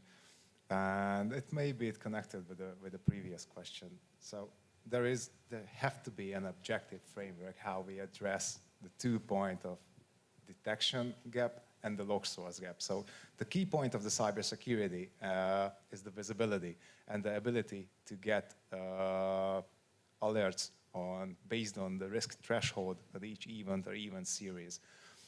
This came from a military scheme it have 11 adversarial tactics, 428 techniques and sub-techniques, and 3,000 procedures. So what we are using, we use the adversarial mindset to be able to fill those gaps where we have visibility lags. For example, in the electric sector, maybe we don't have telemetry for the protection relays, but if the adversaries are able to synchronize the amortization of these protection relays and they are open a short in the stock market and these devices will die in the same time, then they will earn a bunch of money. And it's really hard to do to the jurisdiction with this issue because the jury will doing that and you cannot prove it at all. So, and who the hell should think that we need to have the amortization time telemetry from the PLCs in our security operations? So this is also lessons what we learned, that we have to build visibilities in all kind of little things what we experienced, and it have to be an objective framework with a synchron with the procedures, how we are investigating it, validating it, and so on. Interesting that you mentioned that, because it sounds like, for me, that we have to increase our measurements and visibility of our controlled assets. And when we have this visibility and remote control, so remotely accessible these elements, it makes more like fragile because cyber attacks can get them. So I would ask Jean-François that from Enedis, what's your experience on that? What's the general strategy at Enedis on that? Well, I think we DSO, and I represent EDSO in this panel, and like TSOs, we bear a responsibility on the protection of the data, the protection of our systems, and we make our best efforts to make them operational and to make sure that the light remains on. It is our basic contribution to the well functioning of the systems. But again, if we mention a strategy or strategical issues, I would like to come back to those connected parties that we can't manage, that we can't constrain in a certain manner to reach a minimum level of cybersecurity because of the size. And if you got 1 million of small EV chargers, for example, that all have the same vulnerability, and that one single cyber attacker take over control of those devices, making them a botnet, it can not only play an active and made classical DDoS attack like Kostas mentioned. It's a basic attack, but now they could also play on the imbalance or created imbalancing situation of the electricity grid, provoking a very strong modification of the frequency, and then this could drive to a blackout indeed, because we have systems that are resilient to frequency or power variation, but up to a certain point. And this point is somewhere between 3 and 10 gigawatts, okay? And now, for example, in France, the overall capacity of EV charging devices is reaching 15 gigawatt last month, okay? So it's large enough. If you are able to take over control of all this, of course, this is not the same technology, this is not the same vulnerabilities, but this is our problem now. I can also come back to the beginning of the Ukraine war, where the satellite operator Viasat were attacked in Germany. The observability of 11 gigawatts of wind farms was lost. It doesn't mean that they were cut from the grid, but the observability was lost. And this is this kind of new threats we want also to bring to the conscious of our regulation, of our commission. And Konstantinos will be able to comment also on that. This systemic effect with more complexity, more smarter attackers and smarter grids, it is this that we want to tackle. You know, the protection of our own perimeter. It's okay. It's hard. It's difficult. We do our best, but now this is the protection of the grid balance, I would say. Thank you, Sir Konstantinos. Yeah, yes, I liked a lot Jean-François' points.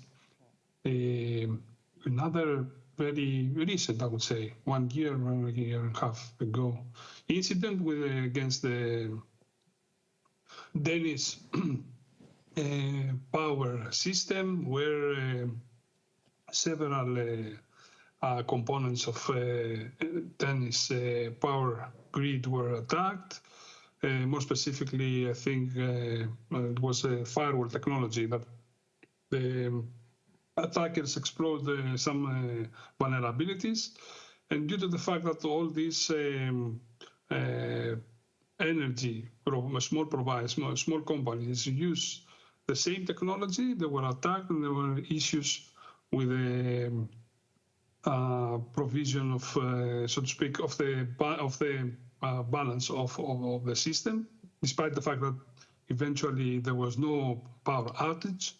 But this was a showcase of the a cascading effect, so to say. The small companies which are using more or less the same technologies for providing their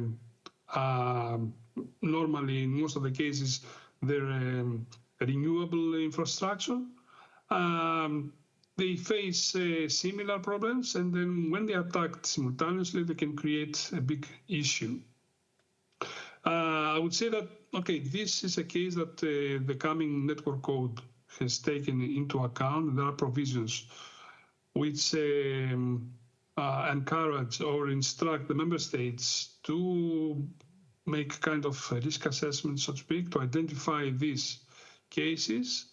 And these are, I would say, in my opinion, these are the signs of a trend that is developing now in the energy sector. Taking into account the Viasat incident, the Danish attack against the energy system, and now you see that the regulator has taken into account this in order to take some mitigate, to invite the member states to mitigate the risk coming out of these scenarios. So yes, I would say it makes nowadays we have to take very seriously the cybersecurity of the small producers of the renewables, wind turbines and solar panels, because so far with NIS we have focused only on the big companies. And Felipe, what can we do about that on regulatory level? Well, on the regulatory level, as Kostas was mentioning, we have to see which type of existing legislation it applies to what. This is one part, and making sure that if there is any gap and there is any need to address those gaps, this is identified. No, but I think with existing mechanisms already, there are also already instruments to look at that. No, and I think connect to the very first question that you made is about trends and also what was discussed right now on the table is that this digitalization, these renewables, all these small entities, they are increasingly connected. So this is, for me, I would say the main element that increases the surface, that where we have digital systems, and where we have digital systems, we have digital challenges, and one of them, among many others, is cybersecurity. So it's very important, and that through best practices first, but then the legislation that is there and is coming, there is a good identification of what are all those assets that are critical for those industrial processes and operations. No? And this is, for me, one of the main elements of the current legislation through the mandate of doing and being active in the risk management processes, that is part of the industry, I would say, that this is there, that it will be done, and that grid-wide and entity level, those processes and assets will be identified. And then by identifying them and knowing what role they play in this interconnected grid, then there is a good identification of which are the risks of each of them. And then some of them may be technical in terms of connectivity, in terms of what type of digital software is being used for that, vulnerabilities of the software, supply chain in this software, but also in terms of connectivity among the different parts of this grid, how they exchange information, how they coordinate with the different other areas of the grid, understanding these data flows, which data is being exchanged with whom, for what, and that's those elements is where I think there is a need of gaining maturity, because it's now relatively new. It's now the explosion of I would say of islands of generation, of consumption, how they are connected to each other. That's where I think the legislation is trying to look at that. No matter what size, but what matters is what is the impact on the grid, whether they are DSOs, TSOs, and other entities that are active now in the operation of the grid. So I think that's where legislation already needs to play a role, is to make sure that there is a common understanding on what is there, digital, what are the critical elements inside, and then from there finding an agreement on what needs to be done. Thank you, and I would like to step a little bit back, because you just made me a huge aha moment. So I am a high voltage electrical engineer, not so in this field, but when you explained me about EV chargers, and also Gergő, when you explained that how different assets which is not connected to the DSO can at the end overwhelm a DSO or a TSO asset, it really makes me thinking. And also when we are starting to using new assets, like something from innovation, for example, there is just a few of them. So there is no huge risk, as now with EV chargers, for example. But then there will be a lot of them as we develop and we increase, and the electrification is moving forward. From cybersecurity aspects, how you handle that, because at the beginning, I would say the risk is low because of the amount of the asset, but then as it is increasing, the risk became so high that it has to be taken care of. Yeah, that's why we would like to be there when you ask the procurement for having the first one to test, and that's what we call security by design. We would like you to have in your head security in your head at the beginning of your project. When you start planning things like that, security should be one key factor in the future. And I think security should be embedded somehow into the business processes, and that's what we are working on in E.ON. So based on that, we can more efficiently support the business activities. So please involve security, and then we can cooperate. Thanks. And then I guess you also wanted to say something on that? Yeah, I would like to say the same. We call it so when we procure, we should involve you. This is cybersecurity integration into project. And this is what we promote each chief information cybersecurity officer, that the cybersecurity should be embedded from the beginning of the project. And this is also important in PCI projects, whether on a centralized infrastructure or decentralized infrastructure, because in the end, everything ends up interconnected and with linked effect. And there is also these data protection issues that we didn't mention. There is the risk on the grid operation, but there is also this data loss, data leakage, data breach, which is also impacting because there is a GDPR and also the image for us as a grid operator that are managing this data. So it's important that we make sure there is no image, a good image indeed, because data is well protected. You just mentioned several times data flow and also now with data security, and we mostly discussed about how they can break into the communication channels and then affect somehow the assets. But what's your view and opinion on data security? Open to everyone.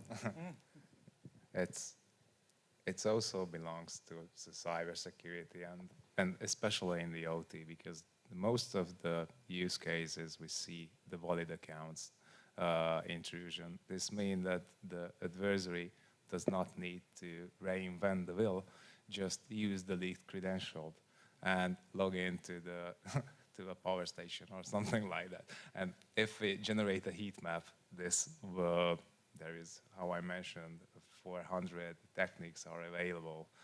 The valid accounts will pumping as red. So the data security in our world is absolutely a concern. And if they are aware, the users may aware this issue, we won't have a job at all. No, it's not true. But the valid account is also a concern. And for example, the data protection, if we are, for the HR, who are publishing a CV with the existing technology, what they are looking for, with the branded logo, where they are looking for, they have where to research what they need to hit.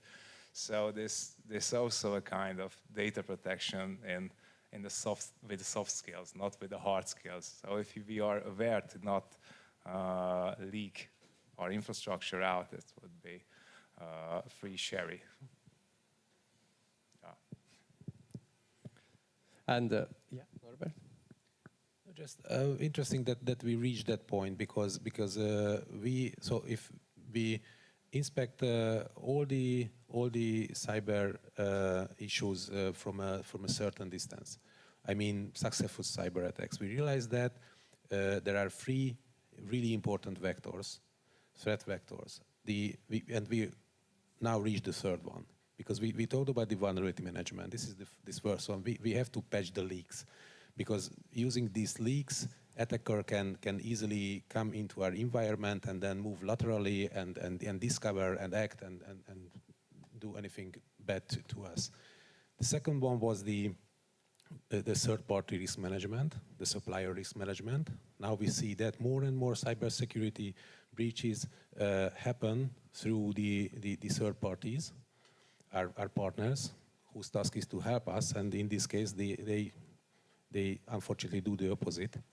And the last one is the social engineering, when somehow somebody from the external world convince one of our colleagues to share the credentials, and then the attacker can use our normal ways to enter into our system, and then move laterally and try to somehow escalate their rights and try to attack us. And to counter this, you need awareness and training. So awareness for employees, and you have many possibilities to raise up this awareness.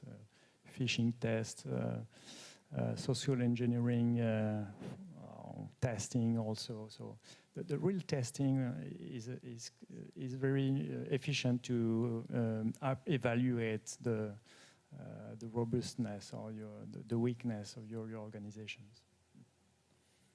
Honestly speaking, during our discussion here, I'm getting much closer to cybersecurity to understand its weight much better than I did just an hour ago. So I'm really grateful for all of you. And I promise that we will finish at 4. So I would have a last question to everyone, because this is a Smart Grid PCI Summit. This is PCI's project of common interest. We would like to increase the cross-border operation. We have talked about interoperability, which is like connecting different assets, maybe from different countries, maybe, and for sure from different companies. And also talking about TSO-DSO cooperation, which is not working without sharing data, which we need a communication channel, which we also have to share the data with them. And also DSO-DSO cooperation, which also, a huge part of future energy systems. So the threats, as I understood, will be increasing. So I would like to get all 5 of you message to all the PCI projects, what we should look on that, what we should take care, and if it could be different, would be nice. So, who starts? Well, I start with a kind of joke. PCI projects are used to connect European facilities, and maybe for reaching the cybersecurity maturity level, we will need to connect cybersecurity facilities. And what does it mean concretely? It means that the CSIRT, the emergency and incident response teams, they work closely connected together. This is already the case at national level, even at European level in some cases, and the ENISA plays a role regarding that for the energy sector. And maybe tomorrow it will also be interesting to connect cyber facilities not only for smart grids, but also for smart cities, because the city is a specific unit that needs to be cyber secure. There is electricity supply, gas supply, water supply, emergency services, traffic management, and all of this. If one organization wants to hit a city, it will can be a military operation or destabilization operation. It will not only target one floor, one commodities. It will be a bunch of specific attacks on several commodities to paralyze the city. So the smart city is also an interesting unit to think about the connection of the cyber CSIRT. Yeah. So, thanks. Thank you. As you were mentioning on European level, that I would like to hand over to Felipe to share your message. Yes, so on PCIs, I think this indeed is a mechanism that exists, not to fund and to exchange on those projects. And broader than that, and I join what you just said as well, is that there is a need, and I think is the best benefit that I have seen in the last 3 years working in the Commission now, is the exchange among the different experts in those expert groups, through those fora that are more and more now being held, like today, for example. But I know with ENISA, with Costa, we work hand on hand on this, and joining with the cybersecurity community through the NIST cooperation group, with TSOs and DSOs, with NSOE, with the UTSO and associations.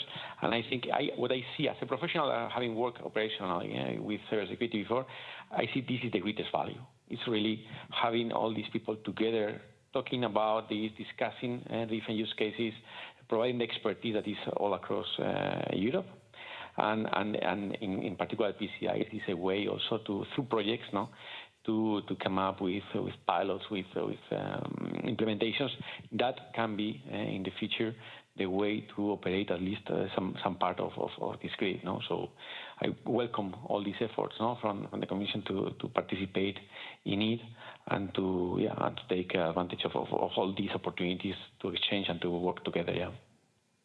Thank you, Konstantinos. Not a lot of words to add, just to mention the role of the ISACs, the Information Sharing and Analysis Centers. From time to time, we receive presentations from European projects which provide solutions and propose, the cybersecurity solutions which are more research, I would say. However, they follow the trends of the modern technologies, and I would say that there is a trend for the use of artificial intelligence for solutions, as well as the quantum cryptography. So ENISA is a member of the Energy ISAC, and would encourage, this connection and at least the sharing with information with the Energy ISAC and the relevant information sharing structures. Okay. The ISAC's power would be awesome if all of the members would share their information, but in most cases they are afraid to share because it may contain some personal information.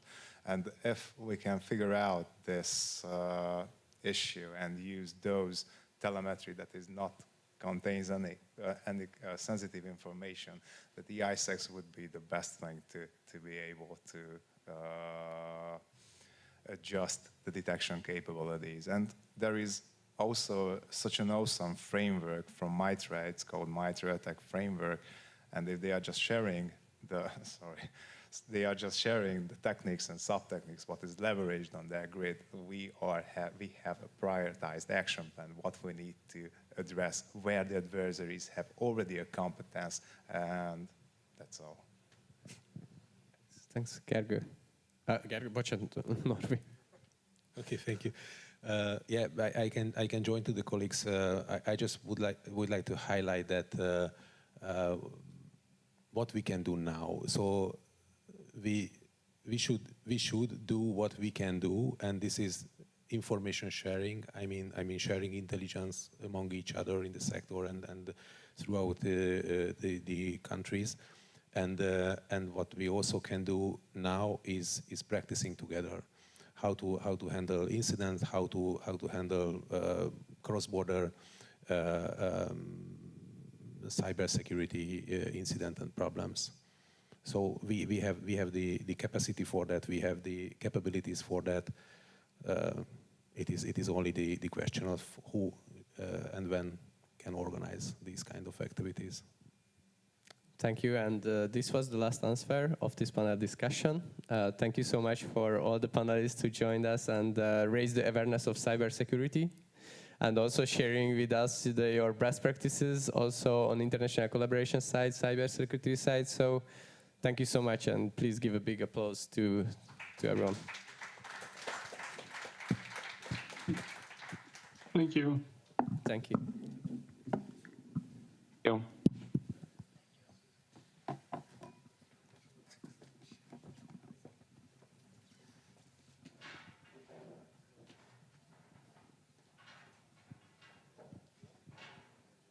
And I know it can shift like roles, but now I'm not a moderator anymore. I'm the moderator host of the event.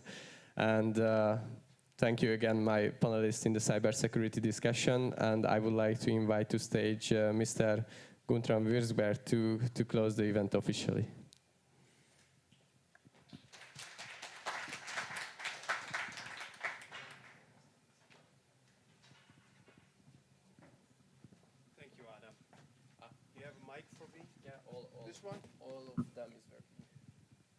Can you hear me? Although I think for those who made it up to now, you could probably also hear me without a microphone. So, dear colleagues, dear guests, first of all, as the conference draws to an end, let me express my sincere thanks for the valuable ideas, for the contributions, the debates, thought-provoking opinions, hopefully, counter-arguments and problems identified as well, hopefully as also possible solutions. I could not listen in to all of the discussions, but what I've seen and also what I was able to briefly hear at the end was quite inspiring. Everyone who actively participated today as speakers, panelists, or attentive listeners knows very well that the intellectual insights invested into the construction of the future grid is just as valuable as the work which is carried out by our technicians. And to make this phrase a bit more tangible and maybe less analytical, we have to work together across functions. Those people who are analyzing, those who are working in the field as technicians, those who do, like the colleagues, cybersecurity, do not work in silos. This is what I'm always telling my colleagues in the company and what I would also like to convey as a message to all of you and all of those who are working in projects and even across countries. The task is really huge, and it's not going to work in silos where everybody's just looking at his or her own task. I think there is, talking about working together, I think there is no better path than cross-border cooperation, joint action, the pooling of resources, and I hope that the past few hours have convinced all of you that the Danube InGrid project and the other PCI projects, which are also represented here today, are effective tools for a European energy transition. This is what we want to achieve finally. It has demonstrated that we have the knowledge, the commitment, and the innovative capacity to tackle our challenges. I mean, if it is not us of this industry, if it's not you, who else should it be? And I'm also happy that I've seen that you've tackled some topics which in the past might have seen special, like cybersecurity, regulation, or cross-border cooperation between TSOs and NDSOs. At E.ON, those colleagues who are still here from my company, you know, we prefer actions over words. That has always been the case in our history. That's why we will continue our work on the Danube InGrid project, which is set to innovate the energy infrastructure. And by 2025, we aim to complete the technical aspects of the project, the installation of smart devices, new substations, and the transmission lines. Our common goal in this program is in short term a technical development, but in the long run, as I said before, we want to shape the sustainable and resilient future for Europe. It's nothing less than that.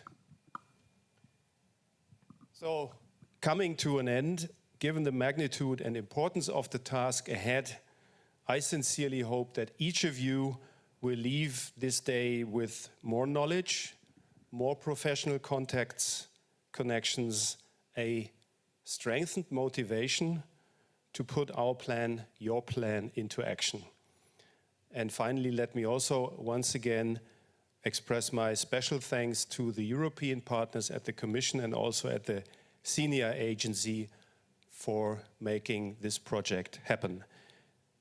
Coming back to the first thought which I've made and expressed in my opening remarks, I am convinced that the connection which is symbolized by the river flowing through this city and flowing through many of our countries, the Danube will continue to flourish among us in the future. I trust in all of you to make Danube InGrid a real success. With that, thanks very much. Take care and get home safely. Thank you, Mr. Guntram. And can I ask you just to stay a little bit on stage? Of course. Because we have Now it's the secret part. Yeah, exactly. Yeah, That's the secret. And one of the secrets which I will just tell you now, that we would like to make a group picture with the ones who had participated as a speaker or a panelist or a moderator. So I would like to ask everyone to join us on the stage with Mr. Guntram, who are still here. So it would be the next Marian Capets, Martin Magat, Uros Salobir, Eduardo, if you're still here, Flor Patra Delon, Laia Sawyer, Andrei Gubina, Imre Weiss, Ricardo, Tomás Sipos, Karol Kosha, Rebecca Samuelson, and Thomas Anvidala Farai, Norbert Niklai, Gergő Gyebrár, Jean-François Montagne.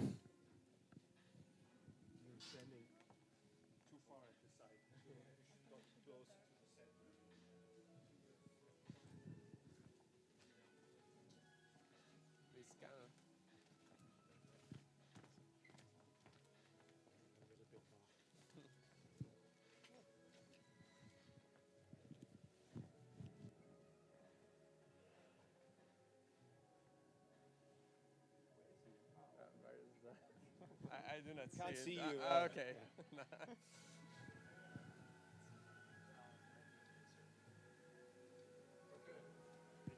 Thank you. And I would like to ask the organization team to bring here the gifts for our speakers.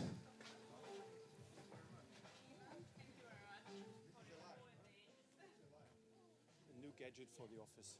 Yeah, this is a quite cool gadget. We were thinking a lot about it. It's a sustainable gift. So it grows inside. I'm not sure, but it's live inside. It's living? Oh, okay. I guess it's live. Cool.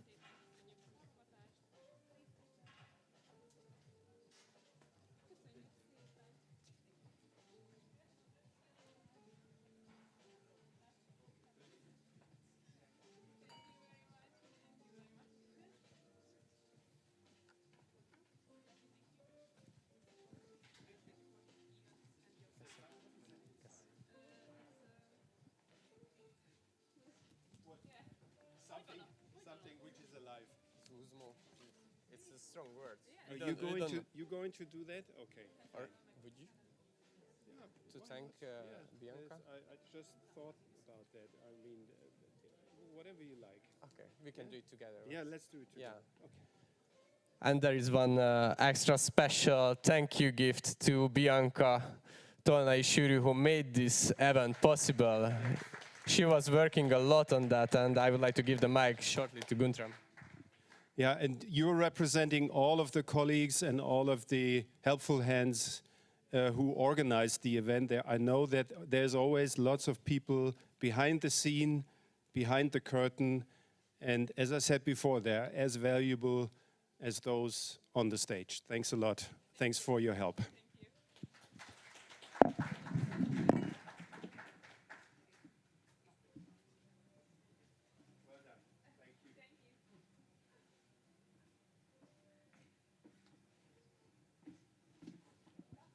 So we officially closed the event, but practically I will just close. Thank you so much for being here. I enjoyed it so much, and it was so good to meet all of you. I couldn't talk with all of you, but I met new faces, and I have new, I guess, friendships over this Smart Grid PCI Summit. So I hope you enjoyed too, and have a safe trip home. And please bring one gift with yourself of the plants. Goodbye.